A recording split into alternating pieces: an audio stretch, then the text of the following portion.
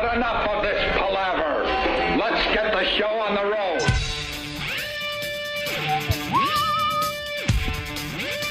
Friday. Yeah. Friday. Yes. Thank goodness. I like saying thank God it's Friday. Or sometimes I just go TGIF. Tee-hee. Yes. My God, man. We get a long weekend, right? Yeah, we get a 3-day weekend. We've become real smart. Finally. 3 days. We take 2 weeks, come back a week, do a long weekend. Do a week. Yeah, and then it's Why long not? weekend. Then it's long weekend time. Yeah, and then next week we got a short week. Yeah. I think it works out good because if we would have had last Monday off, like if last Monday was Memorial Day, or Labor Day, I mean, then it would have been over. Yeah, that's not And good. we've been sitting here going, well, we got a weekend, but then Monday we're back. But now, it's a long weekend. And is it your turn to take a sick day? 3-day week? Yeah, I think it is. All right, good. Yeah. And then in about a week and a half? Yeah, a week and a half or All right. so. Midweek. Throw that Just in. make it midweek. I like Yeah. splitting up the weeks. I like that, too. It makes the week go by really quick. All of a sudden on a Wednesday I'm playing golf or something, then come back for 2 days. When you could jump Nice. from Tuesday to Thursday. You jump from Tuesday, which is the day after Monday, to Thursday, which is the day before Friday. Right. It's like it didn't even work. By the way, people, this is jokes. Yeah. And this is sarcasm. Fucking You morons. idiots. There are a couple of really moronic people out there. And I love the people that get it and just pound the idiots. Yeah. That's my new thing. Pound the idiots that claim to be fans of the show, but don't know the basics of this radio show. Been listening to years, and, you know, it really disappoints me when you got... Yeah, if not- you've been listening for years, you maybe should understand sarcasm. I really hate, tearing down the curtain, but you got it from time to time. I would say 95 to 97% of what you hear on this show Yeah. is just jokes. It's just bullshit. And then 2 to 3%, we get real serious. Yeah. And then you get uncomfortable and like, and then we go back to the jokes. Yeah. And there's also something called sarcasm that I think we're the best at. That would And be if you don't understand- 99% of the show. Yeah. And if you don't understand sarcasm, then you have no business, and I mean no business, listening to this radio show. Turn it off. No business. Yes. I put up a video yesterday on my YouTube channel where it's literally what goes on right before we turn the mics on. Yeah. And me and Ann are bitching like, oh, God, why can't it be 10:30? Oh, Sam, can you fast forward the clock? Blah, blah. Just bitching and complaining, right? I got to see that one because I remember you taping it Yeah. or videotaping it, filming it, whatever it is, chipping it. And I was like, oh, that's probably pretty funny. It was funny. Yeah. And it was It's very just goofy. sarcastic. Yeah. And then, I check out the comments, and there's a couple people go, well, if you're so miserable, you guys, then why don't you just quit? It's like, you're kidding, right? Yeah. And then you got to read it like 5 or 6 times. You're trying to see. Maybe 'cause he's being sarcastic, Well, but that- then you realize, yeah. I do give people the benefit of the doubt when I read some of this stuff. I'm like, Yeah. all right, is he being sarcastic? Is there a humor in there? What is going on? And then I read it a bunch of times, and I realized, no, the guy is just an idiot. Yeah. He took this video I made as being serious, that we hate being here, we hate doing radio. Like we want to document how miserable we are on on video and pop it up on Twitter. And then, the guys that get it, pounded him pretty good. But then I had to reply, which I rarely do. I rarely deal with these idiots. And I had to write, silly goose, hate to tear down the curtain, but it's just a joke. It's called Unbelievable. sarcasm. You're kidding, right? Well, I'm getting here. It's because you got to use the winky face on the internet to elicit sarcasm. So See? one of us has to winky face? You got a winky face. You know what? That's a good Winky point. face. For now on, when we make these sarcastic videos, how we hate what we do, hate our lives, just look for one person winking. Winky. That'll be your clue. Right. That we're just fucking around. Just kidding. Yeah.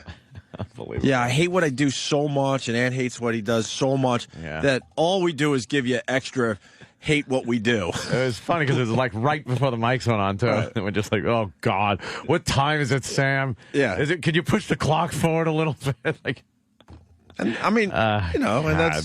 that's what a lot of us think anyway. yeah. I mean, we all want to have the easiest day possible, right? When it comes Right. to work or Doesn't matter what you do. or making a living. Exactly. But if I really hated what I do, I wouldn't be tweeting. I wouldn't be making videos. No, job I rules. would just be punching the clock. Yeah.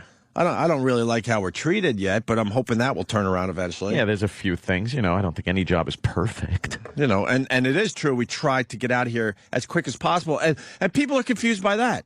That is a fact. We try to get out of here as quick as possible because people that wear ties in this business, their whole job is to bring you down. Man, it's true though. Yeah. So if we could avoid them, it's actually good for the radio show. That's why we bolt. And I'm not even joking about that. No joking, no sarcasm. Guys in suits, you have to avoid if you do radio. Yeah. At all costs. Yeah, for the most part, it's just a downer. You just go out and you had a good time, you had fun, and then it's, okay, what do you want?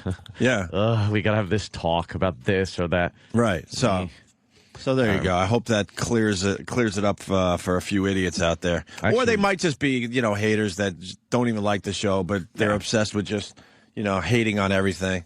I ran into a little of that last night, as a matter of fact. Really? What happened? On Red Eye. Yeah, how did that go? I like Red Eye. We have a lot of fun. Greg is funny. Andy, the whole crew over there, really cool guys. Hang out. It's a lot of fun, joking about everything. But then it seems like maybe some of the upper echelon over at Fox are starting to come down on him a little bit.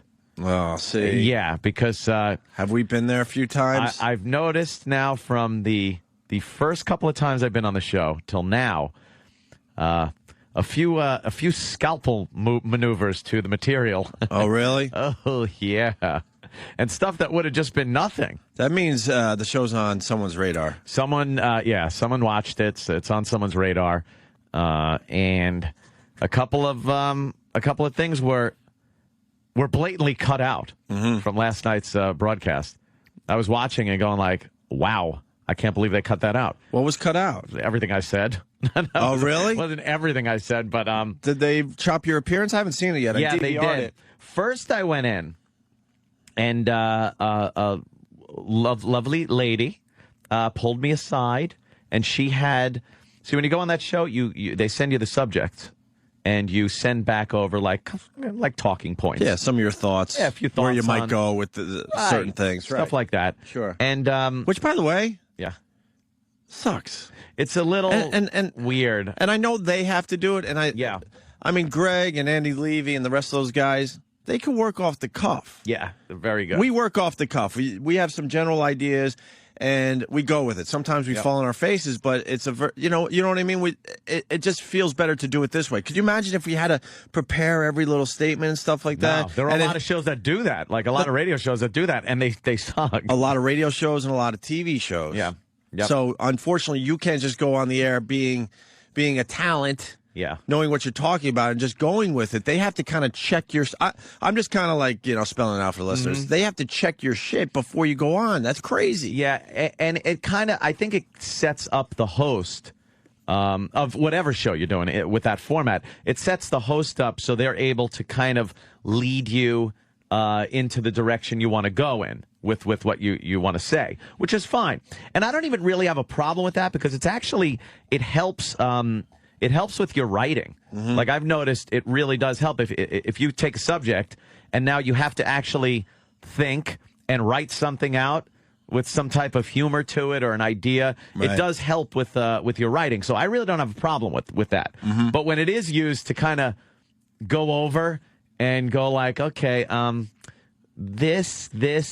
So I have a couple of the things here that I wrote for last night's show, and a producer, one of the ladies came over to me and said, let me just talk to you a minute about a couple of things. And I instantly went, God. Out loud, I went, uh-oh. You did say that? Yeah, at least? I went, Good. uh-oh. Good for you. So she goes, there's just a couple of issues with a couple of things. And they always try to downplay it. They're like, we just need to talk about a couple of things. Yeah. It's like, it's that means they got major problems with what you're about to say or write, and they're going to make sure you don't say or write those things. And I don't blame her. I don't blame anyone on the show. I blame executives. I blame suits. I blame lawyers. I blame people that kowtow to fucking interest groups that get letters from people and all of a sudden just knee-jerk and pull whatever that person writing said to pull. That's who I blame. Yeah, and Scared executives. And radio and TV could be so much better if those people would just go away, or they could still go to work, but just keep their mitts out of the creative process. Exactly. I mean, you would get way better TV if people would just relax and let the creative, talented people just do their thing. Just let them roll. Just let them roll. Let them roll. Job. I mean, not to make any excuses, but when we, I know, I mean, this is all, okay, because this is all the same thing, all encompassing. When we were on regular radio again, holy crap, they made it tough. Oh. And I'm not making excuses. You know, I to this day, I'm proud of what we did when we went back to regular radio. I think we did an amazing job with what we were given. But they just made it so hard, and you want to sit these guys down, and we did try and go, will you just fucking relax and let us do what you hired us to do? Let us just do the goddamn job. And that's the answer to why TV is shit, why most radio is shit, is because these people are just over-controlling everything. Yeah. But anyway, back to last night. Sorry. Yeah. So she came up, and one of the problems was, here was some of the subjects. The guy that got his finger bit off at one of these healthcare protests, demonstrations. The guy apparently, this was kind of a funny story. The guy's driving by this demonstration of these people that are for Obama's health care. He's against it. He drives up, and some guy starts yelling at his face. So he punches him in the face like 3 times. When he came back with his fist the 3rd time, his pinky was gone. The guy bit his fucking pinky off. Another one is this green czar, Van Jones. Wait, what about the pinky? Did you have a line that they cut? No, they didn't cut anything out of that. Oh, okay. Yeah, I just brought up something of how, if it was like Obama's health care plan, he'd be sitting there with his pinky for a week in a hospital waiting room, and they'd sew on like a raisin for his whatever was left. Nothing hysterical there. I just thought the story itself is pretty funny. Guy punches him and comes back without a pinky. Right. But this whole thing, the green czar, this Van Jones, is the jobs, green jobs, the whole green movement czar that Obama just appointed. This guy is one of the biggest racists ever. That's coming from me. This guy is a black guy. Gets the job without being elected in or anything. Obama's just appointing these czars. And there's some clips of him coming up that are just amazing. He calls himself a communist. Mm-hmm. Calls himself a communist. He actually calls himself a communist? Yes. He said he's a communist. And just a racist. He's an awful, awful man who shouldn't be have any type of influence to the president. He's horrible. Throw him out. So the whole thing was about him just saying that the Republicans are assholes or something. He said in one of his speeches. He used asshole and shit like that. I just said that it's kind of cool. It's bringing the word commie back because you haven't been able to use the word commie. And then I said something like, he's a red green czar. I go, red and green, you know what that makes? Brown, enough said. Like a red green czar. It's a paint joke. Yeah. It's a joke about paint, mixing paint. And woof. They said no way. No. Did you use it on the show, though, and they cut it out? No. They told you ahead of time? I was able to say red green czar. But I wasn't able to use the color joke, which is kind of the kicker. Yeah, that's the punchline. They're like, well, the race thing, they're very sensitive about that. Very sensitive. And then the soda tax thing. They want to start taxing soda and other fat food because it hurts people's health and it winds up costing a lot of money for diabetes and obesity and heart disease and everything else. So, which, by the way, they don't care about all those things. No, they want money. It's just another excuse to get money. That's all. Tax, of course. They don't care about the individual. Yeah. I hope people understand that. So I said it's going too far. We need fat people around. They're really the last people we can make fun of without getting into too much trouble, which is true. Could always make fun of fat people. They really don't. They might get mad, but they don't have a fat group that really has any power. And I said, I do like how I was going to say, I do like how they're fighting against this tax. They're revolting and revolting, which, it's all right, people. Look, this isn't my top of the line shit here. It's for television. But But it's like No. You're. it's just revolting and revolting. I thought it was kind of funny because it's a revolt and they're revolting. You don't have to make any excuses. It's a great line, and to see that on TV in the moment would be very funny. It's just, right now it's in the context of I couldn't say one word of that. That whole thing. I can't make fun of the fact that we can make fun of them, and I couldn't say they're revolting and revolting. I was just able to say it's good to see them. They're revolting. It's just like what we started the show with. It's just a joke. What's the problem with joking about fat people being revolting? Then there's this Miss Universe contest where I guess part of the thing now is for them to fill up condoms with water and blow them up to see if they pop them. And it's supposed to be some kind of condom awareness thing. But obviously it's just some sexual thing for Miss Universe to do. And some people are kind of upset with the fact that they have to do this now. And Donald Trump says there's no problem with it. Wait, is it part of the competition? Apparently. No. Yeah. Some of the preliminary or something. Really? Yeah. And what do they have? They fill it up with water and then blow up? They fill them up with water. And then, or they blow them up, make them real big and pop them. Right. And it's just some kind of a condom use awareness thing that they were part of. So I was asked about it, and I just said, first of all, what's a condom? Because I'm always talking about how I just don't use condoms. Right. And then it stopped right there in the show. It was a boom, a cut.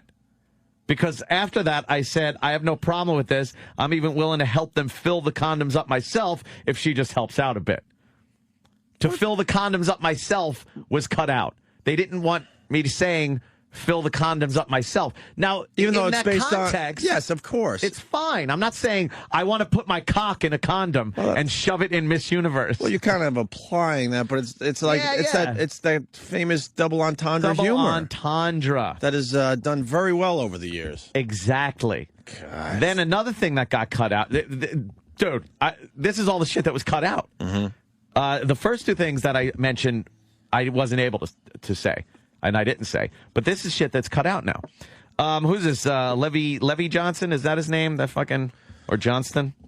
Levy Johnston, the guy that was engaged to be married to Pelosi's... Pelosi. Oh, shit. What a difference that is. Palin. I'm distracted because I see the video of one of the contestants blowing up the condom. Yeah. Wow, those condoms get pretty fucking big, huh? Dude, is that big? For a condom? I believe he was from Arkansas. Why are we always paranoid that they're going to break? You see how big that fucking thing got? I think it was giant. I think we need this awareness.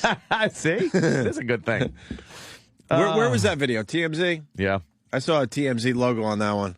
Oh, it's on YouTube. Yeah. It's YouTube. It's everywhere. Okay. You can find it yourself. If you just Google news like condom, it'll be like the first thing that comes up. All right, right on. So now this is stuff that you actually said that got cut on the show, but when you watched it yourself, it was not there. Cut out. Yeah, it just wasn't there. It was an awkward cut. Levy Johnston, who was the guy that got Palin's daughter pregnant, he apparently said he would pose nude in Playgirl. And the whole joke is girls don't even fucking look at Playgirl anymore. Right. Guys look at Playgirl. There isn't even a paper publication of Playgirl. It's only online. Oh, really? Yeah. And it's completely gay. Like, no woman is looking at Playgirl. Did women ever look at Playgirl? I don't think so. I mean, when we were growing up, it was all about the Playboy, but you didn't have, like... It's like, come on. but you didn't have, like, the girls in your school, like, talking about Playgirl at all, right? Look, a cock. No. Yeah, they just weren't. The girls just don't.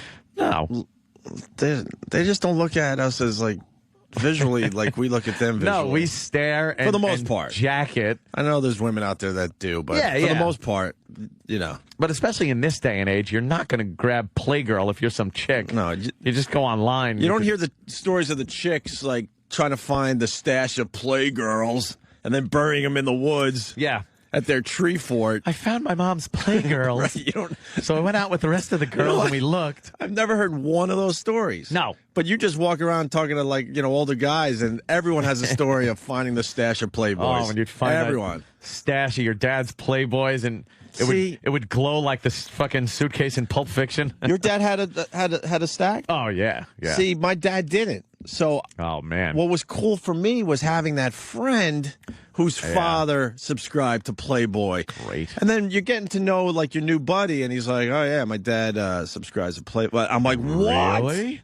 Could we look at him? Of course. Yeah, come here. And Yeah. you're like, you start getting Oh, my butterflies. God, Oh, my dude. God. Oh, I'm going to see naked girls. Holy shit, I'm going to see naked It girls. was ridiculous. Just knowing that friend's father had that stash. Oh, can we see him? When is he leaving to play golf? Can we see him? And where's mom? Oh, you she's there? downstairs, making cookies. All There right. they are. And then you'd grab one. Oh, yeah. Why? Danny just found a picture of some naked guy swinging from a tree. No. Travis sent me this. Oh, is that from the Travis. personal Travis collection? I would imagine. That looks like an anteater. Oh, Nice abs. he's got a hell of a cock on him. At least his abs are real, unlike what's his name from Guar yesterday. Odorous. Odorous, Not right? like odorous abs. Odorous's abs made me laugh all It night was long. hysterical. It was like he fucking put him in with charcoal. Yeah, but anyway, go ahead. I'm sorry. No, it's cool. We're just yapping. Yapping. Levy Johnston, who is the guy that knocked up Palin's daughter, wants to pose for Playgirl. Well, the whole thing is, what did I say? I said of all the people in the Palin camp, it's if I made a list, he wouldn't even be on it as far as the people I want to see naked.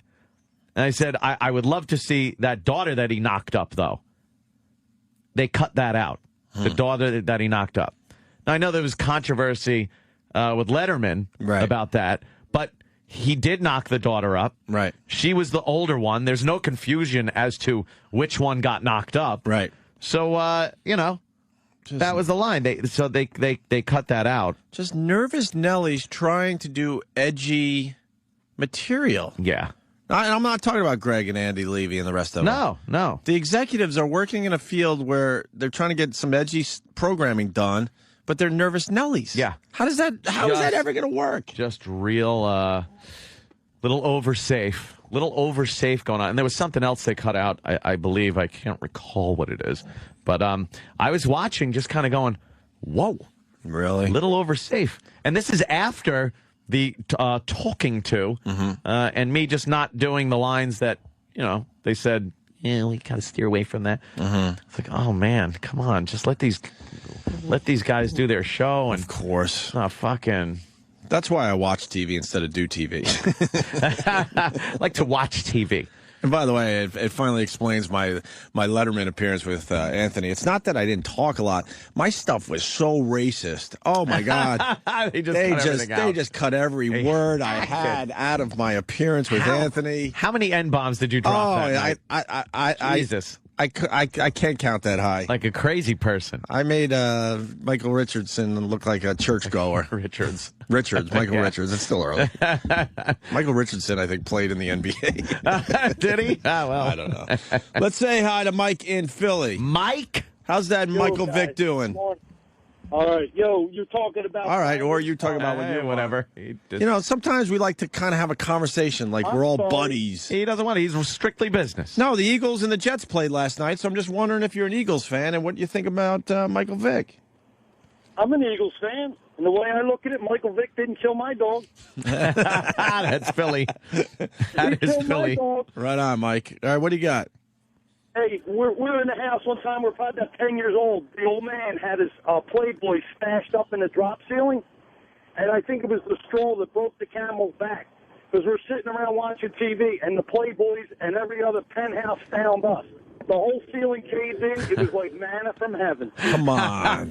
It's like, I swear there is on a my God. father's been dead 10 years this year, and I know how it is with your dad. I swear on his grave, that's what happened. Wow. Could you imagine? it's like, oh my God. Could you imagine? This is A gift from heaven. God, a gift Yeah. from God. Thank you, God. That's a good one, Mike. Thank you. All right, now he's Oh, listening he's got to to listen to himself. All right. That's what you do. That's fine. You listen to yourself. Hi. So what else is going on? I guess they finally buried Michael Jackson last night. Did they? How long Buried ago did he Michael die? Jackson. Like a year? Yeah, about a Jesus. year ago. Dude. I don't know. Whatever. We don't really need the details, but he's finally in the ground. Well, Liz Taylor was there. Al Sharpton. Oh, God. Of course, Al Sharpton. Barry Bonds. The hell's he doing? Did he know Michael Jackson? Oh, this guy has all sorts of info on Michael Richardson. Yeah. All right, this is worth taking. This is the guy. He was right. a bad boy. Dan in Albany, go ahead. Yeah, what's up, Bo? Michael Ray Richardson was thrown out of the NBA twice for excessive cocaine abuse. Yep. He had a couple of domestic violence charges against him, and then he came up to Albany to become a minor league basketball coach and was run out of town after explaining to the media how he had big-time Jew lawyers that could help get him out of trouble. I love this guy. Yeah, he was Wow. a one of a kind, this Michael Ray Richardson. He was an amazing player, too. Oh, Opie, he's still second all-time in steals, but the guy was a maniac. Is he really second? Loved him. Is he really second all-time steal? Cocaine. Cold fucking game. There you go. There's your Michael Richardson update. Thank you, Dan. Yeah. So, the other thing from Red Eye you didn't mention about the high school reunion. Oh, right. Yeah. At the end of the show, Andy asks me, he goes, "So, Anthony, you recently went to your high school reunion?" Mm-hmm. I was like, "Yeah." I go, took an 18-year-old to it. I figured I was going to be, I was the, what did I say? I said I was the ghoul of the ball or something, just the creep. Right. And then he goes, someone said, "Oh, did she make it home all right?" And I went home. And I started talking about how, no, she's in a vault in the basement of the compound. I'm going to have her impregnated and stuff like that. Kind of goofing on the news story about the guy that... Yeah, it's only the biggest news story right now. Yeah. And that part, so it goes, "So did she make it home all right?" I went, "Home?" Boom! Cut right there.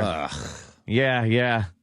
So I was like, What is the problem with saying that? I And don't humor. know. I don't know what the problem is with saying, "No, she's locked in my basement." Yeah, just referencing a big news story. Yeah, goofy. You know something? She really isn't locked in my basement. Right. To have to explain it to people, are people going to be upset with that? It's a joke. I think Red Eye's in trouble. I really hope not. I think they're on the radar. They you are, never want to be on the radar. They are on the radar, which is a good thing if you're a show. You want to be on the radar. Well, I was going to say the opposite. Our best years, Yeah. when we weren't on the radar. Yeah, could do anything. I mean, it was the best years of our career. You listen to some of those shows, and you would swear, And- we couldn't even do that on satellite. Man. Right. And That I was on remember regular radio. I remember bosses that were kind of smart. I think it might have been Bruce Mittman. He's like, "You guys are not on the radar yet." Yeah. And he was worried when that day would finally come. Yeah. And he would keep Stay off warning the us, radar. "You're not on the radar. You're not on the radar. Stay off the radar. Yeah. Stay off the radar." And then, of course, we told the whole city of Boston that the mayor died in a fiery car wreck. And guess what? Radar hit. We've been on the radar ever since. Yeah. And it's a different Ever world. since It's a different world. we actually, when we first got to New York, we were off the radar too. A little bit. Because A little bit. yeah, we got away with quite a bit of murder over there. Yeah. But yeah, By the way, she was 17, not 18. People want to correct only you. for a couple of days. Okay. But they want Which to is correct you. closer to 18 than 17. Good point, Ed. Good point. Yeah, thank you. Getting back to Michael Vick, he's going to be able to play starting in week 3. Oh, really? See, I thought he was able to play right away, and I was wrong. I cannot Week wait. 3, he gets to officially be reinstated in the NFL. You know what the ratings are going to be for the first game he actually plays in? That's ridiculous. That's televised. Of Because course. let me tell you something. Just to see, I will tune in just to see what the fans do. As far as goofing Yeah. or just taunting him Yeah. about the dog thing. I'm not a fan of the Eagles by any stretch. And, I got a lot of roots in Philly these days. Yeah. I could take a peek at the Phillies. I could take a peek at the Flyers, 76ers, and Eagles. I could care less about. Yeah. But, man, every time the Eagles are on, I will watch that Yeah, game. now you're going to watch. I will watch every freaking, They're very down. They're very smart with picking him up. and your dumb Yankees won again. The fucking Yankees are great. They are on a tear. Fucking another double-digit game. 10-5 over the Blue Jays. Cranking, jacking that ball. They have hitting and pitching. It's fucking fantastic. They're killing. I think did Boston win last night too? I think they Boston. did. Yeah, the Boston won. Red Sox also won, so what are we, 7.5 games up, I believe. Yeah, you guys are going to win the, It's looking good. I don't want any self-destruction. That ain't happening. And the poor Mets. Oh, my God. Enough about the Mets. Oh, by the way, Not enough about the Mets. They look like a pile of busted toys. remember we were talking about David Wright and his dumb helmet yesterday? Yes. Now, hold on, I got to go get the paper. Oh, give me the Get the paper. give me that piece of shit, the top one. Ah. You call it that, whatever. I call it a piece of shit paper. Not even good for toilet paper. Nope. But Wouldn't let my bird shit on it if I had a bird. let me see. Remember yesterday we were saying that maybe we weren't the first ones. I thought we might be, though. That David Wright's helmet looks like the Great Gazoo. Oh, right, yeah. Did they make a little animation? Wow, these papers, you know what? These papers are the exact same paper. It's in the other paper. I thought it was in this paper. The Daily News. Ah, there's Jorge. They're not. Sada fucking cranked. They're just as bad as the other paper. Who am I kidding? Let's see. Sorry about this. Imus going to be on Fox Business News. No. You hear this deal, though? Fox Business Network, they're going to simulcast Imus, Yeah. but they're filling the screen up with all the business facts because it's prime time. Oh, no, it's going to be a little block of Imus. Oh, yeah. I'm a little square and a bunch of numbers. Oh, what the hell is this, stupid? He will share the screen with rows and columns of business data and updates. The bottom third of the screen and a wing down the right side will provide continuous business information, said the spokeswoman. Yeah. So he's going to be a little postage stamp on TV. What's Yahoo doing? Let me look over here and see what Google's doing. Yeah. Google, baby. Yeah. He's going to be a postage stamp. That's it. And I can't find this damn thing. God, we've been rocking, too, and I had a stall to do this. Oh, wait, was that his helmet? No, yeah, but it's, I think it was Phil Mushnick. His helmet. Phil Mushnick. I think it might have been Phil. I hate Phil Mushnick. Could someone find this for me? What the fuck? What paper was I reading? Find it for him. What paper was I reading? Maybe you had a different edition. Oh, okay. You ever notice sometimes? You ever notice? I bet you that's what's Sometimes happening. there's different editions of the paper. What the fuck? Someone's saying it was Newsday that mentioned Oh, it was? the Great Gazoo. Might have been. Maybe it's one of those. I call it Snooze Day. Oh, God. Newsday is the worst newspaper. Horrid. Have you seen this wrestling commercial yet? No. Oh, all right. Missed it. Damn it. It's Eric Gioia. Gio. How do you say that Italian name right there, Ann? Help me out. I don't know. Eric Gioia. It's a political commercial, and to show his opponent, he shows old-time wrestling footage from like the early 50s. Really? Of a wrestler just spinning a guy in the ring by his legs so over and over again. Is he co-hosting on Saturday with with Sam and Striker? Can't find that, huh? Let me say, I think. Give me the other papers. I think Ant's right that it was a different edition. Josh in D.C., what's up? Hey there, Josh. Hinsky with your best shot, guys. Yeah, Hinsky. Unbelievable. And I think the reason that Fox or any other channel cuts out what you're saying is I don't think they want to be associated with you if for some reason you go ahead and do those things. God forbid you abduct a girl. I mean, hey, props to you, but, God forbid you do. Right. They don't want to think, hey, this guy's associated with us, and now Fox News or MSNBC or whoever the hell it is, they're going to think, oh, my God, this guy said this on our show, and now we're going to get in trouble for it. And that's what it boils down to. I don't know. I don't know if it's like, I obviously I'm not being singled out. It's right. They just really don't want, they don't want to take those chances. The more popular a show gets, the less chances people want to take. Yeah. And the reason the show got popular in the first place is because of the chances. So it's like, it's a catch-22. It is. And even in, like, the workplace, if you make a joke about something, and obviously we know the workplace is way different than TV and radio, but the workplace, if I made a joke about abducting a girl, I'm going to be in psychiatric help for the next 5 years. You'd probably be in jail. They would arrest you. Or in jail. Yeah, this job, we could kind of make fun of things like that and abduction and things like that. But if you're just in your cubicle and you go, hey, I think I'm going to abduct that girl, you get in trouble. Yeah, you're done. We do You're have a few done. liberties here, I guess. Yeah, you guys should just do your job with microphones in front of you. Yeah. Just walk around your office and your cubicle with a microphone in front of you and get away with a lot more. I have you guys on all the time, and I'm always worried you're going to say something that someone's going to get offended about, and it's almost like, but they're just making jokes. Yeah. They're just joking. It's They're jokes. just jokes. We say some horrific things on our show, and then we go to break, and you really have to put a filter on because now you're seeing people in the hallway, and you want to just continue what you were doing on the air. Continue Exactly. the joke. So I don't say hi to anyone. No. I kind of look down and walk around this joint because I just don't want to get in trouble with that dumb human resources. So I'm easy afraid to. if I repeat anything you guys say, that HR is going to come down on me and say, where did you hear that? And then I'm going to say, well, I heard on Opie and Anthony. And the next thing you know, they're going to block Sirius XM from streaming in our office. And then I can't even listen to you guys. So it's just ridiculous. But Ant, good job last night. Thank you, sir. You're very welcome. Punch it out, guys. All right. And because we're doing our radio show, I just want to say this. HR sucks a dick. Yes. Sucks a dick here, sucks a dick in your workplace. I know. It is amazing. You know what? Just taking all the fun out of people's jobs. Yeah. We used to be Most fun. jobs- And it was harmless fun. Most jobs suck.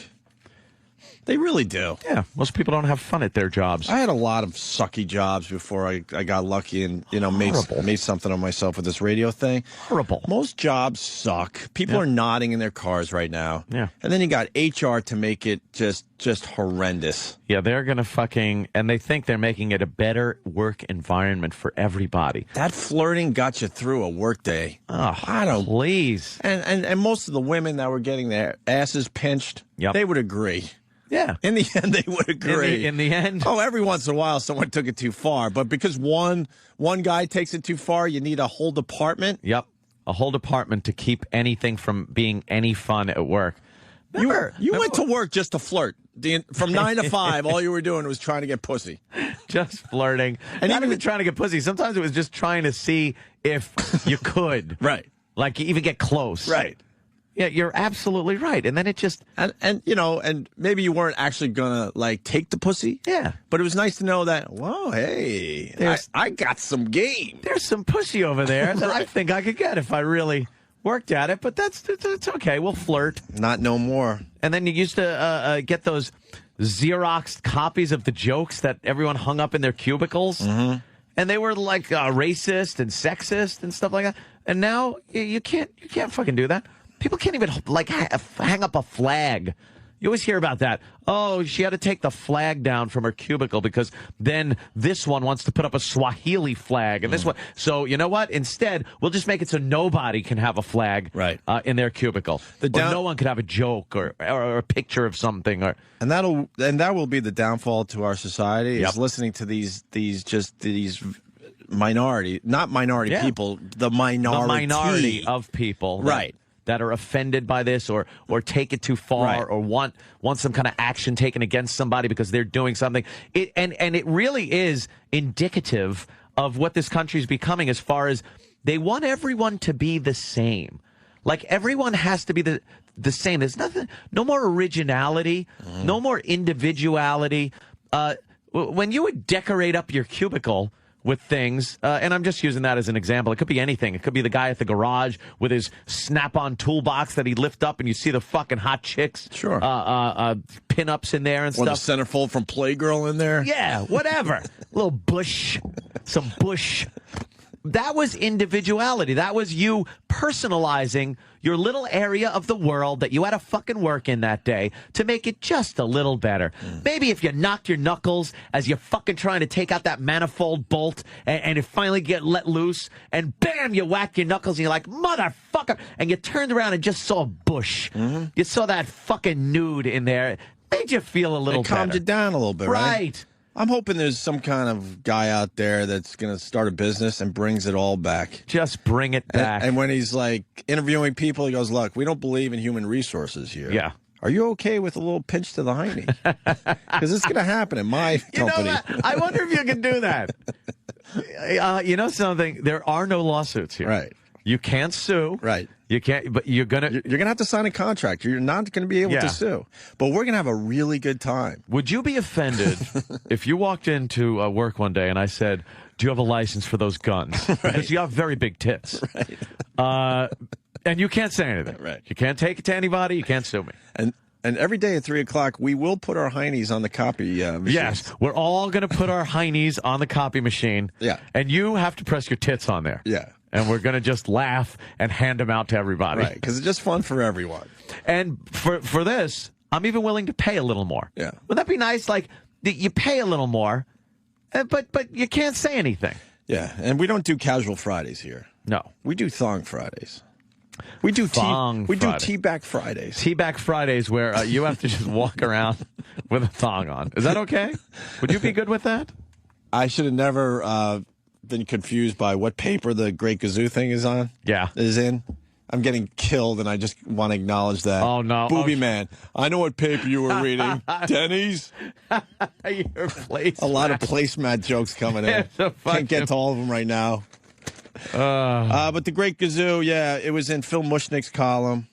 I'd like to think that, I guess maybe this one was too obvious, but there you go. What we were talking about yesterday. Oh, there it is. Yeah. The David Great Wright. Gazoo.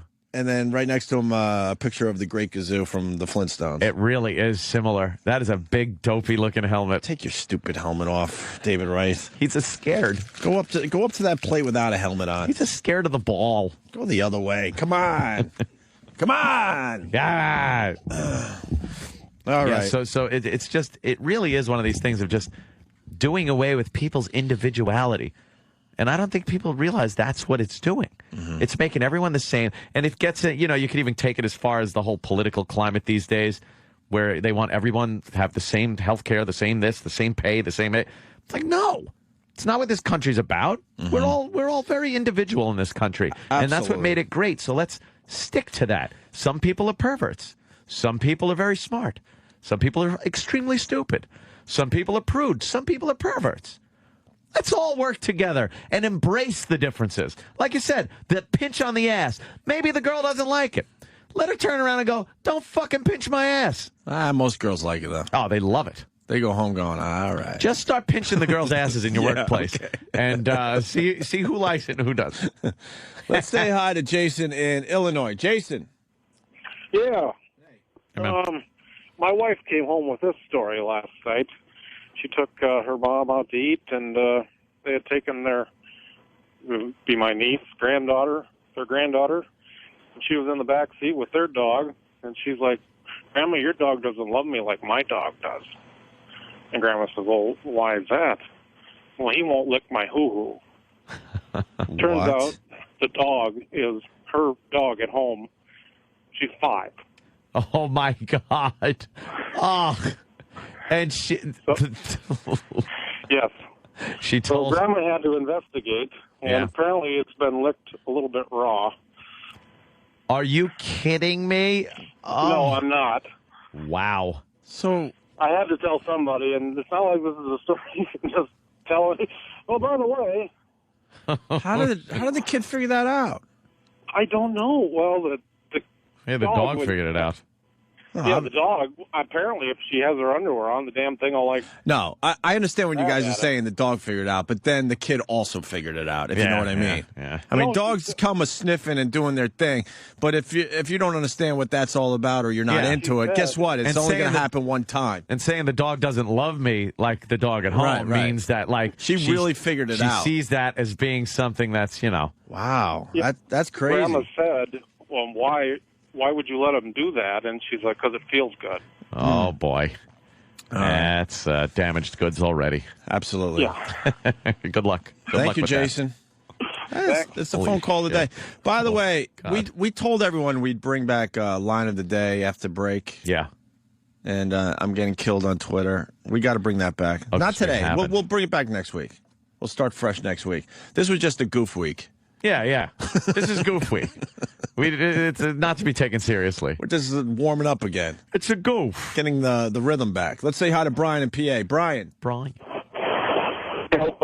You made a great joke before about when the guy opens his toolbox and there's a play girl in there, and you start giggling, and Auntie just spit all over it. He didn't even acknowledge you. Oh, I missed it. What did I miss? Opie said the people decorating their own workspace, and the guy opens up his toolbox, and he goes, and there's a picture from Playgirl in there, Right. and Opie just started laughing, and you started ranting about Oh, you said Playgirl? Yeah. It was a callback. But this guy brought another guy on the phone's like, you said Playgirl instead of Playboy. No, I meant to say Playgirl. It was a callback.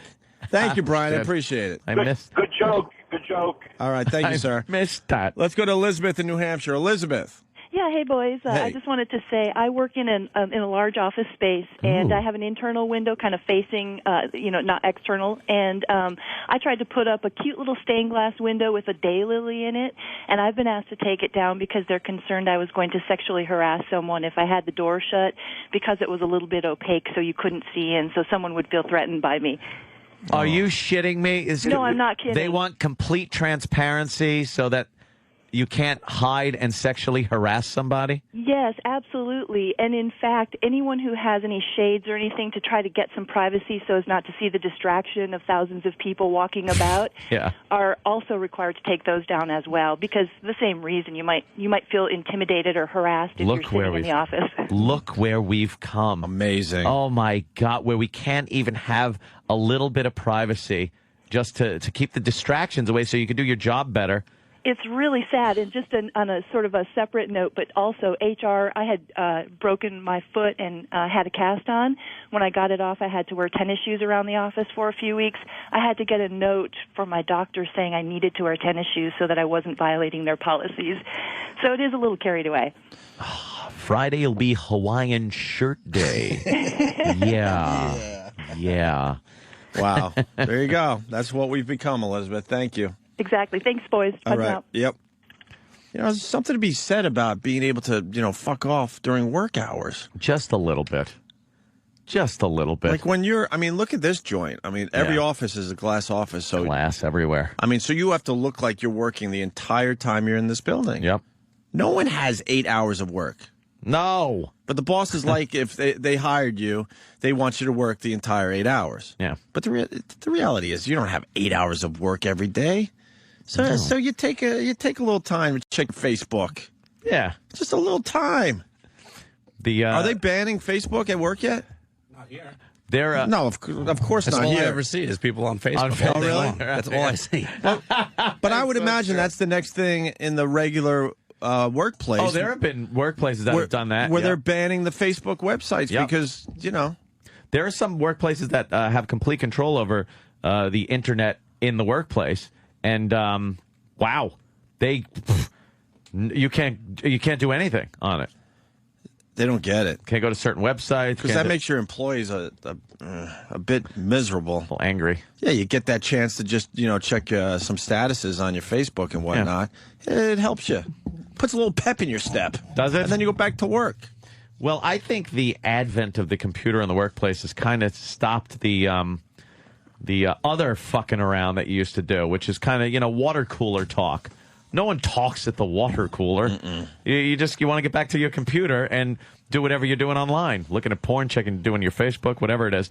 But I guess it used to be the time that was spent trading those Xeroxes and pinching girls' asses. Oh, yeah.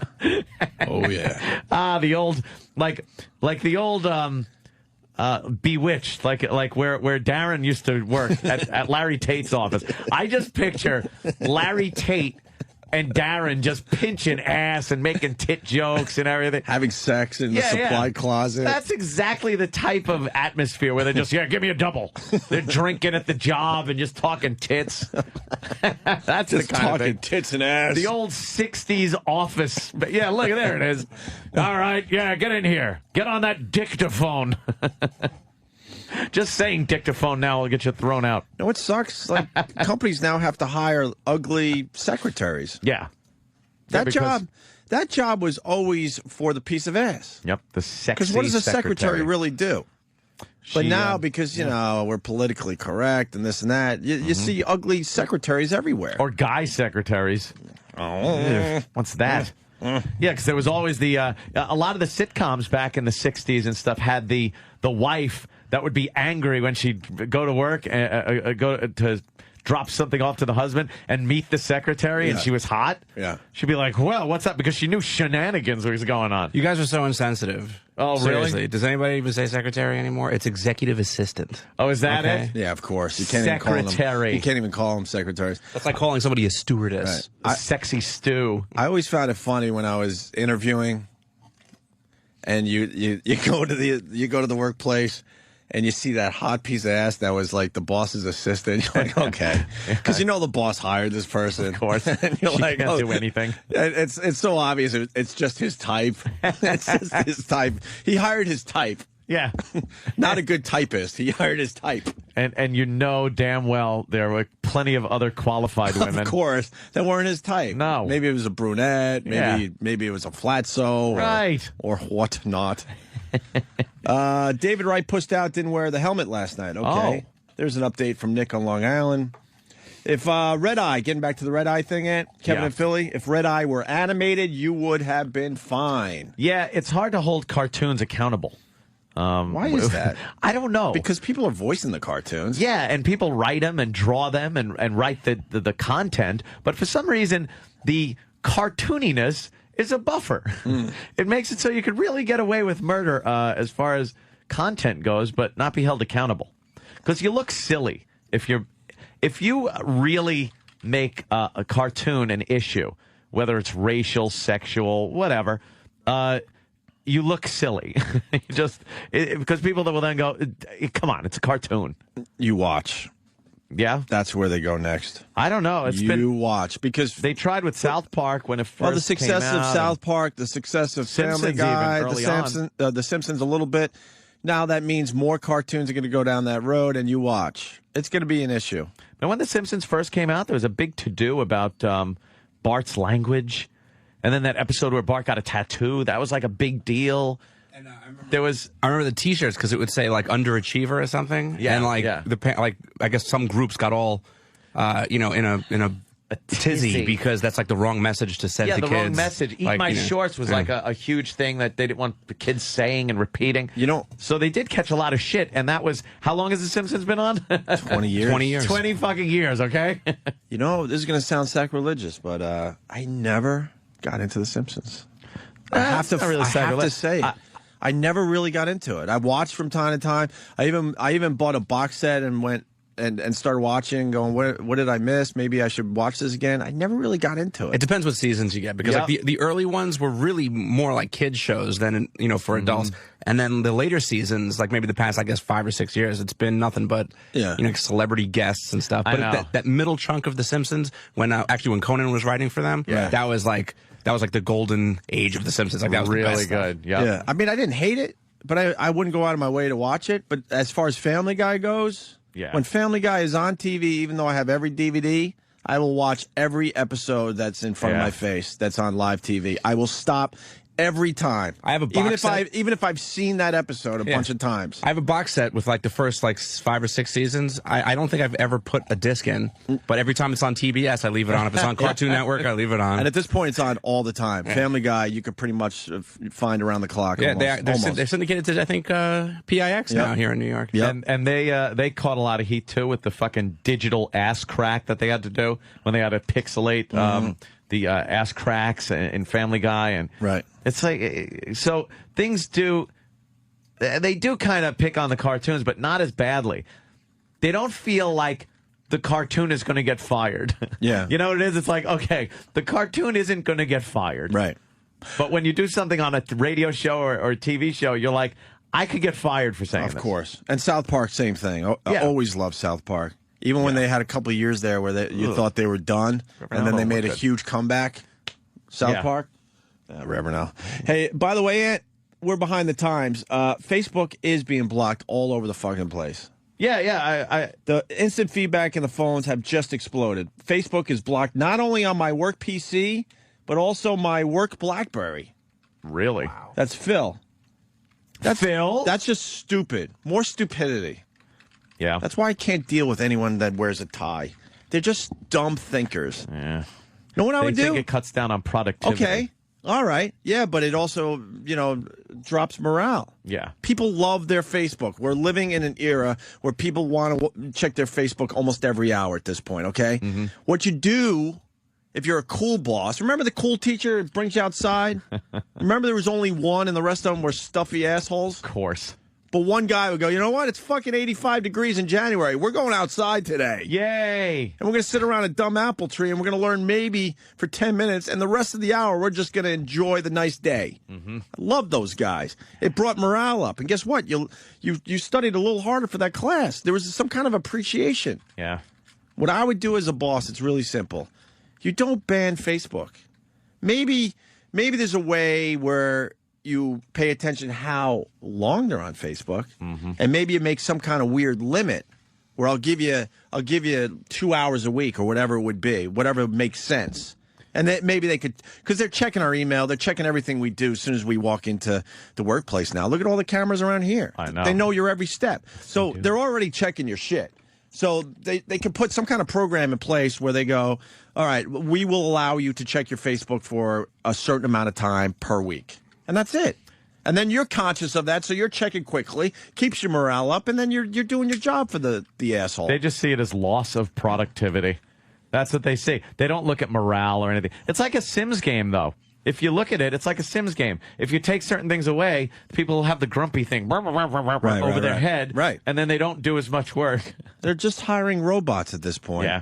Robots. That little chit-chat in the hallway, that kind of made you get through your day, made you kind of, like you said, kept your morale up. Yeah, a little. But now you're boost. paranoid to do a little chit chat in the hall. Oh no, just stay in your cubicle and make believe you're working for 8 straight hours. Not only that, you're afraid to talk because what you say might be deemed inappropriate. Mm-hmm. Or a boss might see you talking and say, "Why aren't you working?" Right. It's just become get in, sit down, do your fucking job, or make it look like you're doing your job. Who didn't take a 2-hour lunch? Oh, because you could. You can't anymore. They're clocking you as soon as you come back in. They got all these electronic gadgets. I hate this thing, by the way. Oh, the little it drives cards. Me fucking beep. nuts. The beepy that cards I have to beep for every door. Every time I go through a door in this facility. The beepy cards for the beepy doors. I don't know, man. I think life has just passed me by. Yeah. I can't handle this stuff for like real. All this no tech. What does it take to get into the studio? Think about it. Yeah. We have to go through 2 security guys. We have to go through I'm going into a ball game turnstile, and you got to use your BP card, and then I have to use this card twice. Yeah, to get in, past the guard, and then hit the other thing. And then as soon as I get in, then I'm on camera the whole time. And you're on camera the whole time. Everywhere you walk, you're on camera. We really have entered a weird time. What does it all mean? You can't get away with shit anymore. Prove that this is making people work harder. Prove it to me. When I worked at True Mechanical, another air conditioning company before Apollo. The famous Apollo. Yes. I worked at True Mechanical, and there was a bar next door. And the whole shop, I worked in the shop, Mm-hmm. And the shop foreman and all the workers, every fucking day, would go to the bar next door and drink and play the horses at the OTB that was next door to the bar for about an hour and a half, mm-hmm. and then walk back to work with a little, little booze in us, and get on immense pieces of moving machinery and handle a sheet metal. How many injuries? And bend it. For real.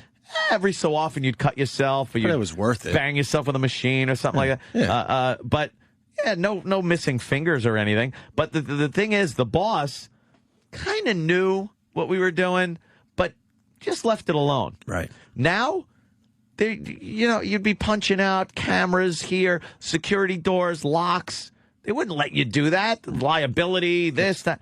They should deal with just percentages. Yeah. If one guy lost his arm because he was a little drunk when he went back on the job, Depends on how many people work there. You chalk it up to, well, we're going to lose an arm every once in a while, but look at all the fun we've had. If you only have 2 people working there and one person loses the arm, Maybe could be a problem. Right.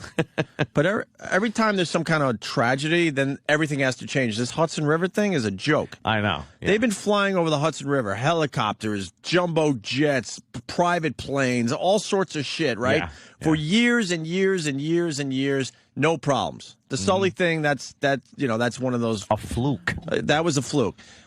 There was an unfortunate, as we know by now, helicopter and plane crash over the Hudson. Now all the rules have to change. Everything changes. They don't even now. acknowledge all the years where nothing happened.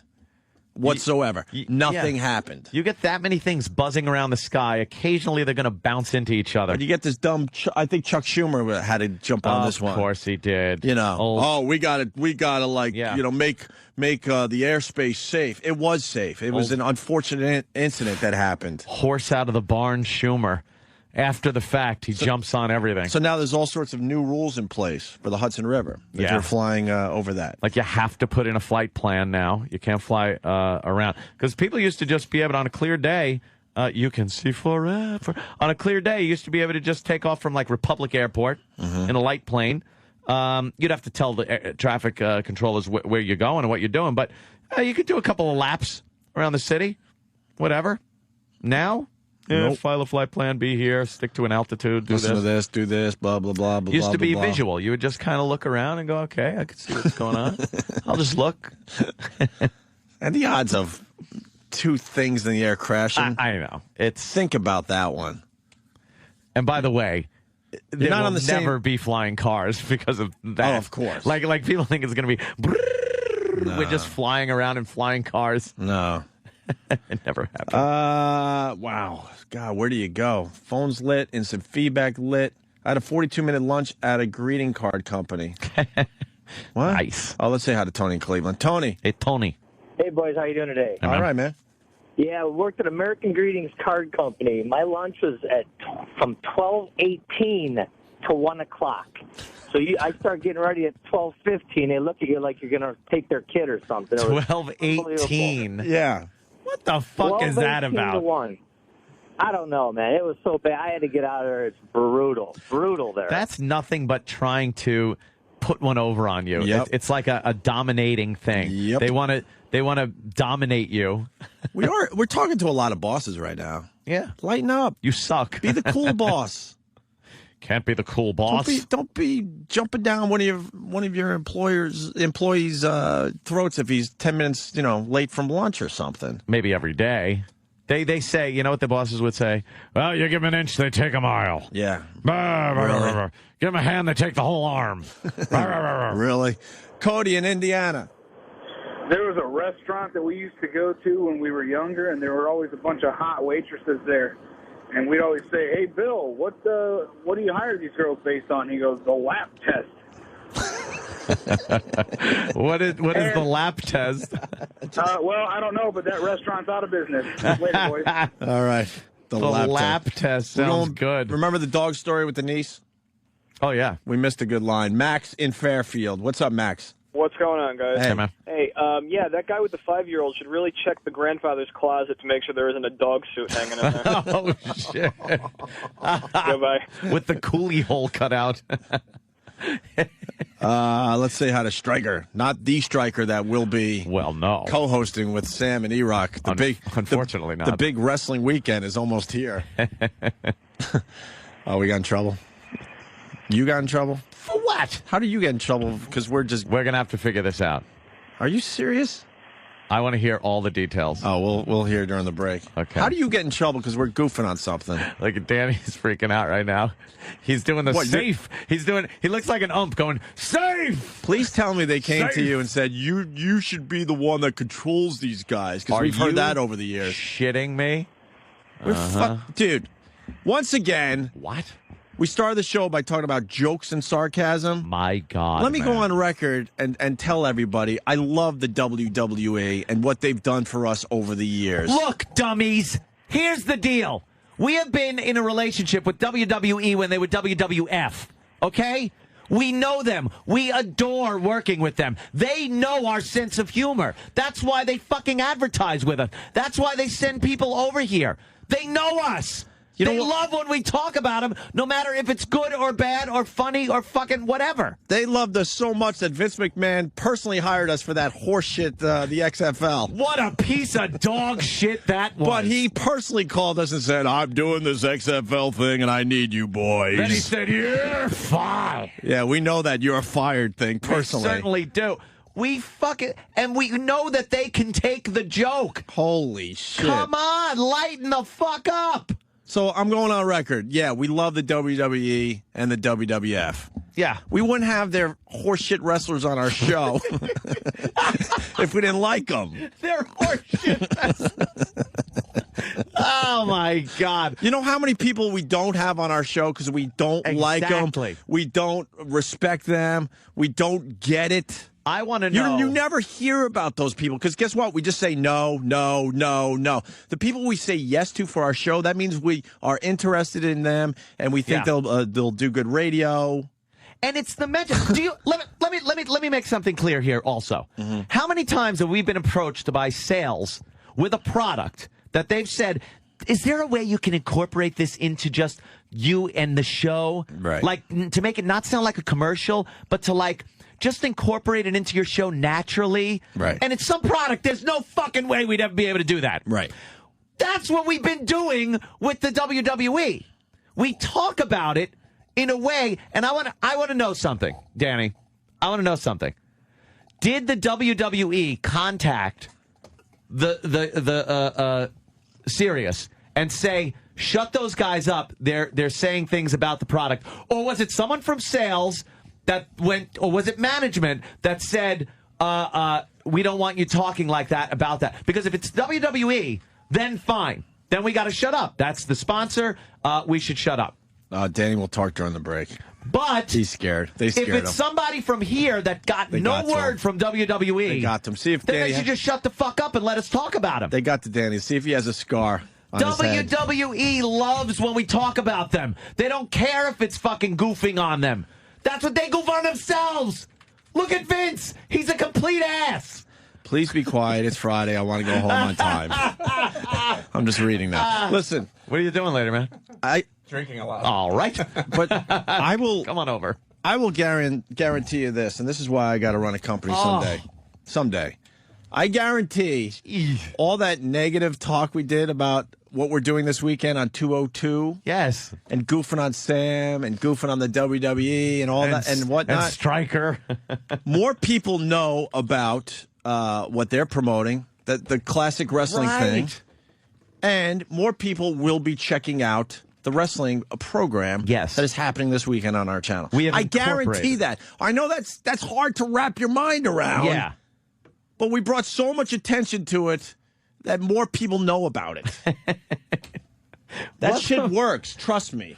We have incorporated it organically, as they like to say, into our program. No, what is it called? It's called... it's got a word. It's got some stupid sales word. Integration? Synergy. Synergy and integration. Yes. Synergy sucks a dick. We have integrated it into the program organically in a way that people just think we're talking. Whoa. After we let it bake for a while, and then we blue skied it. Yes, blue sky it. All these corporate terms that mean nothing. Do you understand how that works? See, I'm cool. We're doing exactly what you want us to do with a product. Right.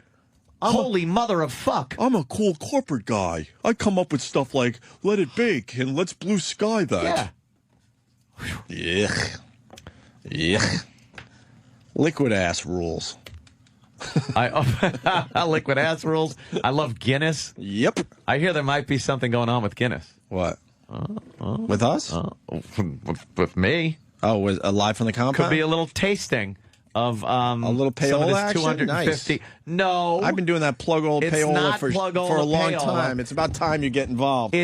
I want to be able. I want to be the shit I able get to talk about the product. So we might be able to taste some of this 250-year anniversary Guinness. The shit I've been getting shit for free for years, my friend. Just by talking about it, it's awesome. You can't say that and know it's you haven't. awesome. Now I'm stepping in. Awesome. Where's my tie? I have to stop you. You should see my furnished apartment. I haven't paid for shit. All right, hold on. I haven't paid for shit. Just make believe you like a certain product, and man, the UPS man comes a calling. Hey, you know who has great furniture? Crate and Barrel. Hey, look. What? Do you see what I'm holding up? You see my brand new car? You think I paid for that? Yeah, flag, right. Are you flag. kidding me? Red flag. I haven't paid for shit. Oh, Jesus, please. No, God, help me. See, that's called sarcasm. That's the theme of today's show. Exactly. Sarcasm and jokes. God, I can't believe they don't got that. I can't wait to hear who fucking brought this up. Now, was it WWE or management? It was not WWE, right? See, Travis is shaking his head. No. WWE would be the It only... was fucking management, and Danny didn't say it. There's another person giving me some sign language. Yeah? And now that person disappeared, so no one else could see who just did that. So now it's just me and the person that helped me out. If it was WWE, That's we why, would then stop. All right, listen. That's why when 10:30 hits, we take a quick left, a quick right, a quick jog down the hall, another right, elevator's waiting for us, we're out of here. We look 'Cause you like don't when the get it. Roadrunner is coming down You the don't street. get it. That's what it looks like when we leave. Like the Roadrunner. Plus, you know what? I'll tell you this much. The WWE owes us a few things. You're damn straight they do. You know how much free advertising we've given these guys over the Hell years? yes. We've talked to those fucking dolts for years. It was management, and let it be known it was not Danny. Uh-huh. Who's usually the troublemaker. No. Fucking Mars. That's who it was. Mars is the rat. Mars is the rat. Wait to hear Mars's promo. Oh, I can't wait to hear this. Yeah, we got some goods. Where's Sam today? Maybe we can play this going into break. Because I see Mars. Hello, Sam. There's Samuel. What's up, Sam? Not too much. By the way, Sam, I got very good news for you. What's that? 42 days until Fur Fright 2000. Fur Fright. And how many blue fucking dragon pictures did you get yesterday? A lot of blue dragon pictures, actually. A huge amount. And, years spreading blue. it. And, Yeah. Coolie hole. yeah, I said Coolie Hole earlier, and it reminded me of Coolie what hole. we were discussing over the past week. Jimmy James, Sam. Oh, it doesn't has to come. Yeah, it's the same guy. He works in construction, and he's trying to tell me that we got to go to this call. Hold on, Sam, because I want to get into what Mars did.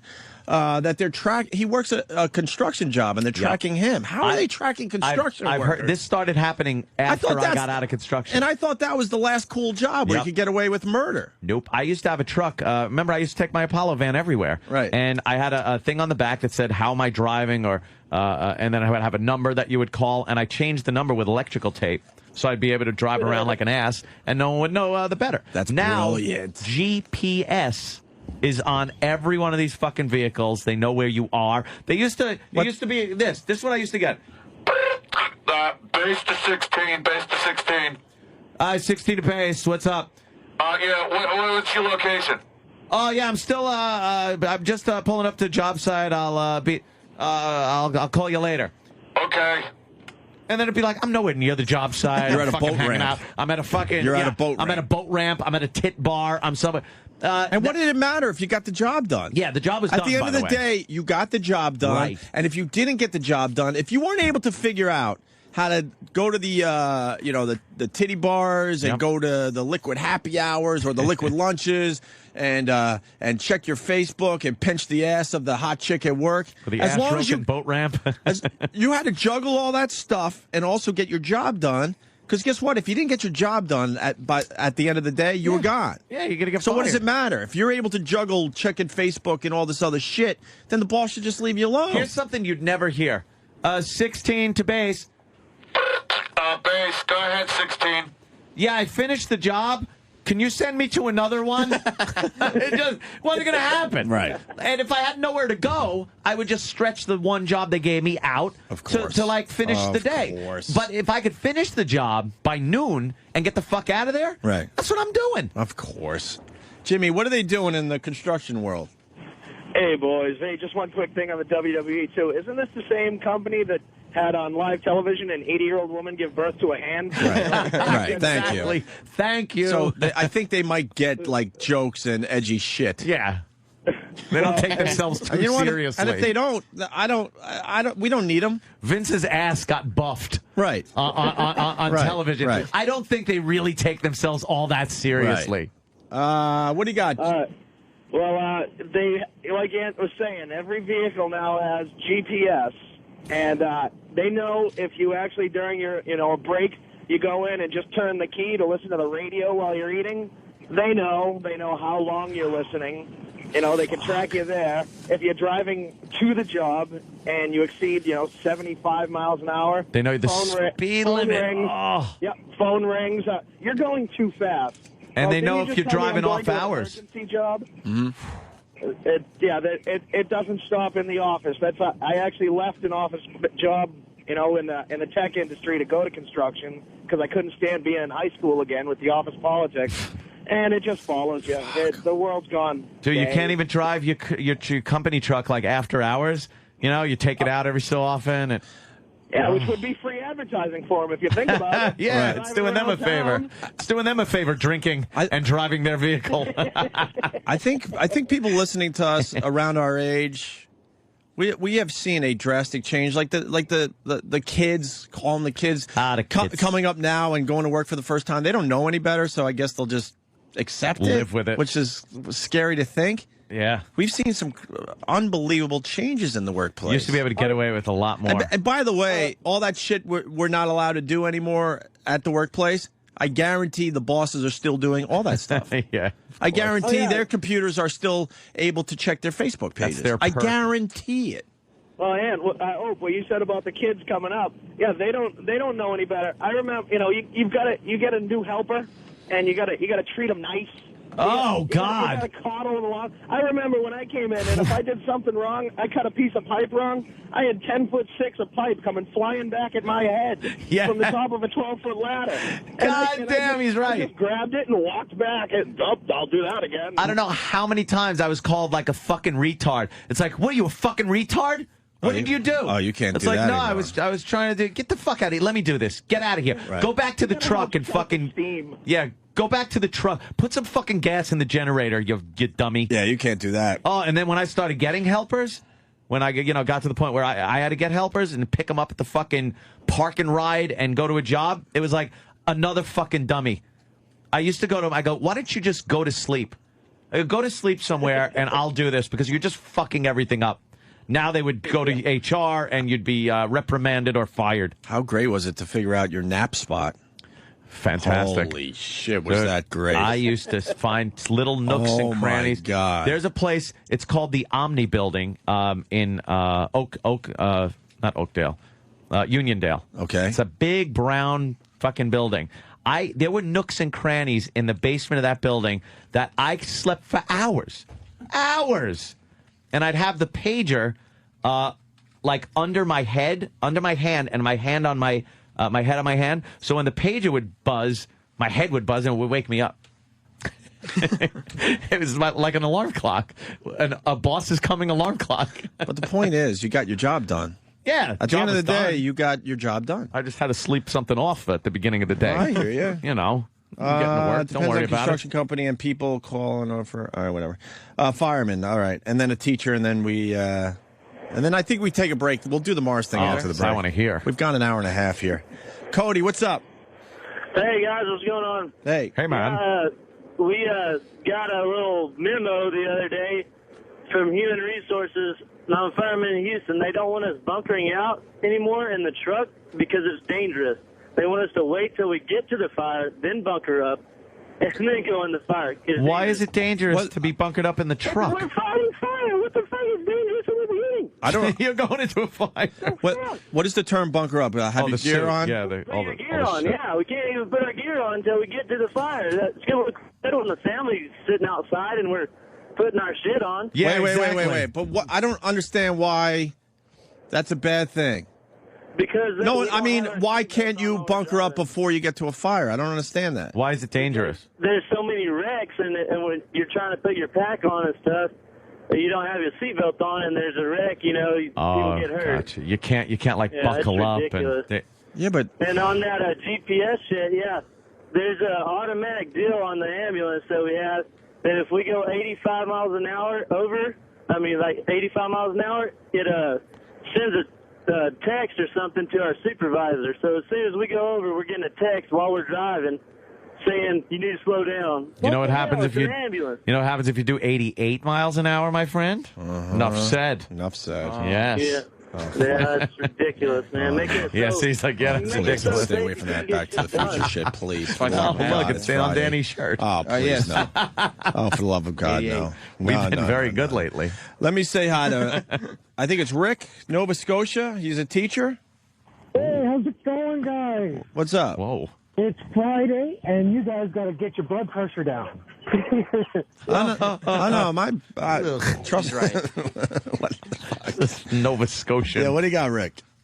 Yeah, teachers and instructors, they're not allowed to use the term rule of thumb in instruction or any application whatsoever. Why? Because one kid doesn't have a thumb in class? No, because of what it was referred to, where it came from. Where did the term rule of thumb come from? Anthony knows a little something about everything. I guarantee, you don't know. And I guarantee most people listening don't know where that term comes from.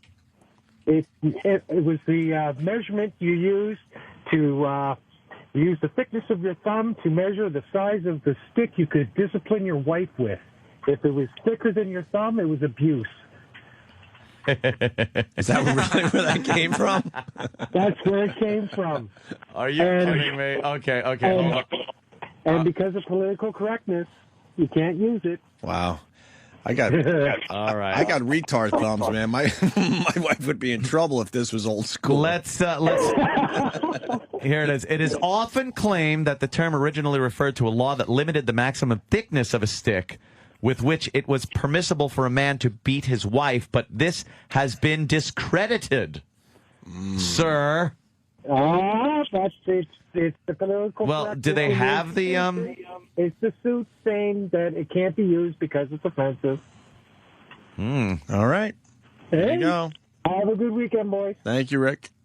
There goes Rick. All right, the phones. We'll go back to you guys after the break. Yeah, hang in there. What do we got today? Patrice O'Neill in about an hour. Patricky coming in? Patricky's coming in. Nice. We got Kurt Angle crying. Oh, my God. Speaking For of real? wrestling. Not a wrestling angle? No. Not a work? No, it's really good. Yeah? Yeah. Yeah. Oh, shit. He was stalking his wife? No, he was accused of stalking. Remember when he was in here and we asked him about the black girl from TNA that he was dating? How could we forget? Right. He was accused of stalking her. Uh-oh. And I thought it was his ex-wife or something. No, he had a whole other story with his ex-wife. Wasn't he a little off last time he was in? Do you remember him being a little... His pupils were so small. Little strange And when he was in. He swears he's not doing anything. And yeah, he was a And little to this day, I weird. wish we called him out a little more. But, I mean, What are you gonna do? he's been a friend Jesus for years. Christ. You know, we all were, like, uncomfortable as he was saying that, nothing's going on with him. You just know. He did scold me when I said steroids were bad, and he said, no, only if you misuse them. Right. No. Possible origin of the phrase rule of thumb comes from measurement, particularly in agricultural fields. The plants need a fairly precise depth to seed properly, whether planted from seed or being replanted. But the depth can be sometimes estimated using the thumb. That is a rule measurement of thumb. That's probably the rule of thumb. That's probably more accurate, right? I don't know. I think it's how far you can shove it up your ass. No, forget it. Up your I'm not ass. even going to try. I've stopped. I stopped short. I tried to make a dirty joke, and it failed miserably. Rule of thumb, stop the joke. With that, we go to break. Yes.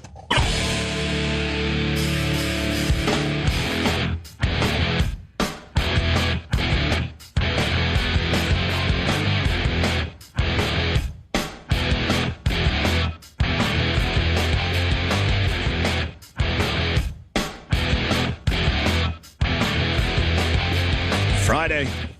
It's Friday. God damn. It's Friday. Where's our Friday guy? We didn't even take a break during that break. No, we did more radio. For ourselves. No kidding. God damn. Should have taped that. Holy shit. Just talking about people from the past. It was very funny. What are we doing here? What are we doing here? I don't know. We were going to play something that Mars was involved in. We got the Battle of the WoW promos. Yeah. Wow. What happened here? We love the Whip 'em Out Wednesday. We're trying to bring that back somehow, some way. Do. We're starting to get the new bumper stickers out there. I don't know how you get them, so don't ask me. I've been seeing some stickers out there.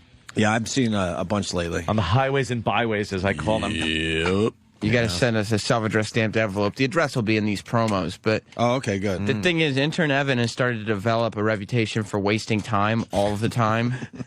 He consistently does work that's already been done. Is that Swivel Hips? Yes. Yeah. Swivel Hips. A while ago. See? By the way, we're good bosses. We let him just fuck around. Yeah, we don't give a shit. It's beautiful, and his production is way up. A while ago, Derek made a Christian Bale remix. Right. And then you played another one that said, "Oh, intern Evan took a stab at this." Yeah. And then you went to commercial break, but made a face because you realized this is the same thing that Derek just did. Right. Which is what I told him, but then he did it anyway. Evan has a reputation. He has ideas that other people have, and then he does them anyway. So we get two of everything with Evan. Good. Now, he wrote a WoW promo because we were running one like twice a day with me doing some voice I made up that I couldn't take hearing anymore. So I said... Is it the one you're using now? Because I feel the same way. No kidding. This isn't a character voice. Oh. Well, I can't take hearing it. Well...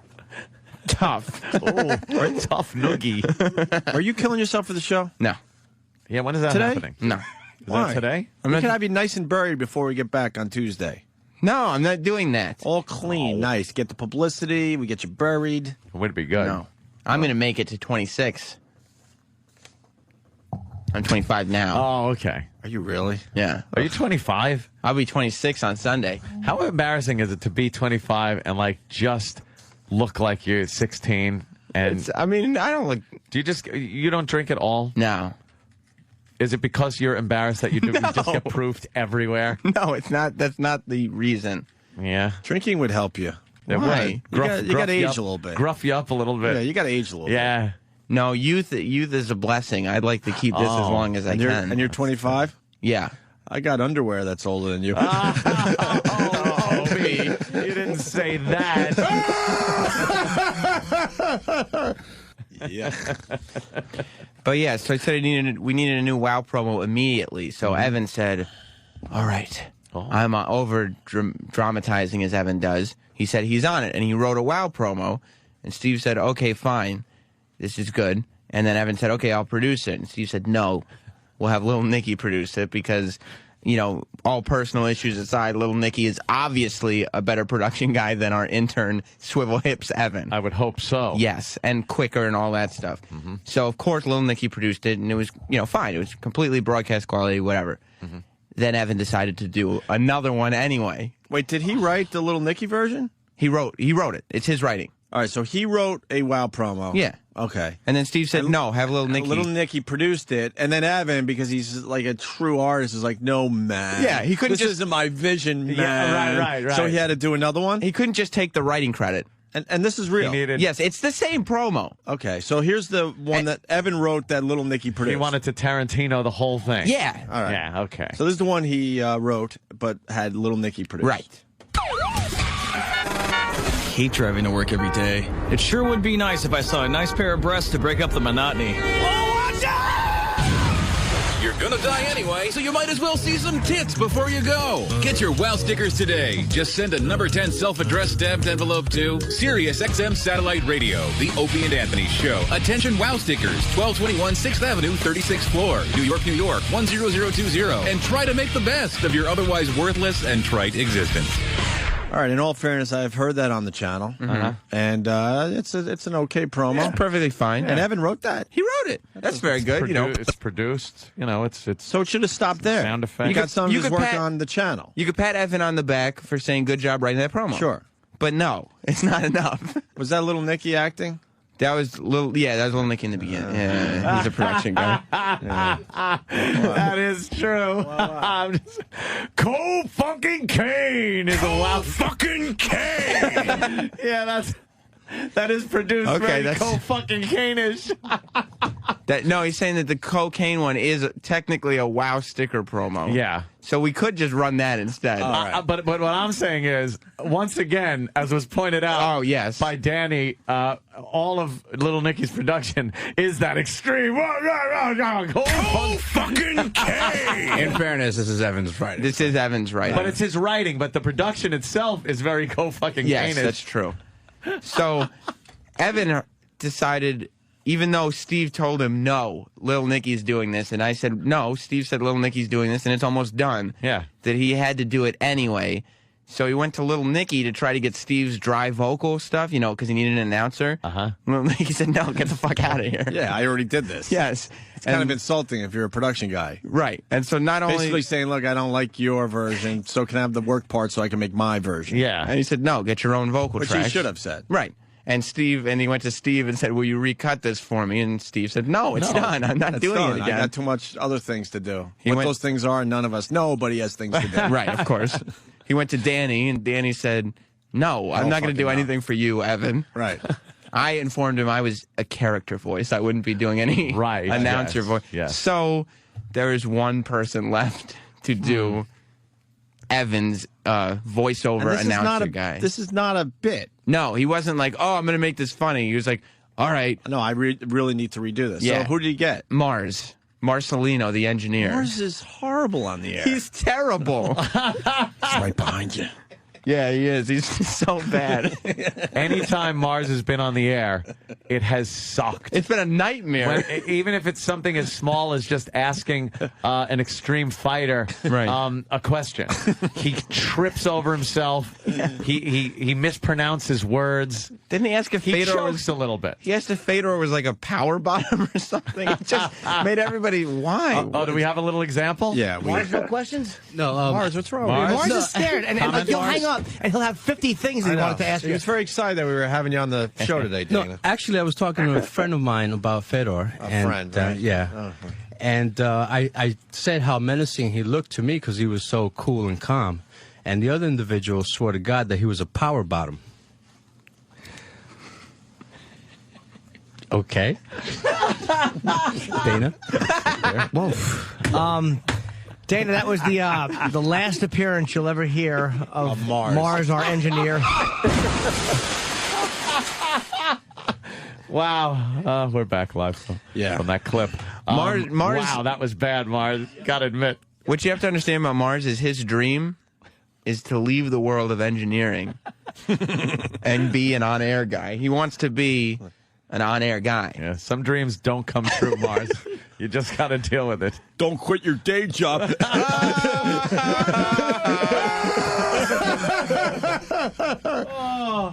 Yeah.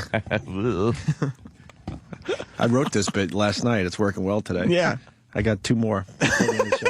All right, so Evan produced the thing with Mars. Yeah, he said his was better because there was a twist in the original writing.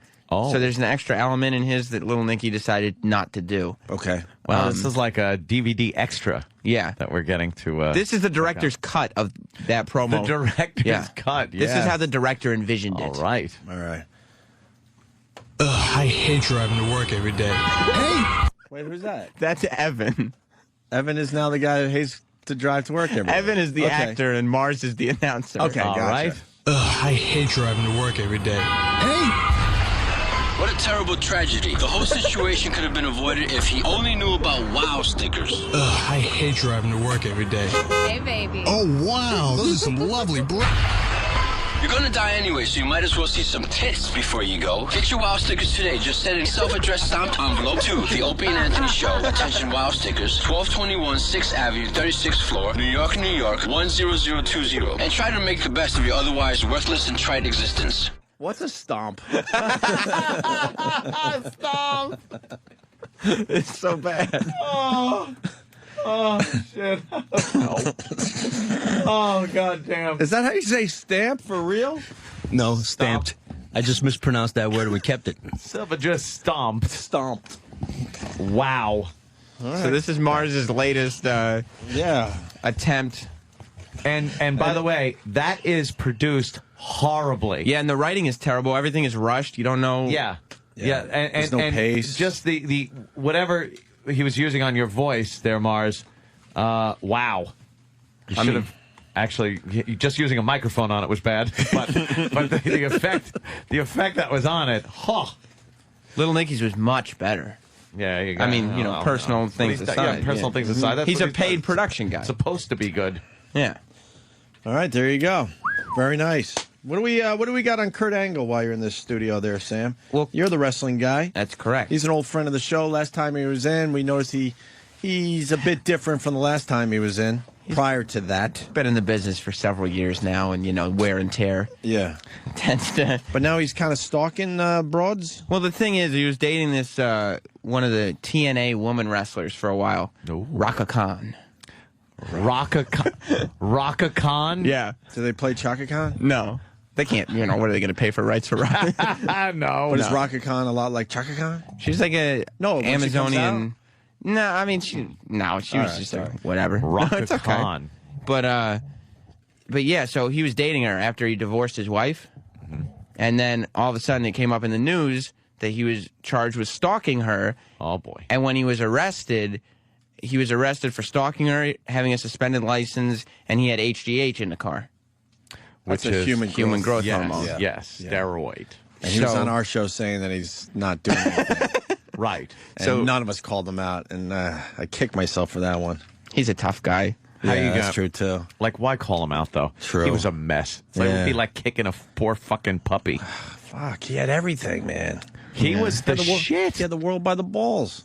What happened as far as WWE goes and Kurt Angle? I mean, it depends. He's told a bunch of different stories. Yeah. Like, he's one of those guys he's lied a lot. Yeah. So, I mean, but there was accusations of drug use and possibly he needed to go to rehab or not. And there was either, at one point he said he needed time off and Vince McMahon wouldn't give it to him. Other people have said he had to go to rehab and he wouldn't go, so he left the company. And, it's very strange. He said no. Yeah. Like Amy Winehouse. Of course. But so now he's saying that he wasn't stalking her, she was setting him up. And he went on the Pittsburgh News and he told his story, and then he got a little. He got emotional. Got a little emotional. One of those classic crying clips. I think you guys will enjoy it. The first couple tracks. Where does it? I think you'll enjoy it. This is terrible. Where does it match up, though? Is it as good as a wrestling fan? No. Or as good as Michael Schmidt? Oh, my God. Mike Schmidt is the best. Where are we at with this? It's the... Too bad knees. You know the... Can we hear that? I know. Now I just want to hear that. Every time it's referenced, it has to be played. You got to hear it. Michael. Some 18 years ago, I left Dayton, Ohio with two very bad knees and a dream to become a Major League Baseball player. Did dream come true? I thank God this dream came true. Oh, my God. Now go home and get your fucking shine box. Oh, God. Oh, did you see that jerk?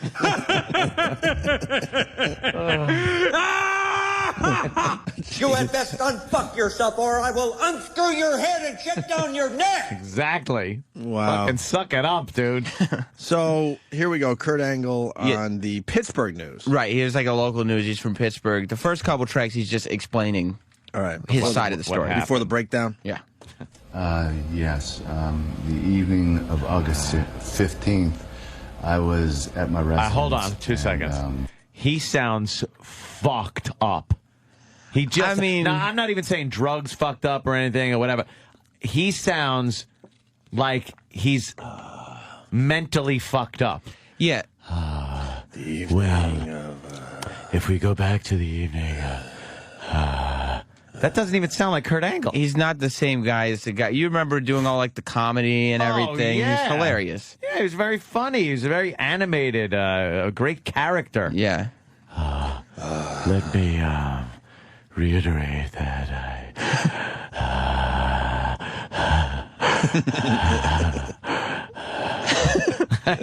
He's gone through that all day.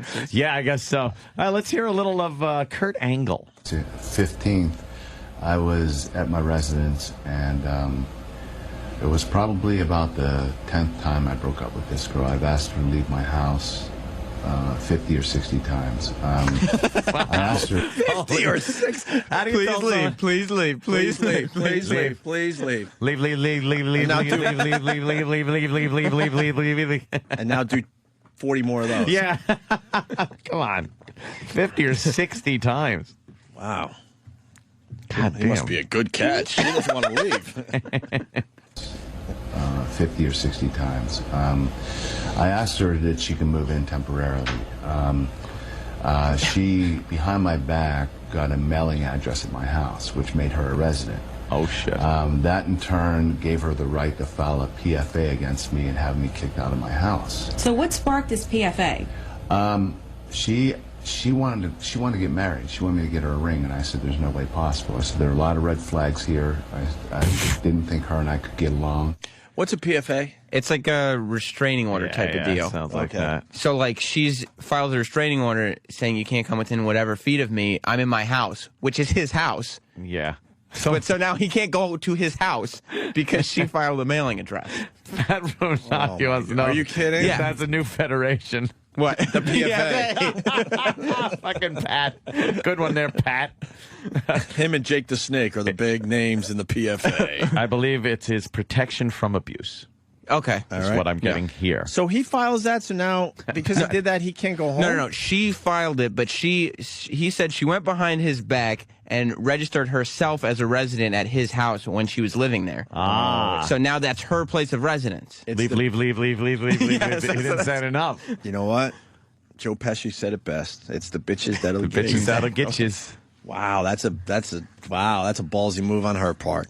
Wow, if she really did that, with Kurt, who knows? Well, but he also if she said, really did that, wow. He also said she was constantly trying to get him to hit her. Like she wanted him to hit her. Really? With a frying pan? Wow. Yeah, right. Wow. Yeah. Let's continue with the Kurt Angle story. I left. I didn't want to be in any trouble. I got out. I hurried up and called my manager. I called the owner of my company, TNA, and they said, don't go back to the house. Within 14 minutes, a police officer pulled me over and said that I violated my PFA. He also said I had a suspended license, which I don't. I do have a valid license. And he found a prescription in the car, which I have a prescription for. And I. Wait, yeah, it's easy just to say that all this is not true. Why would the cop say that he has a suspended license? Yeah, now 14 minutes later. And he just later. casually says that he has a prescription for HGH? He got busted for DUI, so like a year ago. So that's why the cop said your license is suspended. It suspended the license. It suspended the license. I guess he had a deficiency in human growth hormone. So he must have had a prescription. Yeah. So he had a prescription for it. Valid. Yeah. Prescription for it. And I said, there's no way I violated my PFA because I just left my house. He said, well, she's here. And I didn't see her, but they ended up handcuffing me, putting me in a car, and taking me to jail. So you were not stalking her at the time? No, she was stalking me. We finally got a surveillance camera of me leaving my gated community, and then her car came just about 2 minutes after mine. So she was following you said? Yeah, she was supposed to be staying at my house, and she got in her car right away and followed me. So his story is that she gets him to leave his house. Yeah. And then right after he leaves, she follows him. And then calls the police and says, he's stalking me. He's right here. He's stalking me. And he said, well, I left the house. And the cop goes, no, she's right here. Yeah. And he went like, fuck. Yes. She was probably following him so the cops know where he is. She was probably a bit scared of the guy. I don't think she was following him. At all, right? At all. Okay. You're taking Raka Khan's side in this one. I think I'm on Raka Khan's side. I'm on Raka Khan's side. He couldn't have been nicer to her when he was on our show. He said she was a wonderful person and and a great friend. So I will chase thee over the gated communities. I spit at thee. This is where it gets good. He starts to break down. Yes. I'm not the stalking kind of person. I don't like confrontation. So I kind of back away from it. You're a wrestler. So this is really hard for me. You know, I spent 9 hours in the jail, and it was the lowest point in my life. I mean, I didn't do anything wrong, and I'm sitting there in a county jail, and I can't do this. Oh my God, this is so horrible. You get so uncomfortable, but then you have to laugh. Wow, this is douchey. County jail. What is it about the breakdown of a male? Oh, it's just horrible. You can't listen to it, but then you have to, and then you got to openly mock it. Yeah, you don't want to listen, but you have to. You're right. Yeah. Wait. Okay, you got to rewind a little bit. I know. You do. Why would I even think you didn't? I apologize. I said I can't do this, but of course I can. That's hysterical. He spent how much time in the jail? 9 hours. Wow. Yeah. All right, 9 hours. Well, I could see how that could break a man. Yeah. Well, hey, withdrawals. Just saying. Okay. Yeah. If the rumors are true, Well, you 9 never hours know. could be a long 9 hours. Yeah, it could be. this point in my life. I mean, I didn't do anything wrong, and I was sitting there in a county jail and just thinking about why I even started dating this girl. So, pussy. I can't believe she did this to me. I don't even know when I'm allowed back in my own home. So,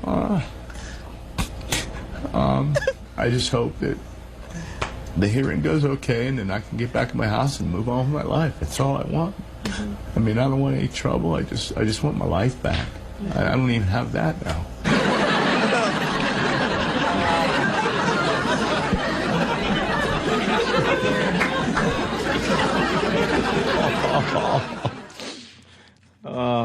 Oh, Kurt. Why didn't he call our show and give the story? I guess because he thought we might mock him. Yeah, huh? We would have listened to him. No, my health doesn't allow me. Yeah, well, it's a prescription. Does he break down further? Well, the thing is, he picks himself back up. Oh, good. But then he goes back down. Oh, no. Kurt, what are you going to do now? I'm going to sit, wait for trial,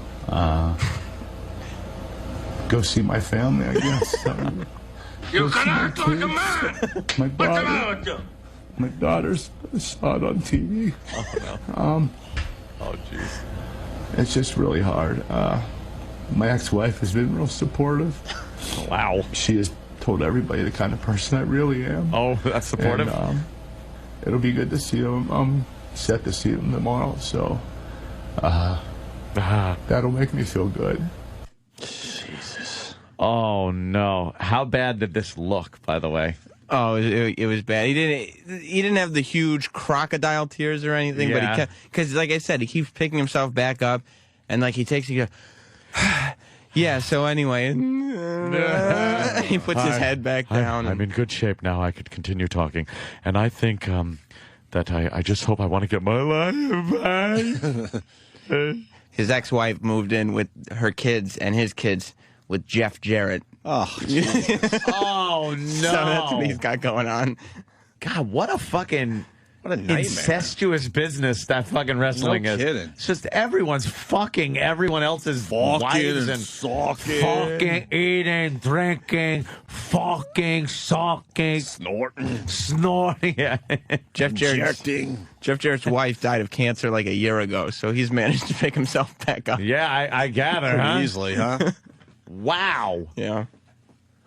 What a catastrophe this Yes. guy's in. Holy shit. You're Olympic hero. You're an Olympic hero right true. there. Wait, true. Guy's got gold medal. It's true. It's true. Joe in Oceanside. Joe. Crying like a baby? Hey, what's going It's on, true. boys? Hey. Hey, listen, so I saw Kurt Angle on Chris Angel, that Matt the Magician show. Yeah. And he did a stunt where he went off a cliff and he died in an explosion. And Kurt Angle was sitting on the corner of the cliff crying hysterically. No way. No way. Find that. No way. No how. All right, we got to find that. No way. That's not now, not ever. That's confusing. Kurt Angle was on Chris Angel's show. Yes. Yeah. Angle and Angel. Kurt Angel, Angle. Yeah, What? Kurt. Right, all right. We're going to find that, Joe. Thanks for the heads up. And finally, Kurt starts crying again about his mom. Yes. Oh, fuck. no. What's wrong with his mom? No, he wants to go see his mom. He wants his mommy? He wants his mommy. He's looking forward to seeing his mommy. He's an Olympic champion. Olympic champion. Gold. Never needs to see their Gold medal mommy. winner. Gold, not silver. Olympic gold medal winner. WWE superstar. Now TNA superstar. Now, well, TNA. All right. Well, I'm saying he's had championships in multiple. Yeah, I hear you, but Okay. I was trying to go for the big. Right. Like, Sorry. holy shit! Wow, look where I am in the world, and now crying for his mommy. Have you ever been in jail for anything before, ever? No. This is my first time, and but this isn't the first time that I've been accused of something. So I'm going to stay strong for my kids and for my family. My mother's really worried, and she's getting older. So I just hope that she stays strong for me, and I'm going to go over and see her tomorrow too as well. So I just want to get through this. Hopefully it'll not be that long. Someone's suggesting what he must have sounded like in jail. I don't belong here. I don't belong here. I want to see my mother. Mommy. A fucking fat boy from Shawshank. Fat boy from Shawshank. I don't belong here. Wow. Hey, that's some good audio. I feel bad for the guy, but we've known him a long time. Wow, is that tragic? He's got to get his shit together, Holy man. fuck. Kurt Angle. God. Crying over some stalking. It's just so weird. It's really weird, is right. And you don't know. I mean, someone wrote, "There's no crying and stalking." Yeah. Jimmy Superfly wrote that. Whoa. Okay. Jimmy Superfly Gaddafi. Opie and Anthony. Okay. Can I hear that? No, I gotta hear that. Every time we say something, we want to hear Sorry. it. I know these things have been played to death, but Who cares? we had the Jimmy Superfly Snooker ID. This is gearing up for tomorrow's big show. Yeah, the big wrestling show. Yes. all weekend, really, not just tomorrow. Oh, it's all weekend long? Saturday and Sunday. Oh, How many Jesus. times is it going to run? Probably at least 5 or 6. Oh, my Holy God, shit. no. It's a 5-hour show. When are we going to just my rename this channel Sam and E-Rock? That's, I mean, Hey, as long as the check is still made out to me, I don't give a shit. I hear your voices more than I hear my own on this channel. Do we have the Jimmy Superfly? Okay. Okay, Opie and Anthony. Opie and Anthony. This is the Superfly Jimmy Snooker, and you, okay. You're listening to Opie and Anthony. This is Superfly Jimmy Snooker, and you're listening to Opie and Anthony. It's the Superfly Jimmy Snooker, and you're listening to Opie and Anthony. Superfly Jimmy Snooker on your radio dial. On your radio dial. Okay. I like that first okay. Okay. Okay. Can I get that on? I got to get that in my replay. Yeah. Just the okay. How's everything, Jimmy Superfly? Okay. Everything's been cool? Okay. Good for you. I want to use that when a caller bombs. Okay. Okay. Okay. All right. Hey, Jimmy's playing Cincinnati tonight. Where? Oh, So we could give a plug for Cincy. tickets. Does anyone know? Do we have fans in Cincinnati? hell yeah. How do you know? We got fans all over the world. Yeah? Opie and Anthony show is a huge name. Nice. Nice. Nice. Very cool. They We love don't us hear in from Cincinnati. Cincinnati that often. They don't have, their phones aren't that good, but they love us there. Their phones aren't that good in They have Cincinnati. horrible cell service in Cincinnati. Not that good. Righty. Anyone know where he's playing? We're looking at his Twitter. I know that's why Kenny isn't here, right? Yeah, Kenny Kenny flew had out to be with hang, Jimmy. Hang with Jim. Yeah, I had some stranger pick me up today. I wasn't sure if I was allowed to go into a stranger's car. You have a password? Maybe Kenny should give me a heads up. I'm like, you Opie? Yeah, come with me. What? You should have a Where's password Kenny? that Yeah. Kenny gives you that, if someone pulls up and says, Opie, get in the car, you have to go, what's the password? Right. And then you go, unicorn. And then you get in. Just some stranger, and I just got in his car. I'm like, all right. Yeah. Hey, Opie, get in. Well, All right. All right. This is the Jimmy plug? What if Kenny was tied up somewhere? Yeah. You know? You shouldn't get in strangers' cars No? from now on. That's a bad move, Sam. From now on. And you shouldn't wear I wish clothing you with would your go in name a on it. stranger's car. Why? Oh, Preferably God. a van. See, I just said something Would nice, you? and you Would just you? responded with meanness. Well, that would be good, too.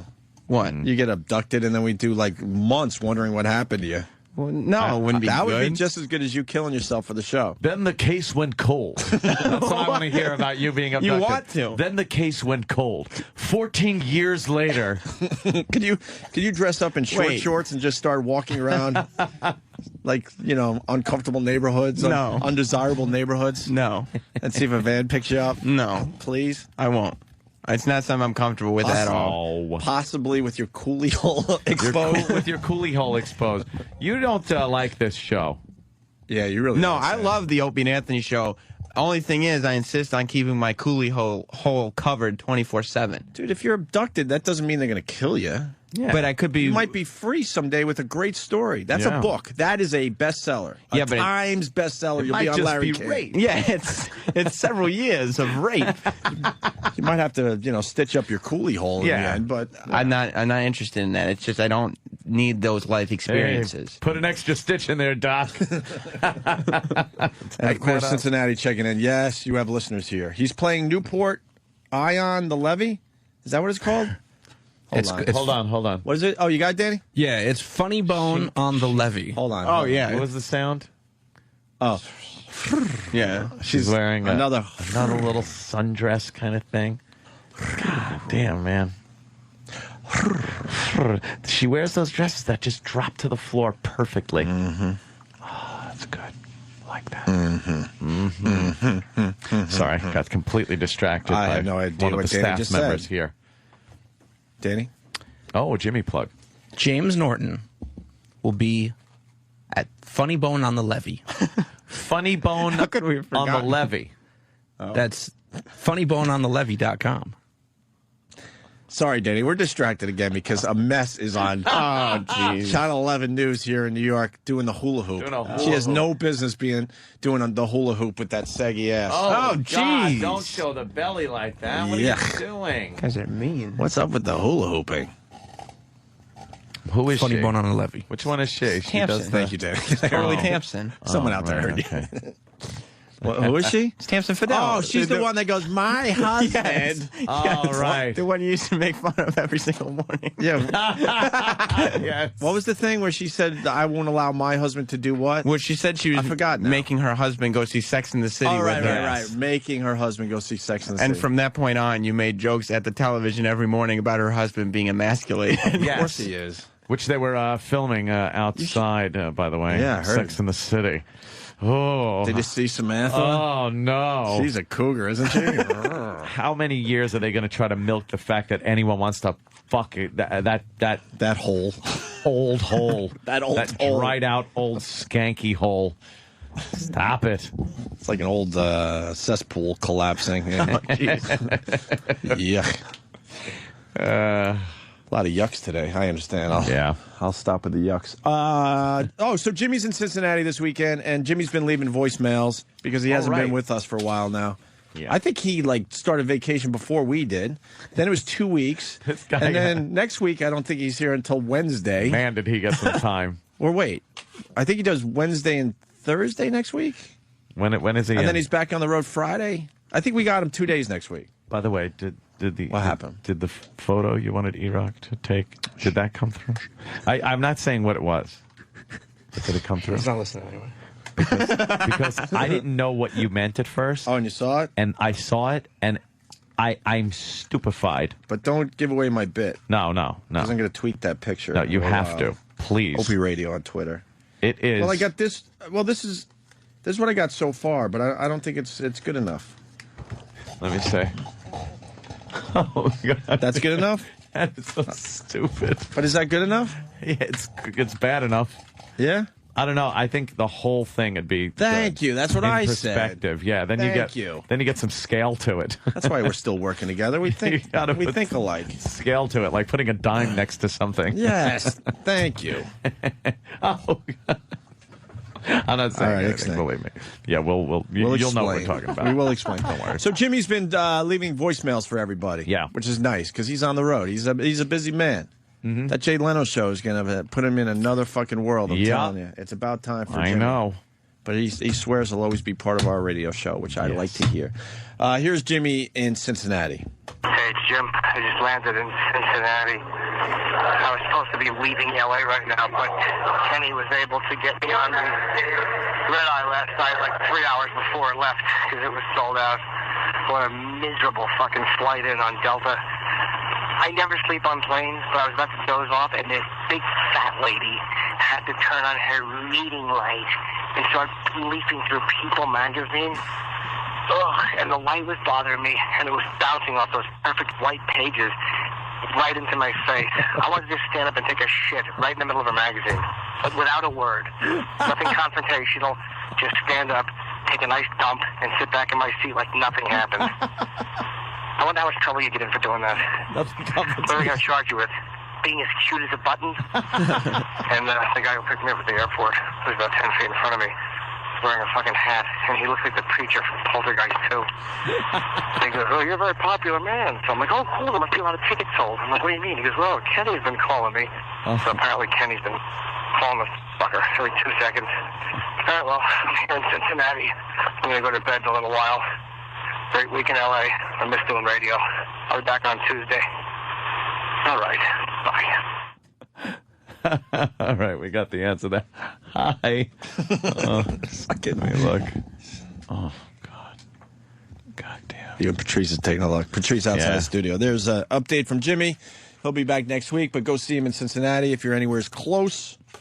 And where are you getting, Danny? One more time. I'm sorry. That's Funny Bone on the Levee. On the Levee, okay. What is the Levee? Is it like a Riverwalk type of thing?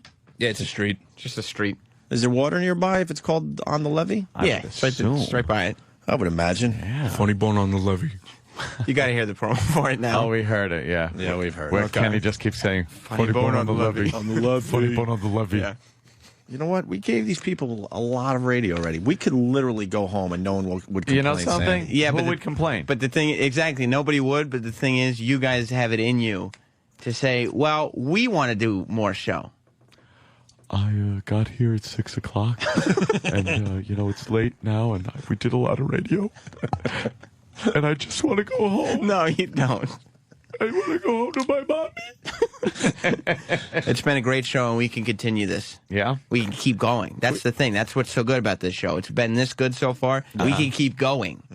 Well, we're going to with Patrice O'Neill. So we'll turn his mic on, and we'll just sit back and listen. Yes. Oh, you think we're stupid, Sam? You see how smart we really are? Dude. Oh, my God, it's perfect. Dude, he did. Don't say what, though. No. Because I have a whole thing, and then we'll explain. He you did. get it? I saw him smiling. All right, good. No, stop. Did you? We'll explain by the end of the show. Okay, How's okay. that? All right, the mic's off? It's off. No, but don't explain who it is because I want them to guess. Dude, or it doesn't matter. That is the worst horrendous. jeans ever, right? And no one's going to have to guess. I know. It wouldn't even be a guess. But see, with my Twitter, I like audience participation. They have fun with their comments. You know what? And it's a Don't whole play thing down they to your do. audience. This is the easiest question. I know, but how they answer the question is the brilliance of the listeners. It's like they're all comedians. The difference between like Jeopardy questions and Joker's Wild questions. Good point. See, this one is Joker's Wild question. Well, we'll see what they come up with. I think right. they're going to be clever, even though it's very obvious. Okay. So I'll tweet that in a little bit there, E-Rock. And then after that's done, yeah, that has to be addressed. Oh, yeah, absolutely. Just give me like a half hour. Okay. I want the listeners to have at it. I like when they participate with my shit. All right. Hey, by the way, I did a quick video of the Guar guy, Odorous. Odorous Arungus. Yes, it's up on the YouTube channel, Opie Radio, but Sam did a little backstage after his appearance. A little post-interview. So we go to break with this. And now, backstage with O&A, here is Primetime Sam Roberts. I'm Primetime Sam Roberts, and lead singer of intergalactic rock band Guar, Oderus Urungus, stopped by the Opie and Anthony show in full regalia. We talked to the giant phallus, 43 billion-year-old, about his first Opie and Anthony experience. So, Oderus, your first Opie and Anthony show appearance, how did it go? I think it went great. I think the guys really liked me. They were obviously very jealous of my six-pack abs. And your penis. My penis as well. Well, it is a fish, and that's what I'm sticking to. My lawyer said to say that. Now, you're the first person from another planet ever to come on the Opie and Anthony show. Really? Yeah, is that an honor? That is an honor and a pleasure. I was just a little bit sad that I could not achieve orgasm. Do you feel like you broke stereotypes today for the intergalactic community? Yeah, I definitely broke something besides wind, but yeah, it was good enough to take the paint off the walls. All right, well, great. Thanks a lot, Oderus. Do you have anything else to say to the O&A fans or O&A themselves? Hey, O&A! Overeaters Anonymous, stick with it. You can do it, you fat pigs. Quit eating, you suck. Hopefully Oderus will come back soon, and when he does, be ready to ejaculate in E-Rock's mouth. I'm Primetime Sam Roberts, and this has been Backstage with O&A. Patrice O'Neal in studio. Hey, how you guys doing, man? Good. Giving Anthony a nice rub down during the Guinness Beer read. That was very nice. What's weird about that is it's not weird that you're giving him a nice rub down. The weird part is that Anthony hates being touched by pretty much anyone. And then I crossed several barriers. He was like, he was feeling my stubble, my razor stubble. see how he's healing. He's healing now. It's good. And you know what it is? Patrice just has big hands that, like, if he's massaging your shoulders, it's your entire shoulders. You can kind of have a guy like massage your shoulders because you know it's a little weird, but it does feel good. So you're like, it does feel good. But then when you go with touching the face and all, it does feel good.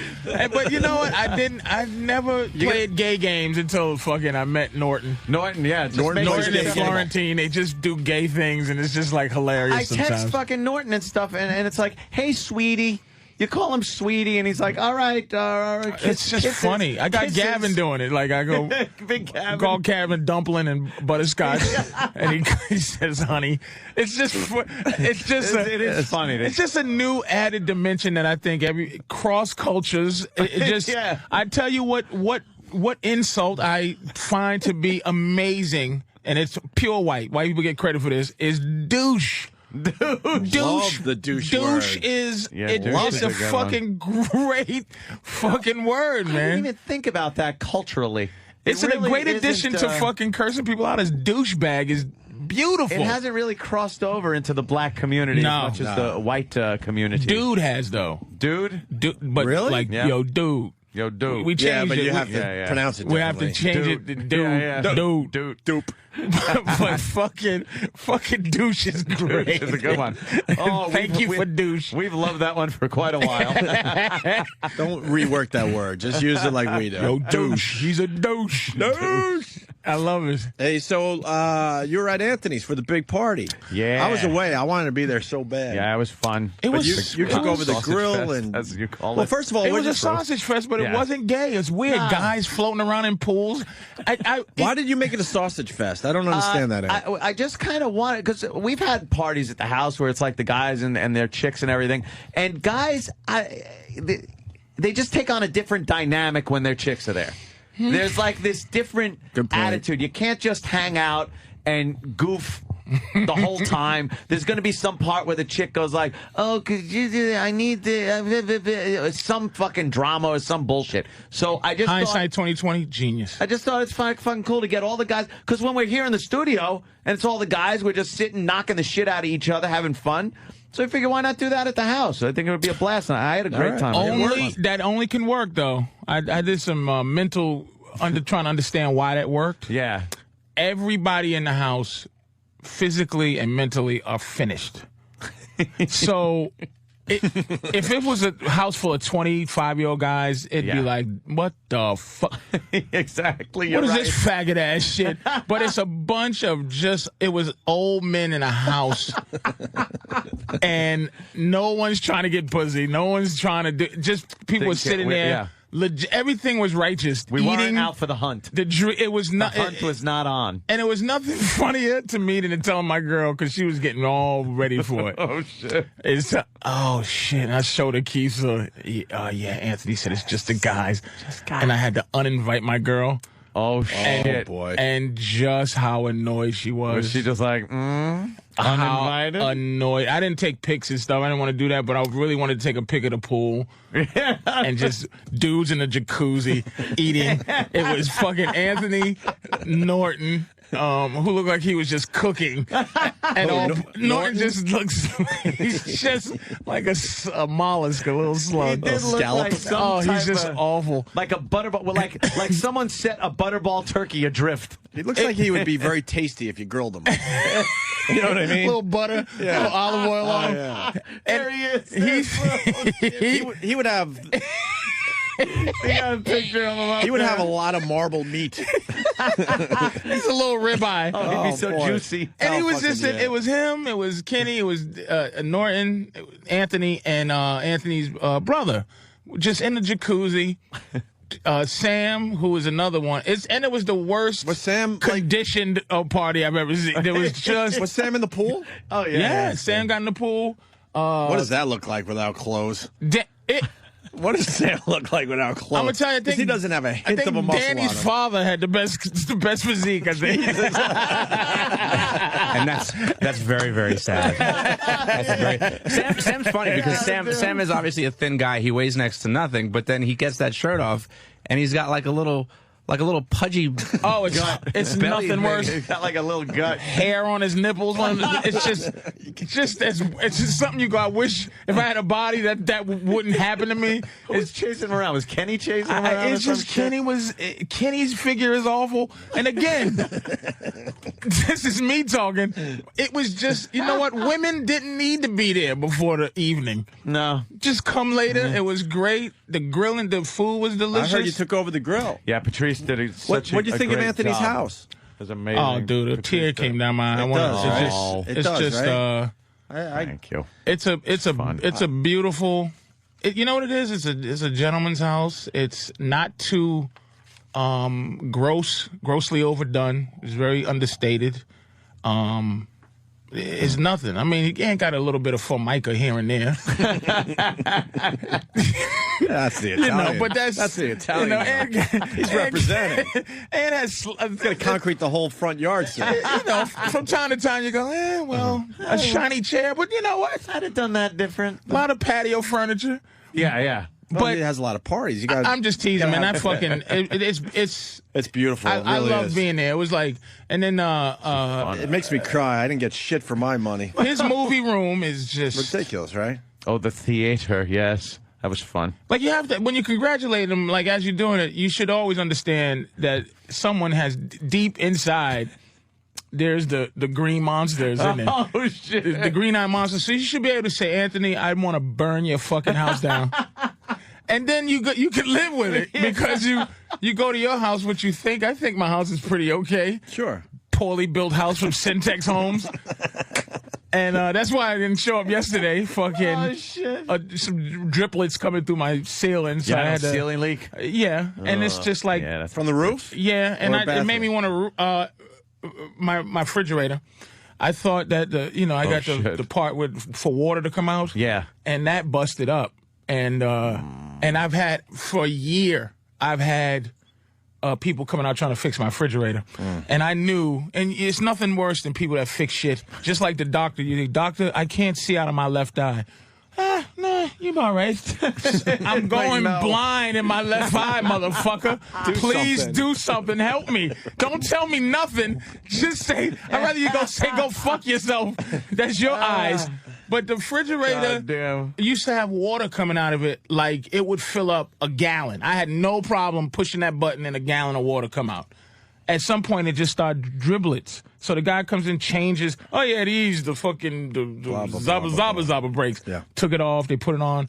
I push it. He goes, he's sitting there, the repair guy. He's fucking, and no ethic. He just goes, hey, it's working, right? Just sign this. I goes, it is working. But do you see what's happening? Do you see that I bought 2 Britas Big Brita bottle things because I now can't have the patience to let water come out of my sit there refrigerator and have anymore. it piss out like that. So I'm just sitting and I see drips come out, and oh shit! The whole time it was the broken faucet in the fridge. Yeah, and luckily it wasn't dripping down for years. It just dripped down for a while, for like maybe it had to be 2 weeks. Came through the ceiling, had to cut the ceiling, had to dry it out so it's no mold. Had to do this and had to do that. And here's how fucking horrible I've been my whole life. I'm like, you always like to be a man in front of your woman. And I held my fucking head in my hand and I go, who do I call? That's what I do. Who do I call? Who do I call? We're so lame. I don't have a landlord anymore. I'm like, oh God, I'm my own landlord. Who do I call for this? I don't even know who to I don't know who to call. Help me. Call Kenny. And it won't cost you much. Kenny knows what to do. No, Kenny would know who to Any problem you have, you go, Kenny, I have this problem, and he will hook you up. And then you got to pay just a tiny little service charge. Kenny knows who but to that service call. charge is so worth it. Kenny knows. Kenny won't do it. You tell him but what he your knows who to call. Yeah, you tell him what He'll your set the problem whole is, thing and up. he'll set the whole fucking That's thing what up. Keith does for me. Yeah. Like Keith, if something happens, I go, Keith, I need like this done, and Keith goes, all right, And he is he's fucking the guy happy that to called. do it. That son of a bitch is yeah. territorial over his baby Anthony. I'm going to tell you. When Patrice took the grill over, Keith was like, what the fuck is Silent war between a big black man and a cop. Oh, my God, over the grill. I'm not racist, but I'd rather have a black man on the grill. And I'm not even front. Well, Keith started off wrong, and he put coals in the entire fucking grill.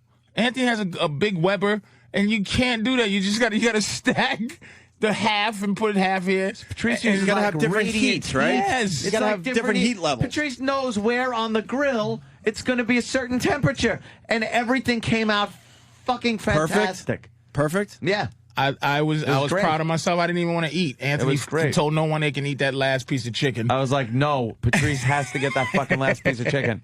It was so good. And then my friends came to see me perform at some point. Yep. We were halfway friends. Went to Cleveland and saw Patrice. Fucking hysterical. Had a great time, man. Good crowd up there? Patrice hooked me up. You know something? I've done a lot of trashing on Cleveland as a city. Cleveland's strong for us, man. Always has. Always has. I can still trash the city. Yeah, It's the Walking Dead. It is the weirdest. I had to get in a cab and drive 7 miles to get something to eat at about 9 o'clock. I will say, as a city, the infrastructure stinks. Yeah, it's weird. But they know the that. people, Yeah. absolutely, probably, I would put them the third all time right now as people. I'd say DC first, and then I'll say Philly second, then I'll say Cleveland. But Cleveland may pass Philly if I go there a couple of times. That's how good the people was. They gave up on their downtown area. Everyone will tell you that. I was in the Hyatt. Yes. And I there's looked out, this I homeless swear I heard zombies. wind and death. It just looks like post-apocalyptic. I said, oh, my God. Yeah. You know, you get up, you do the thing.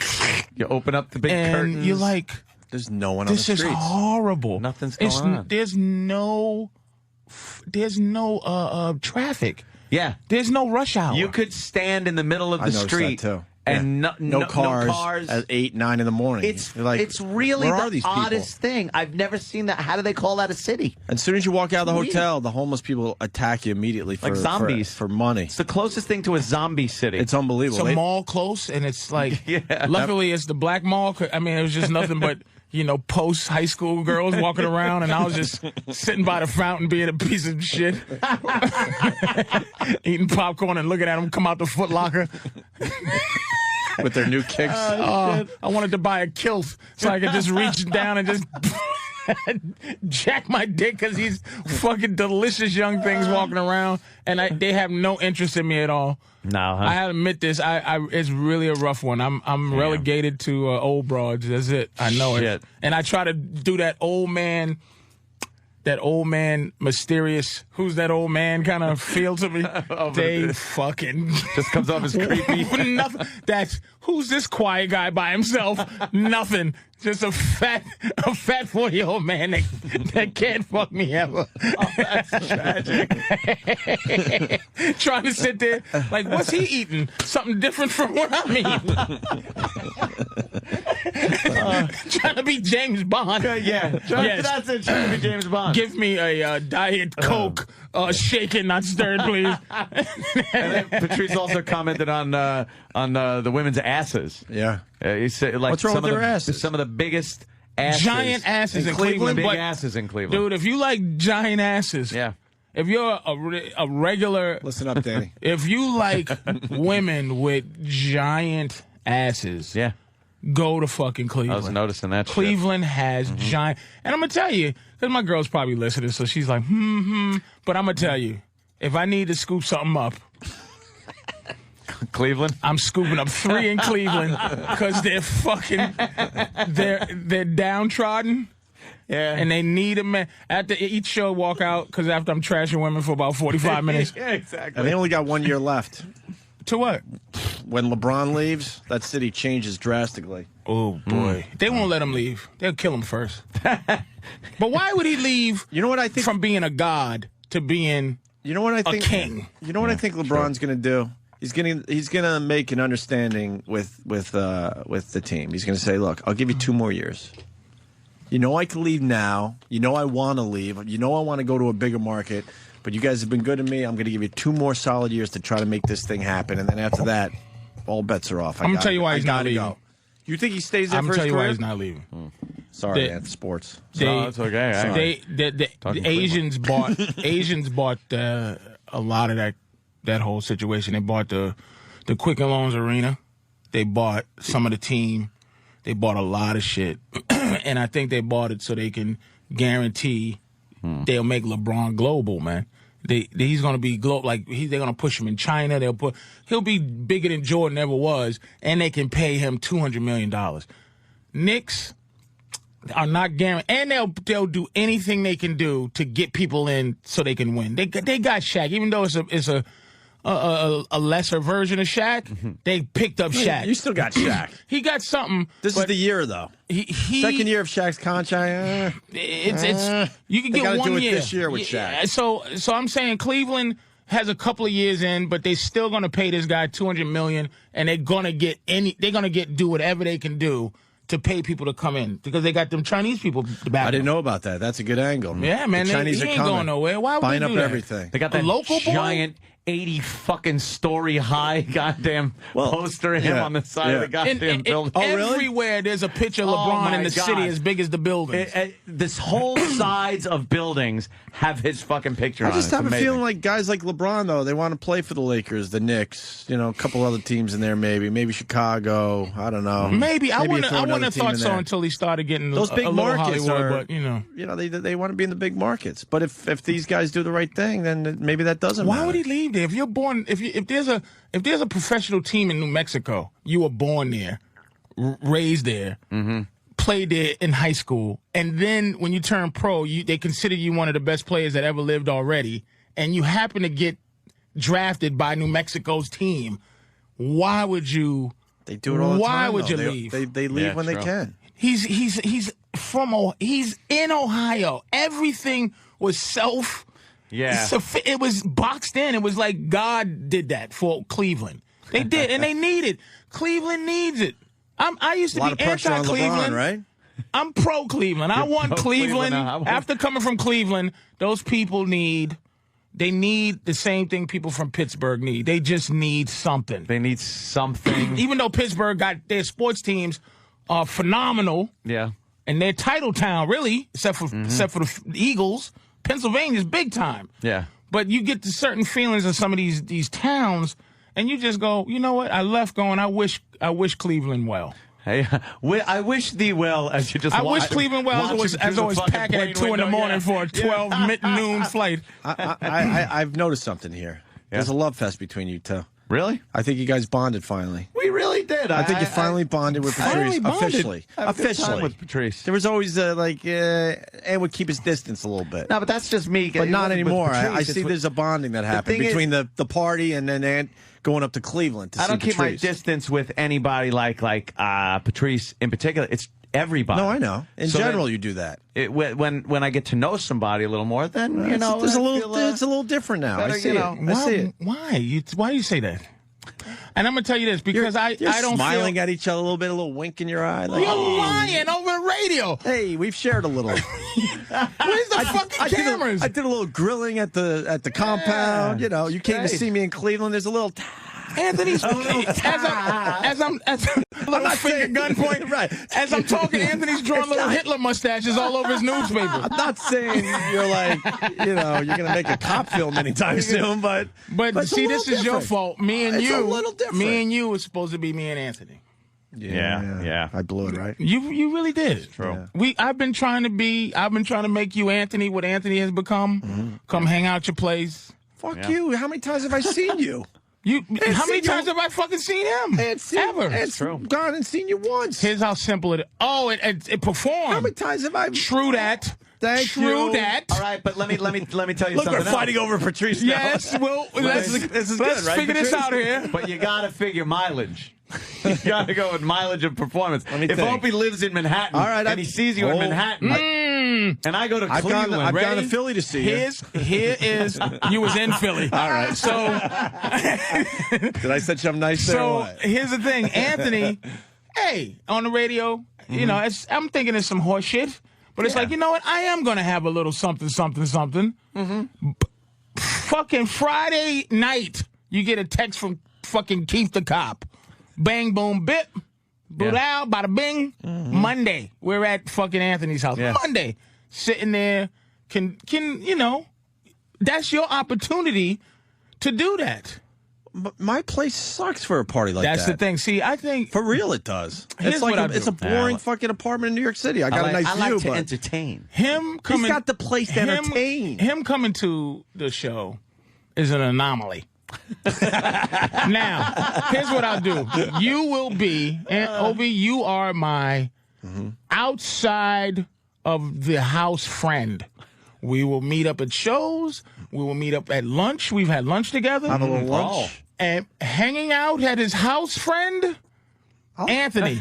Because here's what Anthony... he has the better house. Not that he has the better house. I'll Dude, tell you I what. have nothing to do in my place except Here's go, what wow, you Anthony's want to see a house. nice sunset? Here's why Anthony's house wins. Not because it's better. I never seen your house. I like nice apartments myself. I heard you have a nice apartment. I'm an apartment guy. But there's no places to hide in your house. And Anthony, not only there's places to hide, but Anthony doesn't care that you're hiding in his house. He barely wants That people is there. true. He You goes do know somewhere that, right? with his fucking don't bother me trees that he planted all over the place. With his fucking his fucking neighbors.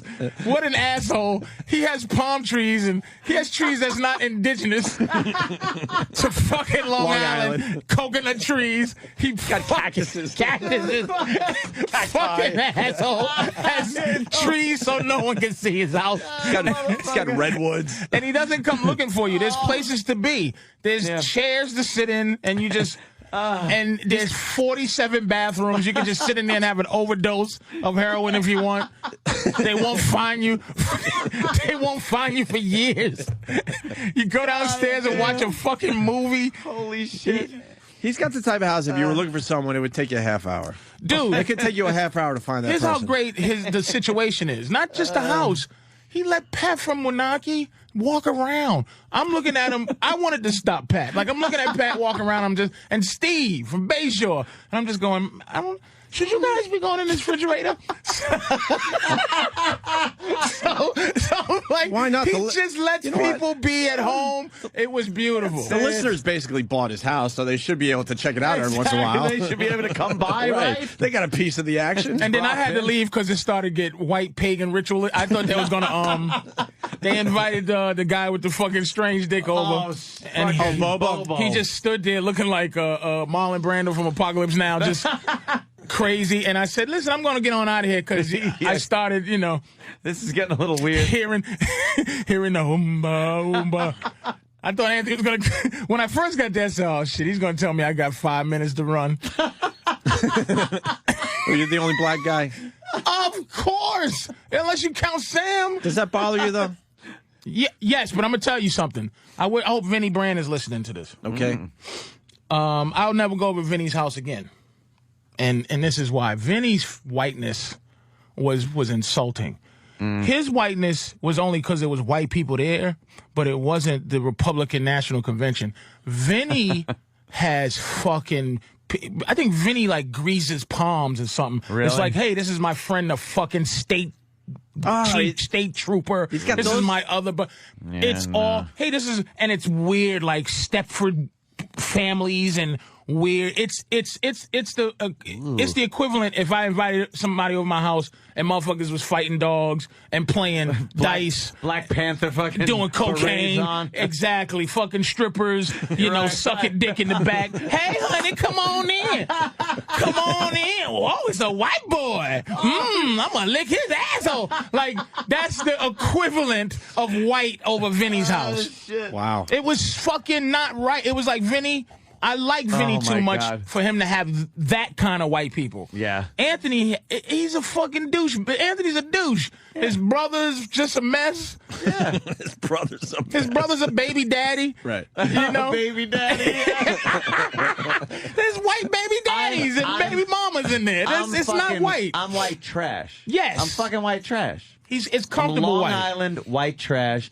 And also, I like Pat Fumanaki has the luck of a nigga. He's just diabetes and shit, can't see. Motherfucker he's bad luck fucker. And I like just fucking funny, too. I like fun. So I don't give a fuck. If people come over and they're funny, make me laugh, have good conversation, what am I going to fucking, invite over some fucking asshole just because he's, Sam, just because he works with you. Yeah, well, but it was the only black guy at Anthony's house was a completely different thing. It's almost like the Philly crew. They're not white guys. I like the Philly crew. Yeah. They're like fucking Philly assholes, you know what I'm saying? They just happen to be white, but... And it's fucking, Joe DeRosa's sitting there and fucking, if you're talking about just pathetic. Messes. All fucking messes. But I was the only black guy there, though. Yeah, true. And driving up to his house was very uncomfortable. Really? What makes you uncomfortable about that? I got a big red truck, and his street, and there was an Italian guy on the phone who, and I'm not exaggerating. He was on the phone, and he took the phone off his face to stare at my truck riding down to get to Anthony's house. Yeah. I'm not exaggerating. He's on the phone. I imagine he sounds like this, and then he just took the phone off his face. Oh, you know what he must have said when he put the phone back to his face? Holy shit. What the fuck? Just drove by? But no, wait a minute, Sal. You got to hear what I just saw drive by, motherfucker. Holy shit.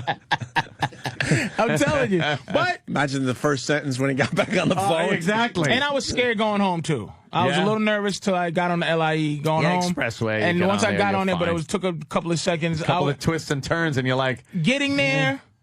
and leaving, but being there was beautiful, man. It's a bit of a puzzle to get to his house. It's a beautiful bathrooms everywhere. I like fucking bathrooms Anthony doesn't care 15 feet. what's going on in his house. No. I saw the fucking guns. The gun collection. It wasn't scary. It was very... all the shit he says about guns, you picture something uncomfortable. But really, it's all neat. If I had guns, if I was allowed to have guns... They'd be just thrown about. No. I would be thinking, boy, oh boy. But it was you open a gun, a nice Desert Eagle, beautiful.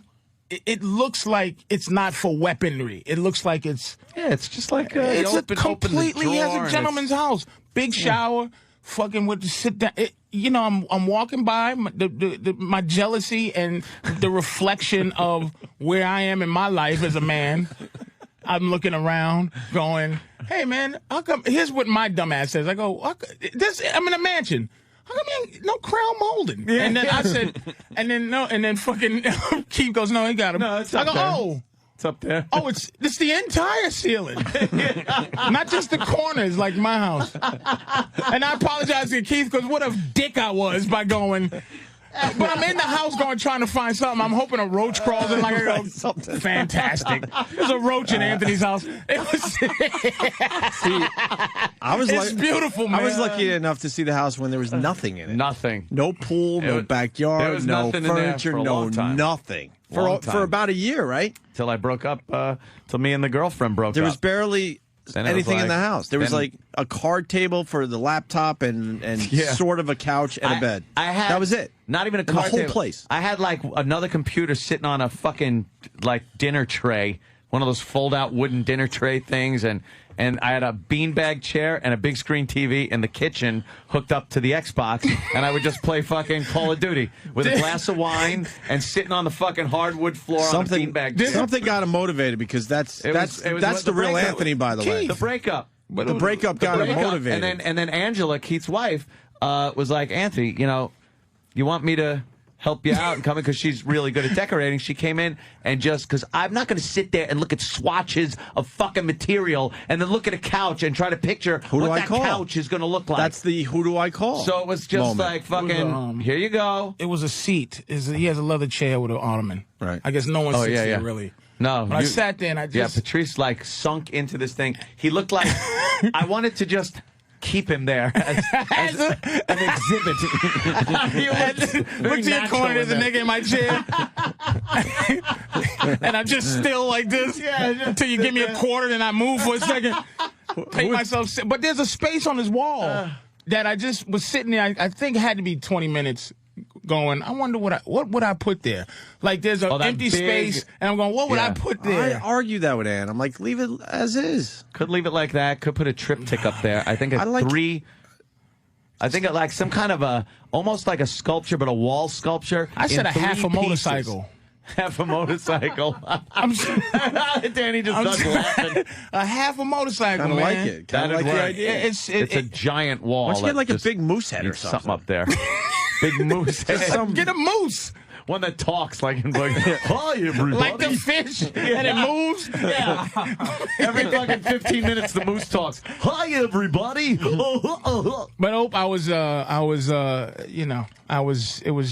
it was emotional being in it because I really want to just relax like that. That's a good house to die in. Oh, it's just fucking that's what I like, just sitting down, grabbing a beer, and fucking relaxing. Yeah. That's it. That's why I don't like going to his house.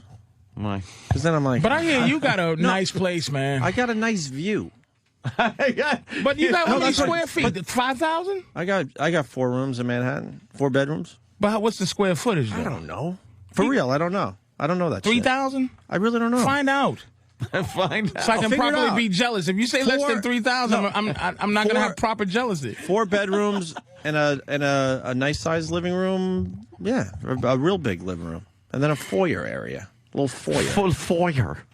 It's big. Invite me to the house, but I think you would think I was too close to what? To the little lady. It's too close. It's not far enough space between me and this woman.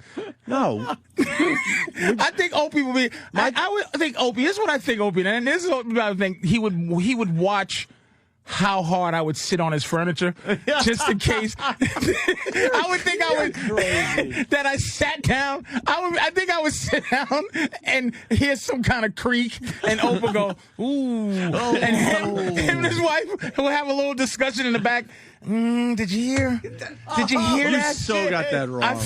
I had that delivered. It took 5 months, and then he comes plop his fat ass. You got that so wrong. What do you think Anthony did with the chair you sat in? You think he's sitting in that ever again? He probably fumigated it. Right. No, my place is I give you a tour. We look at the view, which is amazing, and then we go get lunch. We get it right out of there. That's all you do with my place. Unlike Anthony's, where it's like, do you want to go down and check out a movie? You want to do a live broadcast? Do you want to go out to the pool area? You want to grill? I don't have any of that. True that. So what do? We could sit down and order food and watch a movie or something. It's completely different than Anthony's. But the fucking curve is messed up because we've been over his house. But if you go from somewhere to your place, you be like, oh, let's just hang out. I'm sure you got a 50-incher in there. You got to. Of course you do. Got a 50-inch. White Trash has every TV's mounted somewhere.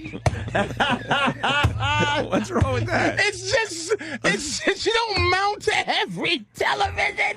Doesn't get mounted on your wall. TV. You know why? You don't mount everything. I do that too. Everything. Everything's mounted. I got 5 mounted. Because you know why? No wires, no nothing. It's all internal. It goes right from the back of the TV into the That's wall. right. You don't see a component. I'm with you. You don't see wires. That's where we're the same. I got 5 mounted TVs. You got what? 5 TVs. My basement looks like NASA. I got a room that looks like fucking NASA. And I don't want wires. And my computer screen is as big as that top TV right there because it's an old TV. I turned it to a monitor. Oh, so I got 6 TVs mounted. technically. You can't mount. Why? What are you supposed to do with them? I mount all my TVs. Some of them too. you have. Some rooms you change up. Like you put the TV they're on like a pictures. stand. They're like pictures on the wall. Yeah, you know what it is though? like I have some like a dresser with the TV mounted about 4 inches above the dresser. So instead of it being on the dresser, right, you can when use now that it's sitting space. Now it's like for your fucking, clones and Again, whatnot. you have to understand, this is the jealous part of me who wants that house so I can make it the way I want to make it. It's fucking amazing. And the most amazing thing, I'll go three things in order. Number one is probably the pool. Just being able to go out in that pool with the fucking pool. Is it nice? The warm pool? I didn't Did you get go in. in? No, I didn't expect you put your to. Tootsies in, didn't you? I didn't even. I think I touched it. It was. I think it was 116 degrees. Everybody. It just was a comfortable thing. The outside was very calm. I would say pool's number one, followed real close by the movie theater. That thing is ridiculous. I mean, the movie theaters is. Do you use it a lot, Ed? Yeah, I use it. Enough. It's not like it doesn't get used. It's or just anything like gorgeous. that. It's just amazing. Did you sit down and watch anything? I had to get out. My jealousy and envy. I had to go. We were watching a piece of a movie. What Kill the fuck Bill. Yeah, Kill Bill. And it was better than if you've seen it at the movies. You hear when it was the scene where she was fighting the little Japanese girl. Go, yeah. And you can hear when she threw the ball and it crunched into and then you just hear the wood crunch. Like yeah, crystal like clear. it just was like, and I go, I got to get out of here. What am I going to do? I'm going to end up stealing one of his chairs. And the third I would say is the now the gun collection is amazing. But I'd fucking say, like, where I go, I got to have this one day in my house, is that fucking his shower. Fucker has a shower that you need in your life, man. With the bench and all that? Sit down. You sit down Big with the water fucking thing. You need that. I used to hate fucking What do you got, a tiny little bumping shower my in your place? elbows. Who? When you wash your I hair. got the regular fucking human being shower. But you have your own place. You can't figure out how to make it bigger? Let me tell you what I don't have. You don't It's have my a room? own place. I have to fucking ask permission to do things to my house. Oh, because you got a condo. Yeah. See, that's what I got. Damn it. We don't have a choice in that. If you live in the city, you don't really have a choice. I gotta get permits, but Yeah, not at for least you inside your house.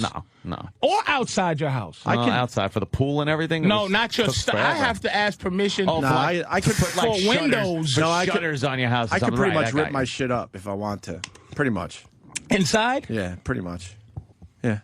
See, but then the house though, at least like at the condo association, you go, hey, they didn't get the garbage or some shit. Mm-hmm. When you own your house, it's like everything is your responsibility. Yeah. A little bit is theirs, a little bit, but still, I'd rather own my house. And you're not and like feel running comfortable. around your house changing air conditioning filters and shit like that, right? And I would get married too in your house though. Really? I would get married and. Why would you do that? You'd give away. You'd saw the house in half and go, here, now you potentially will get this.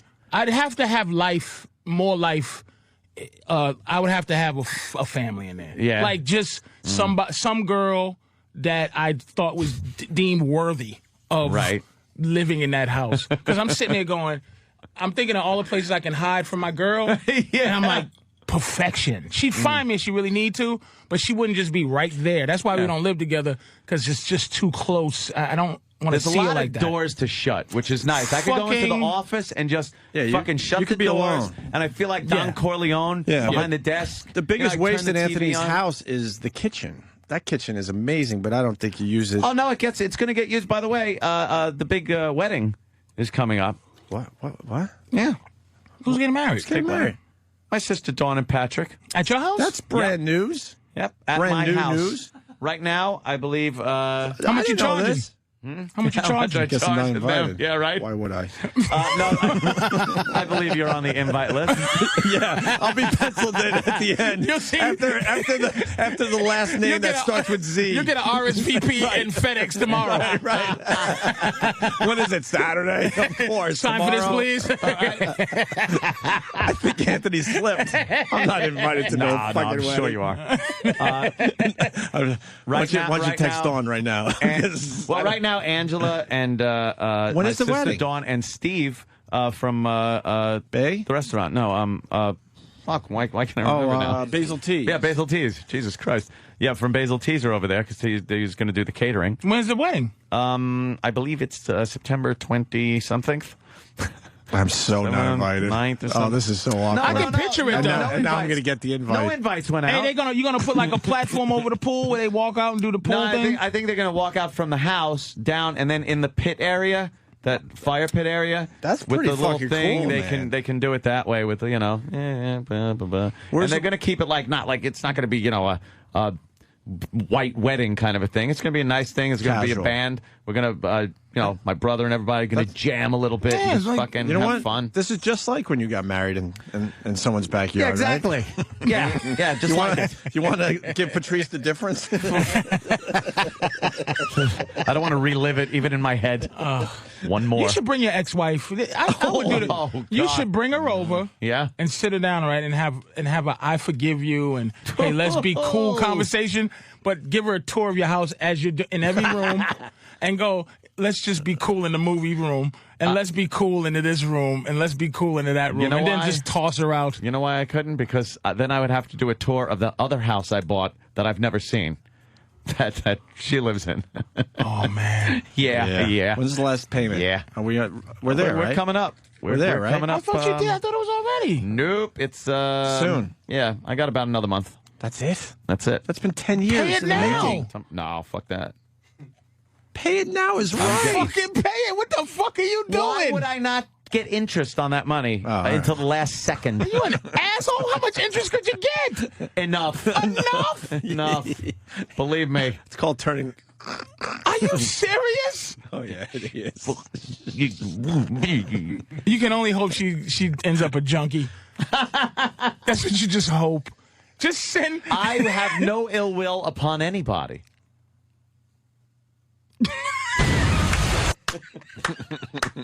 Just send some of that that methamphetamine that goes through your skin.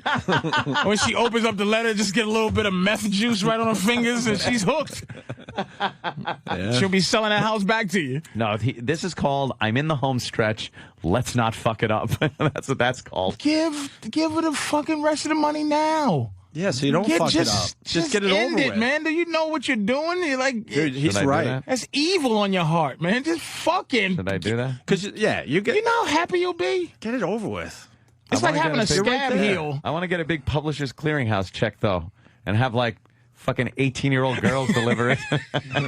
And then blow me on the front stoop. Anytime I give my girl a check on the memo line, just because she does nothing to deserve it, I just put for just being a lazy cunt. Right on the memo line, I go, if you now cash this, it's the pain of going to the bank with this on your check is worth what I just gave you. Just fucking, you should get a fucking Xerox copy of your ball imprint. Right, dot the I, or any eyes on there. Just dot it with your ball. Put ink on your balls. Dot the I with your ball ink, and have a fucking take that. Holy shit! God bless you. Fucking eye with my ball. That's really funny. Fuck, man. With that, why don't we take a break? That's cool. Congratulations to Dawn and Pat. Yeah. That's nice. Yeah, no invitations have gone out yet, by the way. It's going to be one of these. It's not like a big planned, like, giant wedding thing. It's going to be very... You don't have to explain. I understand. No, she said that. I think there's like... I'm with you, Obi. I think there's like 60 people invited. Just stop, man. You got to be in there. Anthony, just stop it. Yeah, All you have to do is just stop. Just say, I know. I know. I you didn't ain't invited. I know. I didn't make it easy over the years. I know. Trust me, I know. It ain't. Should I say I'm this? trying Look, to turn this thing It ain't my around. fucking wedding. I don't know who they're inviting. It's my house, and you're cordially invited. I can't even look at you. Oh, Jesus Christ! No. Patrice, where are you going to be? We got to take a break. I'm going to be in next weekend, September 11th and 12th. I'm going to be in doing my Connecticut tour, Stratford, Connecticut, and Danbury, Connecticut, both at the Treehouse. Those are 9 p.m. shows. And then the 17th, 18th, and 19th, I'm going to be at the lovely Punchline in San Francisco, my 4th favorite club. Damn. That is a great comedy club. I love San Francisco. I saw Norton there and someone else. Whatever. So you like San Francisco? As a city, it doesn't impress me. Like, it's the hills and shit. It's just not. I like the outskirts of San Francisco. When you get out of the city, it's when you just do certain amazing. things, it's a beautiful looking city. Yeah. But I do enjoy the fact that Asians have a fucking personality in San Francisco. Ah, well, let's get into that after the break. Interesting. Yeah, you know something? They're everywhere. Fucking. I was trying to explain to my girl why the Asians are in San Francisco, and I couldn't come up with the historical They fact. stopped. That's where they stopped. What was it? They hit land huge after Chinatown. crossing the Pacific. No, but why? What historically? Why did so many Asians end up in San Francisco? I couldn't explain it to her. When you Tons leave, of them. Huh? Tons of them, and they're whatever they are, they're second or third generation. I've never bumped into an Asian-y Asian in fucking. Asian. You have a way of putting things. I think it's like Mexicans in Texas, things like that. Yeah, but You why? get, like- Historically, why? That's all. Well, after World War II, you got a lot of Japanese came over. After Vietnam, you got a lot of Vietnamese, Cambodians. Does it have and something they to do with came the there. shipping? Once they come over, well, that's where you would hit first, That's is what I'm California. thinking. So that would be my guess. Oh yeah, You through guess China. that. Yeah, from you would figure, and Vancouver. So yeah, so San Francisco, all of that north, and for some reason they ended up probably End up coming through there. Hawaii. And the Southern California, the Mexicans got Oh, that. that's easy. That's easy to They figure wound out. up getting that from the Pacific. Right, that's easy to figure out. I just want to know why. Great Asians. Everyone has the answer on the phones, How did obviously. we get Puerto Ricans in New York? It's like, shouldn't Florida have gotten Puerto Ricans? I know that Florida got Cubans. That's a good goddamn. But how did New York get Puerto Ricans? That's a when good Puerto Rico's goddamn like, question, man. Let's- That's a we great question. We got a couple questions out there. We'll get the answers next. How's that? Racial How's geography. your Twitter coming going up. there, Patrice? Big Mama Prods, Big right? Mama Prize. But if you don't put tweet Patrice enough. O'Neal, it'll come up too. What? If you put Patrice O'Neal, Big Mama Prods. Oh, will come up. damn. On Twitter? On That's Twitter, handy. my friend. Yes. You got to teach me how to do that. Yeah, but forwarding. you set it up as your email or whatever, and then you also give a alternate like username that people can find you under. Right on. Okay. So That is handy. Big Mama Prize, man. I get it out there, and anybody that twits me, I twit them right back. But sometimes I don't have real great twits, so I don't twit. But when I have See? good twits, You're smart. I You don't twit. feel compelled to twit when you yeah. don't have anything. I'm a serial Twitter, but then I had to stop following Hammer. Because Oh, Hammer take shit. up space on your phone. Who's Hammer? Hammer. The Hammer? The Hammer. Nigga, stop twitting so much. Enough of you and your fucking twits, Hammer. I stopped following him because every second I see his goddamn something. There's three things. He's promoting something. Yeah. He's saying what's up to somebody that no one else knows. Or he's fucking giving you some kind of spiritual advice today. You know what? No, I've stopped following Hammer, and I'm gonna stop following the fucking drummer from the Roots if he doesn't stop fucking twitting. Really? Hey man, They don't. life is great. Know what's funny about Twitter? Inspirational messages. Enough of you. We all want to tweet more than we do, and you notice like if you send that one tweet too many, you watch your followers go. Yeah, they and they'll let you know too. Oh yeah, they're gone. right, and you're like, enough. fuck! I knew I shouldn't have sent that last one. But that's the difference between keeping some of your followers and them dropping out. But then they slowly come back again. Not because you're here in front of me, but he has just the proper amount. I'm trying of not much tweeting. If you see, you'll see this little Grim Reaper thing he has. I can't really call it. I think you're like have a hood on and you're tweeting or something. Right. It's a nice little picture, and you see it every day. You'll see it. Yeah. and it's not too much. It's not too much fucking Opie radio. Just a proper amount. You go, he got his little fucking... Well, let me tell you the secret, because someone asked me about this. I direct message. Huh? When I reply. Smart.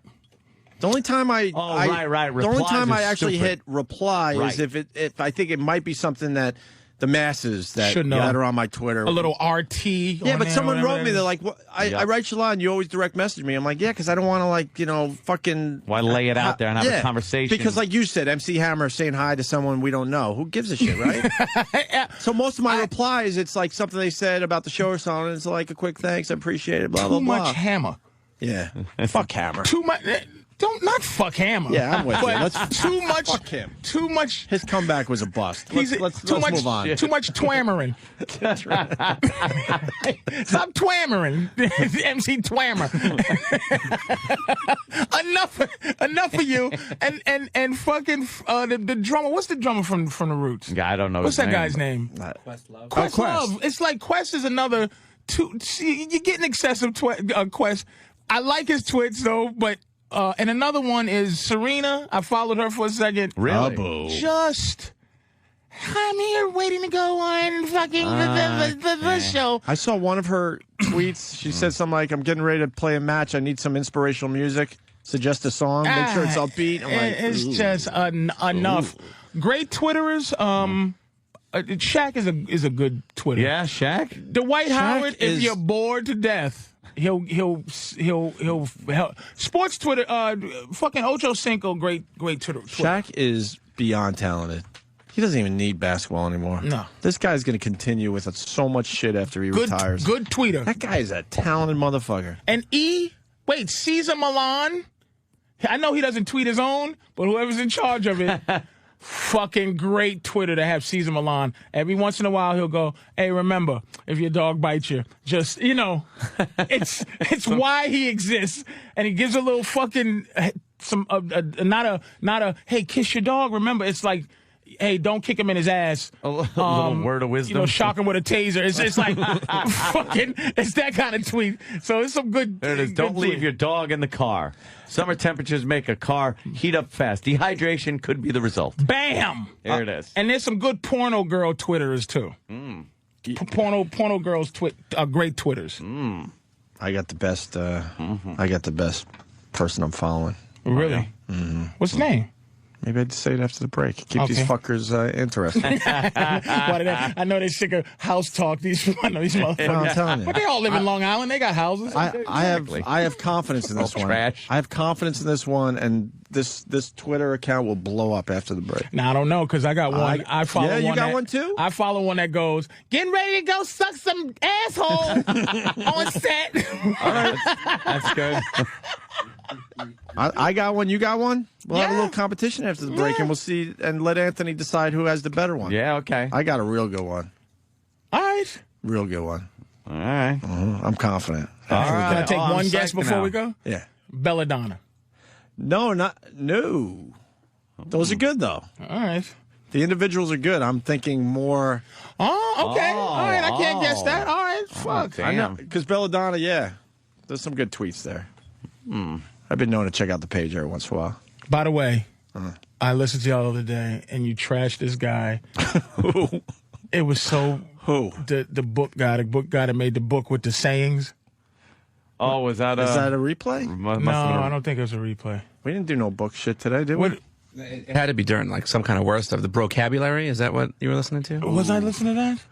I thought that was this week. Nah. I'm sorry, I apologize. Was it last was week, the one that? But I haven't listened to every show, so that was just that made me laugh, dude. Was that the one where I peed on the book in front of him? No, Norton hear that farted over the thing, and it was like, "Hey, what are you gonna do?" I'm gonna what was one of the words? It was a war room. It must have been like a bro thing. It was corny. Yeah, I think words put together to make fucking man words. Yeah. Words. Yeah, I think it was the vocabulary book. It was awful, but you didn't trash them. But you get one of the best trashes y'all ever did without fucking trashing. I thought it was live, but I just wanted to say that was fucking. That made me I laugh. remember that one, yeah. I peed on a guy's book. It was a really long pee, and he's on the phone. And then to really rub it in, I go, "Did you hear that?"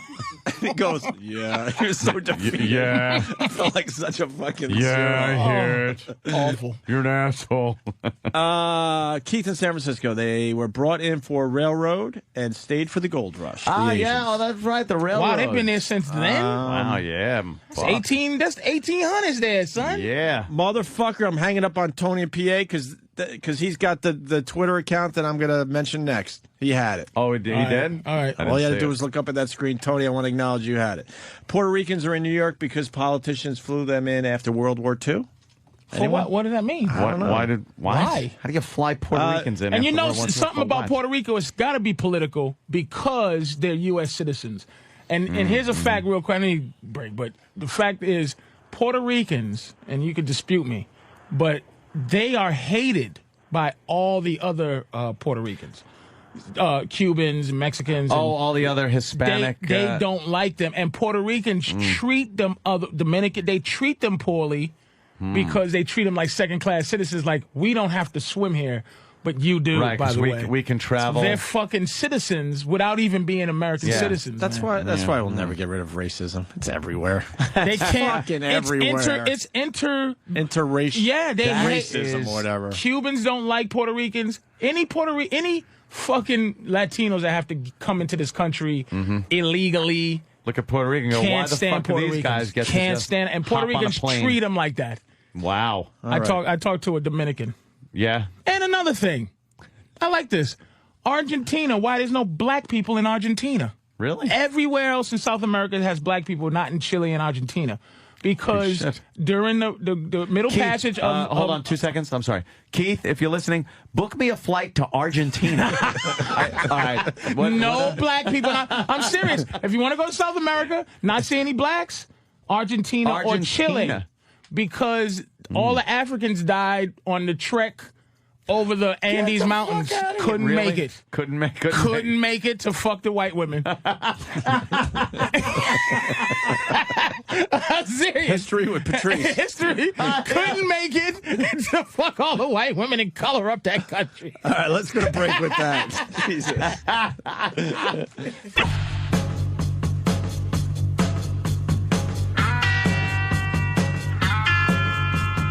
Hey, this is a good choice right here, Travis. Coincidence, or did you know what was going on? I always know what's going on. Look at Opie. that. Look at that, Travis, knowing everything. John Fogerty's in the building. Oh, is he? I would love to get him on the show. You know John Fogerty? That ain't gonna happen. Is that in the black man's? Is that in the black man's world? On the Red Riding Blue Man. It's got the same riff, but he makes it work every time. Can I be ashamed? I'm ashamed. I'm gonna say it because I'm still learning about white people. Saw a documentary on PBS about a guy that I should know, white people God. But I saw an hour special of him, Neil Young. Oh, really? I didn't know he existed, but he is a love the Neil. He Young. is he's an artist. Yeah, he's one of the biggies. The guys who we love him. Yep. Didn't know about, never really embraced. I love him, who but he was. I also hate him because I've told the story too many times. There's got to be a limit to the stories that we tell. When it hits like the 10th time you're telling the story on the air, Well, give me the someone short out there version. should be keeping track and go, nope, you've already told that story 10 times. Don't say it again. All right. I'm a huge Neil Young fan. One of the bands I had listened to growing up with my brothers, and me and my brother went. Let me make sure this is the right guy, though. Is this the guy? What was his first group? He was with Crosby, Stills, Nash, and Young. Okay, Young, great. yeah. Okay, Yeah, that's the yeah. guy. Okay. So he's got a million hits, and grew up listening to him. And me and my brother finally went to the Felt Forum, I think it was, to see Neil Young. We're like, holy shit, we're finally seeing him after all these years. Never saw him in concert. I don't think. Maybe I did. Whatever. Seen so many fucking shows. And song after song after song after song after song, unfamiliar because of what you just said. He's a true artist. He's not playing any hits. He's not playing anything we know. You have to be so hardcore into Neil Young to really enjoy what he was doing up there. And people argue this point with me all the time. Play Like, the fucking hits. I'm sorry, when you're paying whatever it was, over $100 a ticket to see Neil Young, and those were for average seats, you deserve some hits. If you want to go, I agree with that. If you want to go and say, "Hey guys," to my fan base, write a tweet it, whatever. I'm going to be playing your city, but I'm going to warn you. I'm going to be a true artist. I'm not going to play any hits, but I'm going to keep the ticket price down so you can maybe check out a different side of me. But when you're paying a lot of money for a ticket, you should be able to hear some hits. I'll take it just a little step further. Yeah. I don't think that when you sing your hits, I don't want you to even make a variation. No. If Prince is singing Purple Rain, I want him to sing Purple. I don't want him to go Purple, Purple, Purple, Purple Rain. I don't want him to do it. I want you to fucking sing it exactly how I know it. I know it. Then I can tell you the Bob Dylan story. Wow. I had to ask for some translations to the guy sitting next to me. No, this is Subterranean Homesick Blues. I'm like, what? Really? Cigars and Scotch. Unrecognizable. Yes. Cigars and Scotch and Denver Pest both sang at the same time. Clapton is another asshole when it comes to that shit. Not playing his hits. It's not it's not right. If you're taking 100, it's probably even higher now for fucking tickets. So guy behind me way more excited to see Neil Young than us. And every song he's just screaming and screaming, and he's just so excited because he's just assuming that there's going to be some hits eventually, and you could hear his energy level dropping as the set goes. He finally sits down, he puts his freaking, he's folding his arms, and he's like, bullshit. He's getting so pissed. And then when it was really silent after maybe the, honestly, 12th or 15th song without a hit, he stands up and he actually says, it's one of the best things I've ever heard at a concert. Hey, Neil, how about One for Us? Self-serving, just fucking playing for himself. How about up One there. for Us instead of he's basically saying, you're playing all these songs just for yourself. Everybody heard it. Oh my God, yeah. And what did Neil do? I don't remember because now it's a few years ago. I mean, he ended up having maybe 5 songs you know. Maybe. In that the average Neil Young fan would know. I was a fan of his. I mean, meaning I heard that thing's good. A fan of his who he is. He's a fucking real piece of work, man. He had. I mean, Crosby, Stills, Nash, and Young were humongous, evidently. Giant. Right. The group that he had before that was humongous, but he's anti-fame, but he wants. I don't know what it is. Wants his music out there. But you go, wow, but he's a true artist because everybody who talks about him shakes their head. Well, this has got... and goes, fuck. I got to get Richard on because there is another side of this. Go ahead, Richard.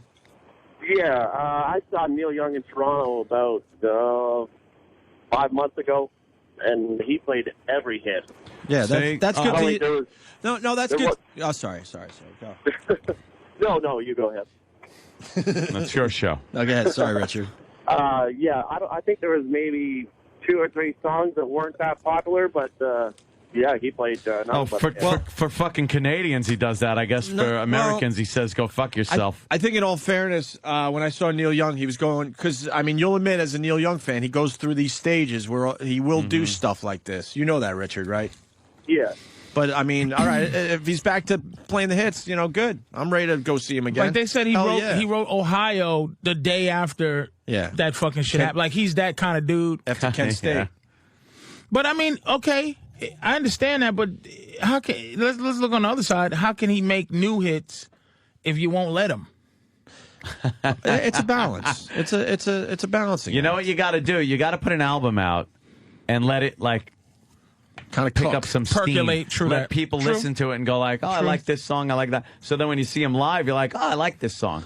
Yeah, but if you have enough hits in a set and then you're throwing in some of the new stuff that you think will work, that's fine. That's what happened. I'll give you a prime example. First album the first big hit album that Disturbed put out was every song on it I fucking loved. That album still is worth putting in every once in a while. So when I saw him live, it was like, oh, this is fantastic. Everything's a hit.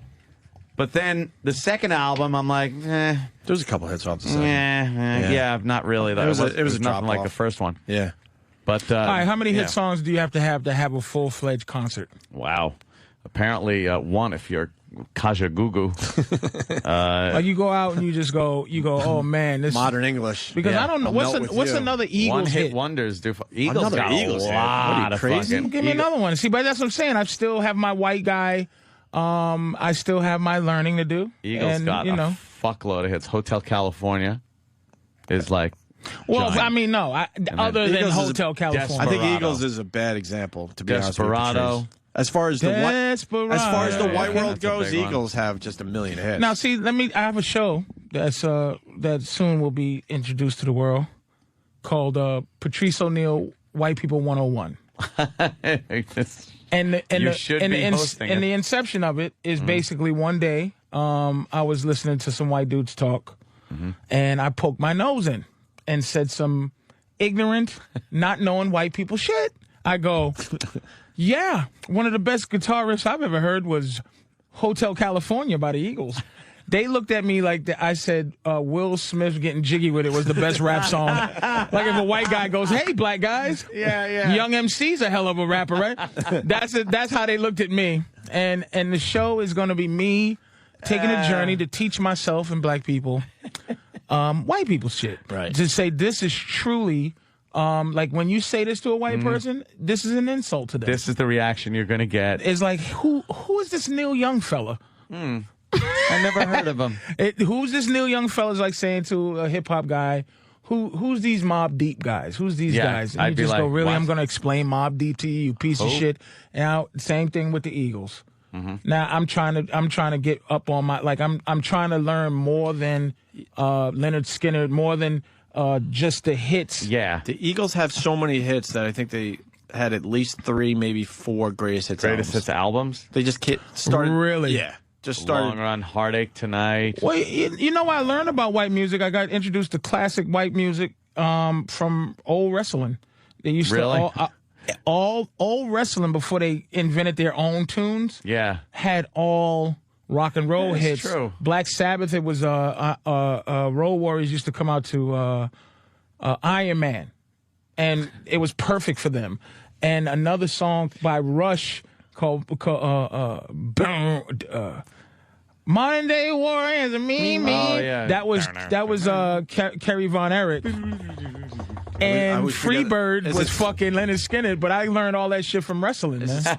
Limelight, Spirit of the Radio. Now I don't. I forget what song that is. That's Rush. That's called Tom Sawyer. Tom Sawyer. Thank you. Yes, you're right. So there it is. I'm just saying. I learned these songs, and then I got into it, and you never know when you get introduced to white things, man. Yeah. All right. Someone else. You're very knowledgeable as far as the white man goes, though. Very I've noticed interesting. that. Well, notice that. Can we go to Tony in Florida? Because Tony has a take on this. Go ahead, Tony. Hey, hey guys. You know, if you wanted to listen to a group and you wanted to hear their greatest stuff, then pop in a CD. If you want to go listen to them in concert, you know, these musicians are getting tired playing song from note to note. I mean, they want to bring something different. And also, if they're touring an album, they want to play parts of the song from the album. They don't want to make an album and then play the old stuff. What's the sense of going to see a band if they're touring an album you know, when all of a sudden you hear no songs from the album? No one has. All right, this wait, guy's Tony. opinion. Tony. No, it's funny. You're not allowed to have this opinion. No, you can't. I think you're missing the point. I think what we just expect or want is just like a mix. You definitely know they have to play their new stuff, that even though it's unfamiliar still. But you definitely want. You need time to go and grab that beer. Just so you can feel a part of it and sing along. But you definitely want the hits from your favorite band. If I saw the Temptations and they didn't sing like, I do you sing, you go, what the fuck? Change the whole tempo of the song, and that's no good because it's like, oh, what song did they play? Oh, that was Purple Rain. Well, I didn't even know one line from it, and I agree with Patrice. But if you're gonna play the song, don't change the whole thing. Just change a little bit of it to know that hey, this is live. Not a little bit of it. All right. Nope, it's got to sound Right on, exactly man. I like don't the want him record. to say fuck it. Thank you. I don't want to add one doobie Scooby. I don't want a where it doobie ain't. Scooby. You don't want one? If I saw Jimi Hendrix, he said all along. The Watchtower. I'd be like, motherfucker, there's one along. Yeah. And I don't want the mic. I don't want the mic going out to the audience when a part of the song comes up. I paid to hear you sing it, not us. I could sing this on the car on the way home. Right. You sing the fucking song. Hey, Richie's got a really good point. I hate to admit, but go ahead, Richie. Hey, Hope, nice job in having a black guy help you out with a Rush title. Yeah.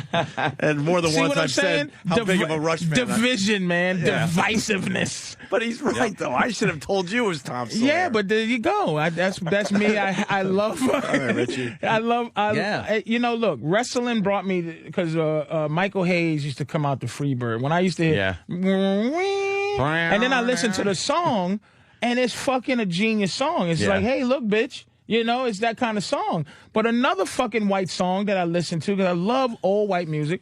Old, not all, but old. I'm not a big metal rock band guy, but fucking, you know that song, Na Na Na Na? Oh, yeah. Then they change it to like a thing where you lose the game. It's about a guy who fucking steals another guy's girl and tells the bitch, hey, let's go, bitch. You kiss this motherfucker one last time before we bounce. Kiss him.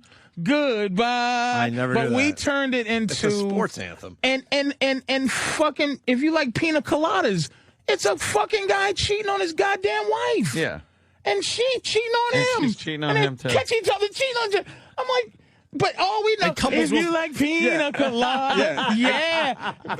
Get your dick sucked in the corner behind your girl's fucking back. But couples will sing it together because they have no idea. They have no clue what the fuck that is. So some of those, back in the day, man, those writing some of those classic rock songs, Freebird is a beautiful song, man, even though it's done by, questionable Lulus.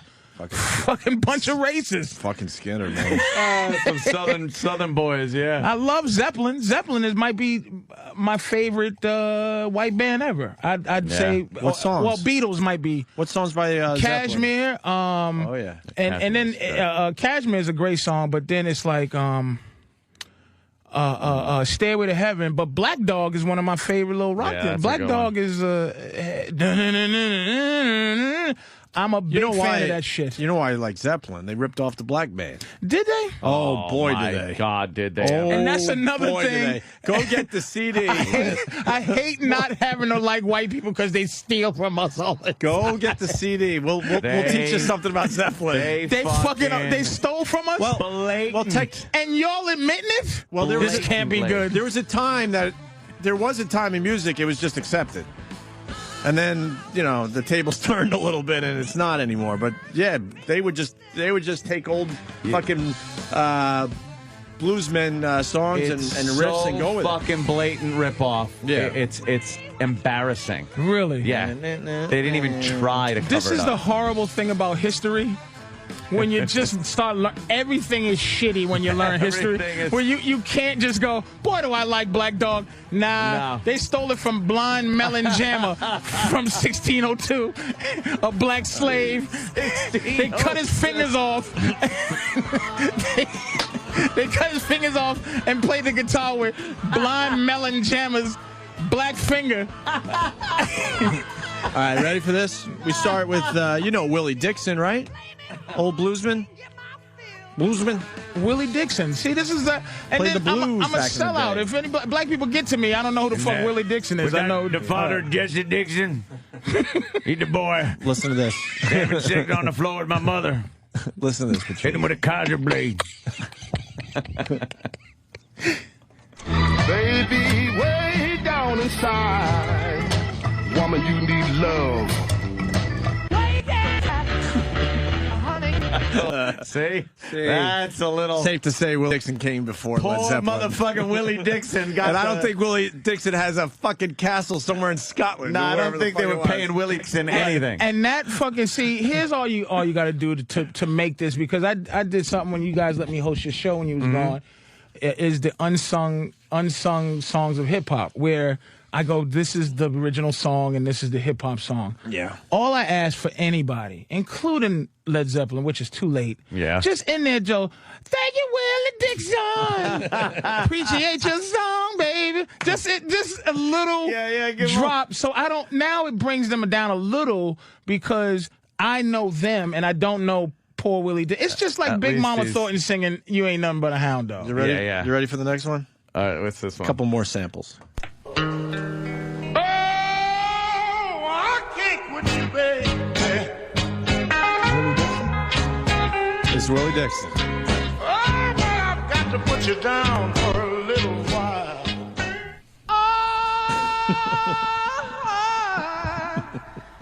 Holy footballs. Oh, no.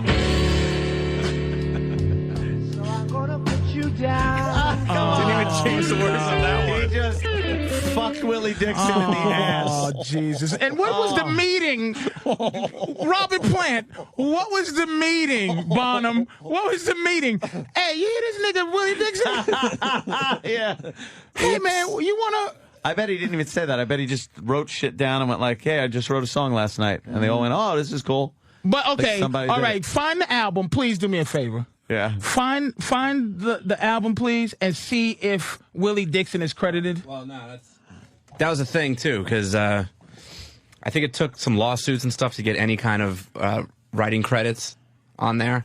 So I think maybe it might have been changed now, but definitely when it was released, there was no credit. So we just thought that fucking Led Zeppelin was an amazing white band And with it's this Willie soul. Dixon. Willie Dixon. Hey, that made my fucking asshole start itching. I gotta go home and fucking Google Willie Dixon now. And anytime somebody says fucking Led Zeppelin, I say, blow me. You, Willie but that's Dixon. like, you know what? Fucking Quentin Tarantino drops in a couple of thises and that's. Fucking, I was watching Pelham 1, 2, 3. He completely stole Mr. Pink, Mr. Blue, Mr. This and that from Reservoir Dogs from Pelham 1, 2, 3. Yep. Really? Yep. I didn't know that. The original, yeah. The Did you know original, that? yeah. Huh. Robert Shaw, I thought that was- Mr. Blue, Mr. Pink, and he had the whole thing where you don't say your real name. Don't use the names. We're gonna go. It was Reservoir Dogs, man. Yeah. Fucking Reservoir Dogs. I think he's acknowledged that homage. I don't know. Yeah? That's because that's a blatant fucking I didn't ripoff. fucking know. I've never heard him So go. you watched it and went, fucking, what the fuck it's is just, I don't mind it because Yeah. Quentin Tarantino made it 10,000 times more popular, Yeah. but at least give it that thing. Like, these fuckers now, I gotta go listen to Willie Dixon. Like, because the original song to You Got What I Need that Biz Markie made famous, You Got What I Need. It's by a guy named That's a ripoff? Dude. Oh, yeah. If you can find the original Oh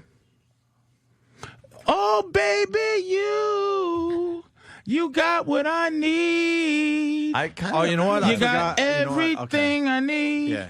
You mean everything, Freddie? Oh baby, but that's what he turned it into. Yeah, he but made the it his original own. song I forgot was about that. fucking. It's a beautiful song. Freddie, please, if you could, man. But I didn't know. See, now this Led Zeppelin thing, it wasn't just a lick. They stole the fucking song. Yeah. And Word for word, basically. Just don't tell me Jimi Hendrix stole from nobody. That's all well, just please don't just tell me. Don't tell me He that. probably borrowed from someone that came before him. Is there any 'Cause more that was Zeppelin? happening in music a lot. I just want to hear another one. Yeah, Travis, you got Howling Yeah, Wolf, another Killing Led Floor? Zeppelin. Is Cashmere Oh, stolen wait, no, too? go with another Willie Dixon, Bring It On Home. Oh, man, this is crazy. Yeah, Willie Dixon was the big one. If you got Bring It On Home. No, I don't have that. Was Willie Dixon going, oh, baby, just let the sun beat down upon my face? Poor Willie. And I'm buying a stairway to heaven. Do-do-do-do-do. I saw some stairs, do-do-do-do-do, and they wasn't in hell. Do-do-do. You love Stairway to Heaven? E-Rock, you didn't give me the Stairway to Heaven. Willie Dixon? No. Another it was Spirit, right? Yes, Spirit. A little-known band, Spirit. They had one, maybe two hits. Fucking Led Zeppelin with hacks? They ripped off Stairway to Heaven, their biggest hit. The biggest rock song of all time, someone would When argue. did they get exposed? Years ago? I don't know. Led Zeppelin's hacks? And do people consider them hacks? Where's the... Nah, they don't consider them hacks. A lot of people just don't... Watch this. Oh, look at this. Here we go. Wait till you hear this. TD. Hi, thank you, sir. Yep. So you got Spirit came out with a song in 1968 called... This is insane. Called Taurus. No one heard it. No one knows this fucking No song. one knows this song. For real. So listen to Taurus from 1968.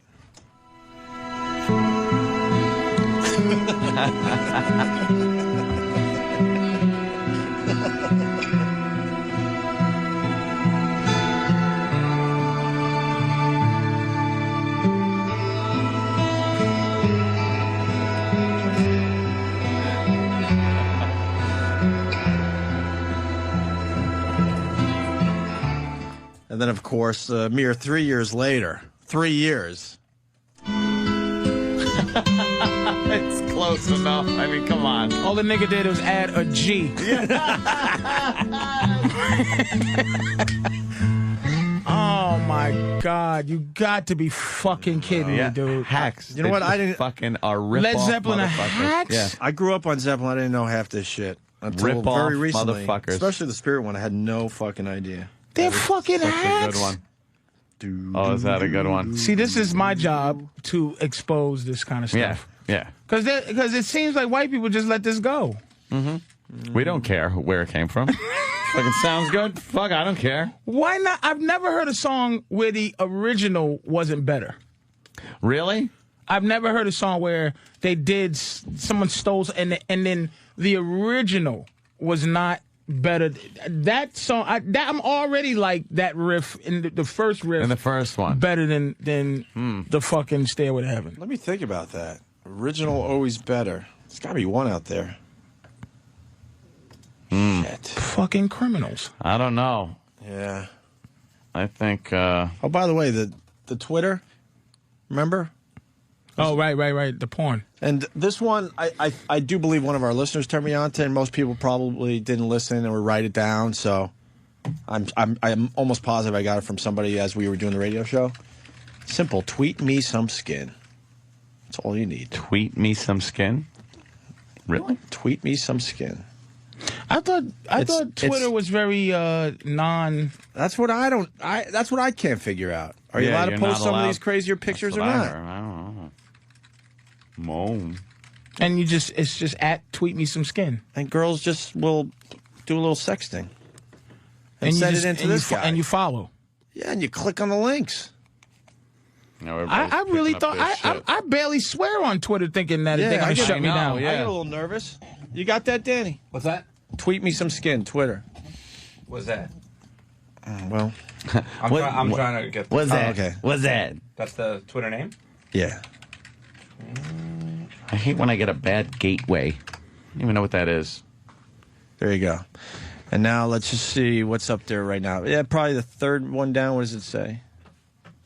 What does that link say? Hit that link, the third one down. Why? You fucked up, Danny. Oh my God. There you go. Oh, okay. See now, There you how do they post that on fucking? There you Twitter? go. I thought that was not. There you go. That's what I don't understand. Because something is illegal. So the girls send their pictures to this guy, and then he posts them. Damn. All right. Well, that's a Just- thong. For the most part, regular girls. How many followers he have? He must have 1 million. He doesn't have a lot. No. Well, maybe he's trying to stay under the radar. Yeah, well, we just blew up his fucking spot. Jesus Maybe Christ. he's trying to stay under the Fucked radar. up this guy's world. You just fucked up this. Oh, that's. And I can't take credit for it. it. Somebody turned me onto it. I think it was a caller. Suicide If you're out there, thanks. I don't know. I don't remember the Coffee name. girl. Yeah, that's it. Like that. And he's just, What a great idea. Yeah. Since we're talking about quick ideas, sports, but it's a sports guy, Carson Palmer, quarterback of the Cincinnati Bengals. His brother is the third string quarterback. He has a website. I thought it was amazing. I saw it on that. What's that shit? They're on the same Hard team? Knocks. They're on the same team. Huh, no clue. But Jordan is borderline bum, and he's average enough to be thinking about his future outside of football already, and he's younger than his brother. Right. But he has a fucking website called runp.com. And you know what it is? It's a movie database, and he fucking tells you exactly. They did research, and they tell you exactly what moments in a movie that you're watching where you can go take a piss. Travis told us about that. That's his? Yeah, that's Jordan Palmer. That's like an app. I think it's called Run P. Run P. Yeah. Here's Runp.com. Travis. Here's Travis. Travis told us about this a while ago. That's Jordan Farmer. Not Jordan Farmer. Jordan Palmer. Carson Palmer's Now, do you have brother. to sync up your iPhone, or the iPhone will basically tell you? No, it'll tell you. Like here, all right, 500 Days of Summer. Right. You're sitting in 500 Days of Summer. How do they know you're watching that particular 500 Days of Well, Summer? they don't. There's a whole list. It's a of- database. All right, so It's you like a click movie. on You click on the 500 Days of Summer. and the one you're it says seeing. at Okay. 40 minutes into the movie, there's a cue that says Tom is laying in bed and says to Summer, "I guess I'm not anybody." At that point in time, you have it says you have 5 minutes to go to the bathroom, and you're not going to miss anything. And you don't have to come back. You don't have to come back and say, "But how does what did I miss?" Because there's nothing that and happened. then they'll tell you what you missed. They give you a little plot summary. But how? That's fucking. That's brilliant. But how do you make money off that? That's the key. Because they charge you. This is 99 cents. Okay, it's an app, and it's this guy's app. That's a great app. That is a great app. Goddamn. And By the way, what was that breaking news you sent me yesterday, Travis? What? About the iPhone and... Picture and video messaging, September 25th. September 25th. What are they doing about cost? Is that going to be It's included in extra? your data plan. It's included Yeah. in the data plan. Fucking A. Yeah, Finally. Travis, you look disheveled. He's a I have a father baby. now. He's a He has father. a baby. He's a fucking I have an 8-week-old wreck. baby. What do you He's want? a fucking wreck, You're Patrice. not fucking forcing your wife to get up. No, she gets up. She gets up to put the pants on in the family. I don't know. He's just looking disheveled here. He I've never really seen is. Travis It's look been a while disheveled. since I had a haircut. He really is. You are a wreck. No, I'm not. As a dad. Well, I don't know about that. I think I'm a pretty good dad. No, You love don't. your baby yet? You are Of good. course. When do you start actually loving him? Oh, The second you see her. Oh, well. I love his baby too. No, Danny. She just got into her oral phase. Oh, Jesus. we were talking about Nothing that but yesterday. make horrible baby Would you jokes just about stop? him. Wait until she gets to the anal phase. Oh, it's a girl? Yeah. Ay, caramba. Yeah, Danny keeps threatening Fucking weak to sperm. fuck his daughter. Who No, wants a- who wants a I'm gonna daughter? finger his daughter. Oh, okay. I hate guys that think that they act like they want daughters too. Yeah. Like, oh, my little girl. It's like, nobody wants a goddamn little girl. little future bleeder. I have a beautiful baby. Well, with guys, you're definitely going to be bailing it out of jail at some point. You just showed the wrong person in this room a picture of your baby. You Why know should I that. think Patrice thinks the baby's cute? You know. Show you a picture of my dog. I tell you, white babies need a couple of years to finish cooking. White babies are gross looking. They I'm really just, do come out as slimy little things. just blue veins. They just look like get rid of that blue tint. Yeah. they look like the inside of a real baby.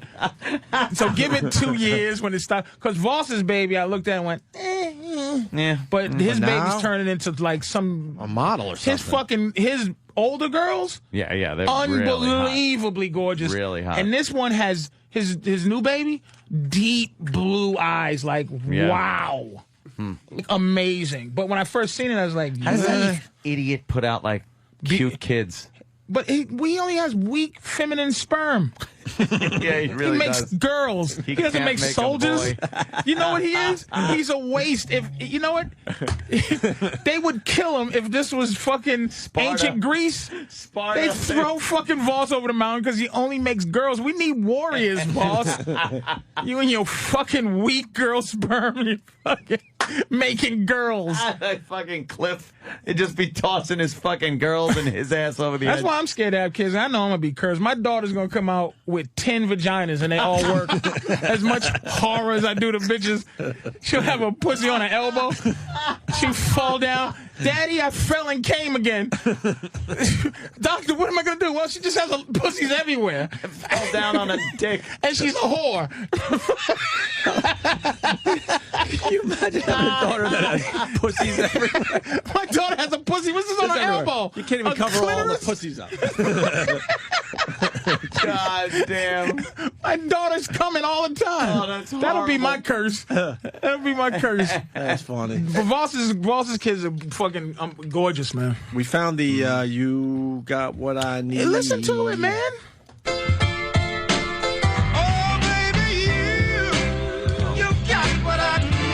I remember this song, yeah.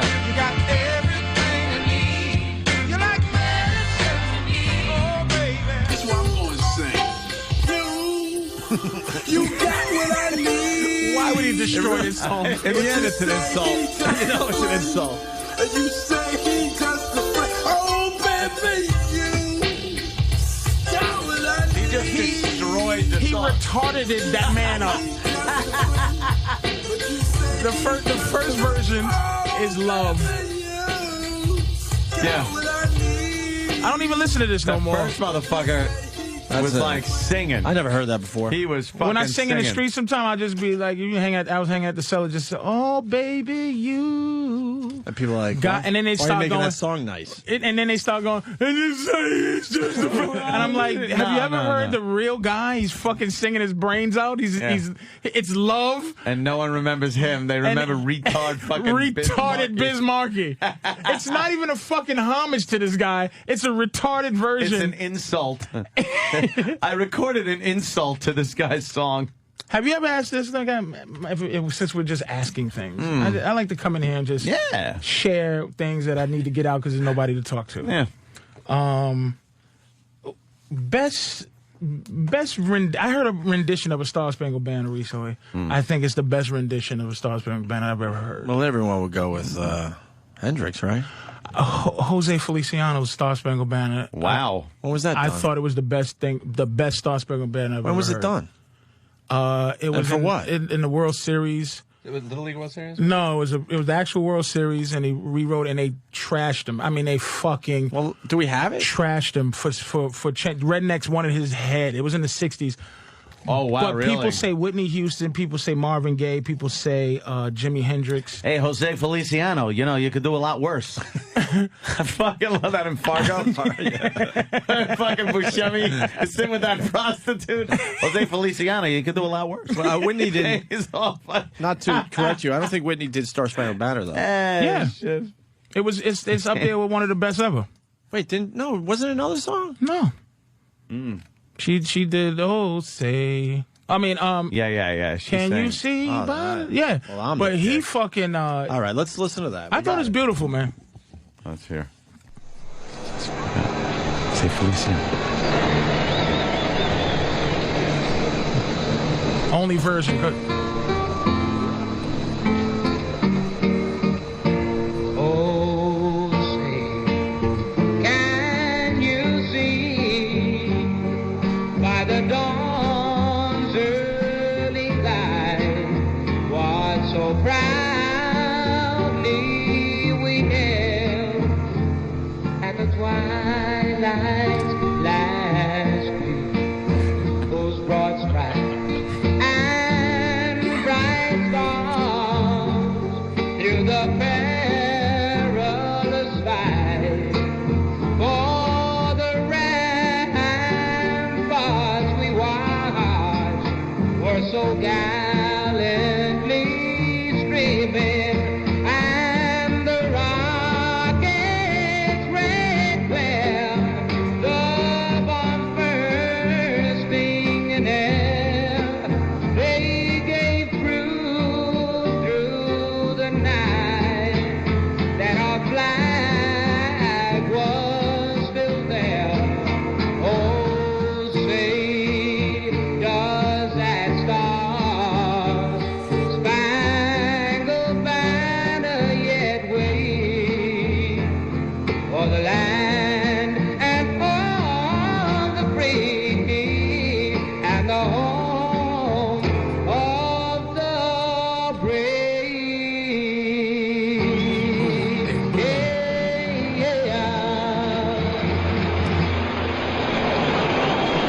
They boo him. They fucking boo him. He got death threats. Boo him. He's the first one to change. That was Let me tell awesome. you. He changed the way that the fucking song was done. Blind spick motherfucker is fucking up the goddamn song. They fucking Yeah. hate it. And he didn't change the words. He just changed the way it was done. That was good. That was fun. But I didn't think mind that at all. I think that the best I Star thought that was Spangled good. Banner is anyway. Wow, they but I wanna heard kill his motherfucking they ass, fucking yeah. threatened, but they threatened Jimi Hendrix too Yeah. when he fucked with it. Wow. So I was reading some of the I comments. saw you laughing. I think Steve from Beja said, "Sing it right, you blind fuck." Blunt. There's nothing better to do with his time. Sing it right, you blind fuck. They chased that motherfucker out of America after that shit. Fuck. You should see the video with it. They usher I'll him. check it out later. They usher him right the fuck out of there. Yeah, no, they love you. They love you. Get out of here. Get beat it. Quick, run. I got my favorite version. Thank you, Danny, for reminding me. It's right up there with the one we just heard. Go ahead. Jose, can you see by the stern early lights For the ramparts we watch was so gallantly gleaming, and the rocket's red glare, God's words bursting in air, gave proof to the light that our flag was still there. Jose, does that star-spangled banner yet wave for the land of the free and the home of the brave? Fucking Good old Roland. Yeah. Is that Roland? That was Roland. We miss Roland. I heard Roland got big dealings now. What? Oh, he had big dealings. He had. He's home. Some other country, but He's then home. No, Looking for a job. I heard Roland. I heard from the grapevine somewhere that Roland is booking. What's his name? Kimmel? No, your boy that Leno? you was on. Fallon? Fallon. I hope so. That'd be I great heard for Roland's him. booking Fallon. I heard he's booking the talent I on Fallon. fucking hope so. That's what I heard. Could be wrong, but that's what the deserves that word gig. in the streets is. Roland's running shit. He kind of got fucked, man. He got let go Yeah. after we were trying to hire him, and we weren't allowed to hire him. And then after we weren't allowed to hire him, they fired him. He got fucked. Did you Twitter that picture? Oh, yeah. Before we leave. Yeah. Because I gotta, Yeah, I gotta see it, and then yeah, it's up on my I mean, Twitter. that OP motherfucker Radio. has to get in here and explain that shit. You know what? You're gonna be surprised. Why? Patrice didn't think it was a big deal. Really? What's that? Steve's pants. Steve's pants. Steve's fucking the back of Steve's fucking pants. Y'all brutalize him so much that Opie goes, "Hey, Patrice, would you wear those pants?" I go, Look at that shit. I go, yeah.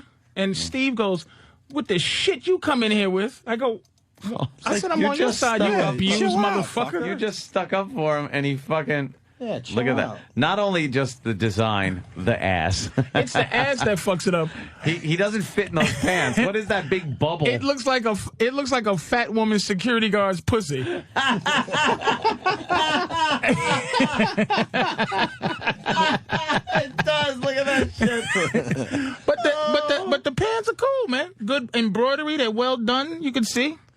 Yeah, I have to say that I don't mind those pants, but on Steve, I don't think you need the embroidery like that. Steve, we were just commenting on the your ass. embroidery. If you're gonna, I don't know. First of all, no way would I try to pull that off, but it's too bright on top. Yeah, of it. yeah. Let's turn around. You don't It's like the some kinda skull chick embroidery? thing. No. First of all, they're on the back of your thighs, your pockets. Yeah, What they're the too fuck? tight. That's the one thing. Yeah, It's just- yeah. They fit like ill-fitting tuxedo pants. But Steve is an ill-fitting clothes guy, though. Yeah, what's with the back? Like, look at the loose shit in I don't the know. back. Looks like you got a dighty. I don't know. I don't know what that's about. I really don't know. You wearing them backwards? I might be. Because the front's very tight. Yeah, you got camel toe in the back. Yeah, I do. The front's very tight. I don't the know. back is I very really don't loose. know. How does that work? I have no idea. How does the front of pants be tight by your cock, and then the back you like got a load Because of I have no idea how these pants are mashed supposed. potato shit. They're probably supposed to be really baggy, and on me, they're not. Why so. is everybody in here, except for Danny, not you, and I mean all the. Why is everybody disheveled? Why is Steve disheveled? What's going on? Steve, You've been back for a week. It's been a long week. No, they don't. I don't. I don't know. It's everywhere. Is it really? Well, my wife's pregnant, so Oh, really? Yeah. Oh, you made sure she stayed, huh? Everyone's- yeah. Steve is in super love. Oh, I am. Oh, at the wedding, he was floating like the fat guy from Dune. he was moving like how Spike Lee has the people moving. Yeah, he just was when they're walking in down the love. sidewalk, it just float. Oh, Lord have mercy. I know he's happy to have her pregnant. Oh yeah. Well, we've been trying for a while, so I am very happy. You've been trying for a fucking while. But I will say, I haven't done it until recently. Coming inside of a vagina is just another feeling of... There's I've always nothing done porn style, like but it. coming inside a vagina is just... It's shock. It feels shock. If I found out about it when I was 19, because I have always 20 pulled kids. out, Sean Kemp, fucking move over, nigga. Why would you pull out? That's a kid joke. I'm with you. Sean Kemp. Sean Kemp. How many does he have? Oh, 8, 9 that he doesn't take care of, I would have 46 kids. Okay, I gotcha. Sean has a lot of kids. Sean Kim has a lot of kids. It's just And he didn't survive. Feels unbelievable. He didn't survive long enough in the NBA to take care of all his kids. No, he got 8 or 9, but I didn't find out about coming into a woman till 39 and a half. Holy shit. Because there's nothing that could be done to your cock the second you're ready to come that is better than being in that vagina. Oh. Even a blowjob, the whole thing, like, quick, pull it out, shove it in the mouth. And the It twat's just always does- accepting. It just starts. Oh, yes. It just starts like eating cum. I'm sorry. It just the fucking pussy just starts wanting cum in it. It's just so natural. It just knows to gobble that up. Yeah. I'm so surprised I fucking don't have fucking kids running around. God damn it. That means you want to be a father. No. You're taking the shot. No, it just feels good. It better be birth control and shit like that. I'm taking the place of kids. I'm buying a bunch of dogs. I got another dog. I heard. Now, someone said you buy dogs and then you give them away. What's that about? I buy dogs. You save them from the puppy mills? Yeah, when I go into a mall, as soon as I see a mall dog in those Where they're in cages that with the little feet in glass there, and they're just living in their own shit and piss. Yeah. And they cost fucking $1,500, $2,000. Yeah. And somebody and here's the racist sons of bitches. They keep a lot of Chihuahuas around because they know a lot of Puerto Ricans are going in there, and everything is racist. And they fucking they get the financing. They do financing like cars. You can make payments on these dogs, and they're always sick. They always got kennel cough. They always got some kind of problem. I bought a West Highland Terrier. And we think he's retarded, but we're not sure. Bobby said he might be deaf because Bobby's like the dog guy. The dog whisperer? A little bit, but you know. Bobby's what Bobby is. Bobby muscles his dogs kind of, but Bobby's a dog knower, but he's not a dog lover. But he loves his dogs, but he's like loves this pack leader thing. Like, is he like the alpha male of his like, pack? hey, you two motherfuckers, get out here and shit. And yes, sir. And he teaches him how to do the fucking yes, sir shit. He salutes him. You too. But I bought a West Island Terrier. It's a little white dog, and it's just we think it's retarded. So what are you gonna do with it? We waiting to see if it's retarded. But I told my girl, if he's retarded, we have to figure out fast. Because we will be able to find him a home. I mean, it's a 4-month-year-old West Highland. Yeah, you can't let it get old and retarded. But you can't let it be attached and retarded. Yeah. So if you go, hey, I got a 4-month-year-old retarded puppy, and I always look like every couple of years I'll spend $1,000 on a dog to get him out of them fucking places, And I got a Chihuahua and I got a Shih Tzu, and 2 doctors, a doctor and got the one and the other. I don't mind because it's just I don't take care of him, but I hate when I go in the malls, man, and it's just fucking sad. But They're I'm in that hoping this little dog corral. ain't dumb. They make a little corral for him, and they throw sawdust down, and they're just like, no, not in the mall. Yeah, they got him standing like I thought in the fucking show, Vietnamese, some torture. It's a cage. A cage, even at the bottom. I've seen the cage ones. No, but it's I cage think by the on all displays- sides, basically. And even on the feet, so so supposedly the Ow. shit falls through, but the shit never falls through. No. It's there. They pee through it, and then here's what happens: they get really detached from people because people take them out the cages, play with them, but they go, "How much the dog?" $950. Oh no! Oh no! And then the dog goes back, so it never get attached. So I think this dog is like. First of all, he got car sick. It threw up in the fucking car. Oh my God! So the doctor's like, yeah, little dogs. It's weird. It's like a motherfucker. It's like you go to Best Buy. And you go, hey, we got the floor model television. You go, plug that in, motherfucker. Plug it in. The TV's working. You get it home. That shit explodes. I get this dog. It fucking starts foaming at the mouth like it has rabies and throws up. And it wasn't like that in the store? I said I was kicking the dog in the store. This shit, what's wrong with this dog? And then it's retarded. God damn. The dog's retarded. It has a blank look. And we have another dog, a poodle, which is super smart, and the poodle's just looking like, what the fuck did you do this for? You brought home a retard. A retard. Can't even jump. Legs are little. It's a midget. So we're hoping it pulls out. I keep reading the breed shits, but it's a 4-month-old Westie. If we give it away, somebody will take it in a minute. There'll be a white woman that'll take this fucking dog in 7 seconds. It's a beautiful dog, and she might have the patience, you know, to retarded take. dog. But I'm hoping it's not retarded. You could check for developmental problems. You could take their rear paw, and flip it over so it's like on the wrist of the paw, like this. And if they don't flip it over right away, they could have some developmental problems. Are you bullshitting? How do you know that? I watch a lot of Dog Whisperer. Are you serious? And my chick is a vet tech, so. Really? Wow, So you you take the back foot, and put it on the ground, and then flip on it, top of flip his. it on its joint almost. Put it like, and like if Mia it doesn't, Wallace did with her foot when she was standing in the when she was waiting for Travolta to take her. If it just goes, if he takes and starts walking on 3 legs and the other one's dragging behind. Yeah, like it should go immediately back to the proper position. If it doesn't go immediately back, it's like a reflex. Then your dog might have some problems. Retarded? Yeah, potentially. What else? Just behavioral problems, developmental problems, you know. But how do you know in 2 days? How long before you know if it's retarded? Try the foot trick. Oh, Start God, there. please, God, don't let the fucking dog's foot not flip back. It's just gonna be I'm walking. I'm praying because I made a promise to the kid that we're going to keep the dog. If she does her part to take care of the dog, we'll keep it. If this dog's foot stays on the fucking ground. If it stays like Carl's hand when he touches the little fellow rock. Little feller. I'm fucking Poor praying to little fella. God, don't let this dog be retarded. Let the foot flip black, This please. dog has no idea about the test that is going to happen in about an hour. I'm going to fucking press his head against his chest and duct tape his head against his chest. If he doesn't wiggle out, he's retarded.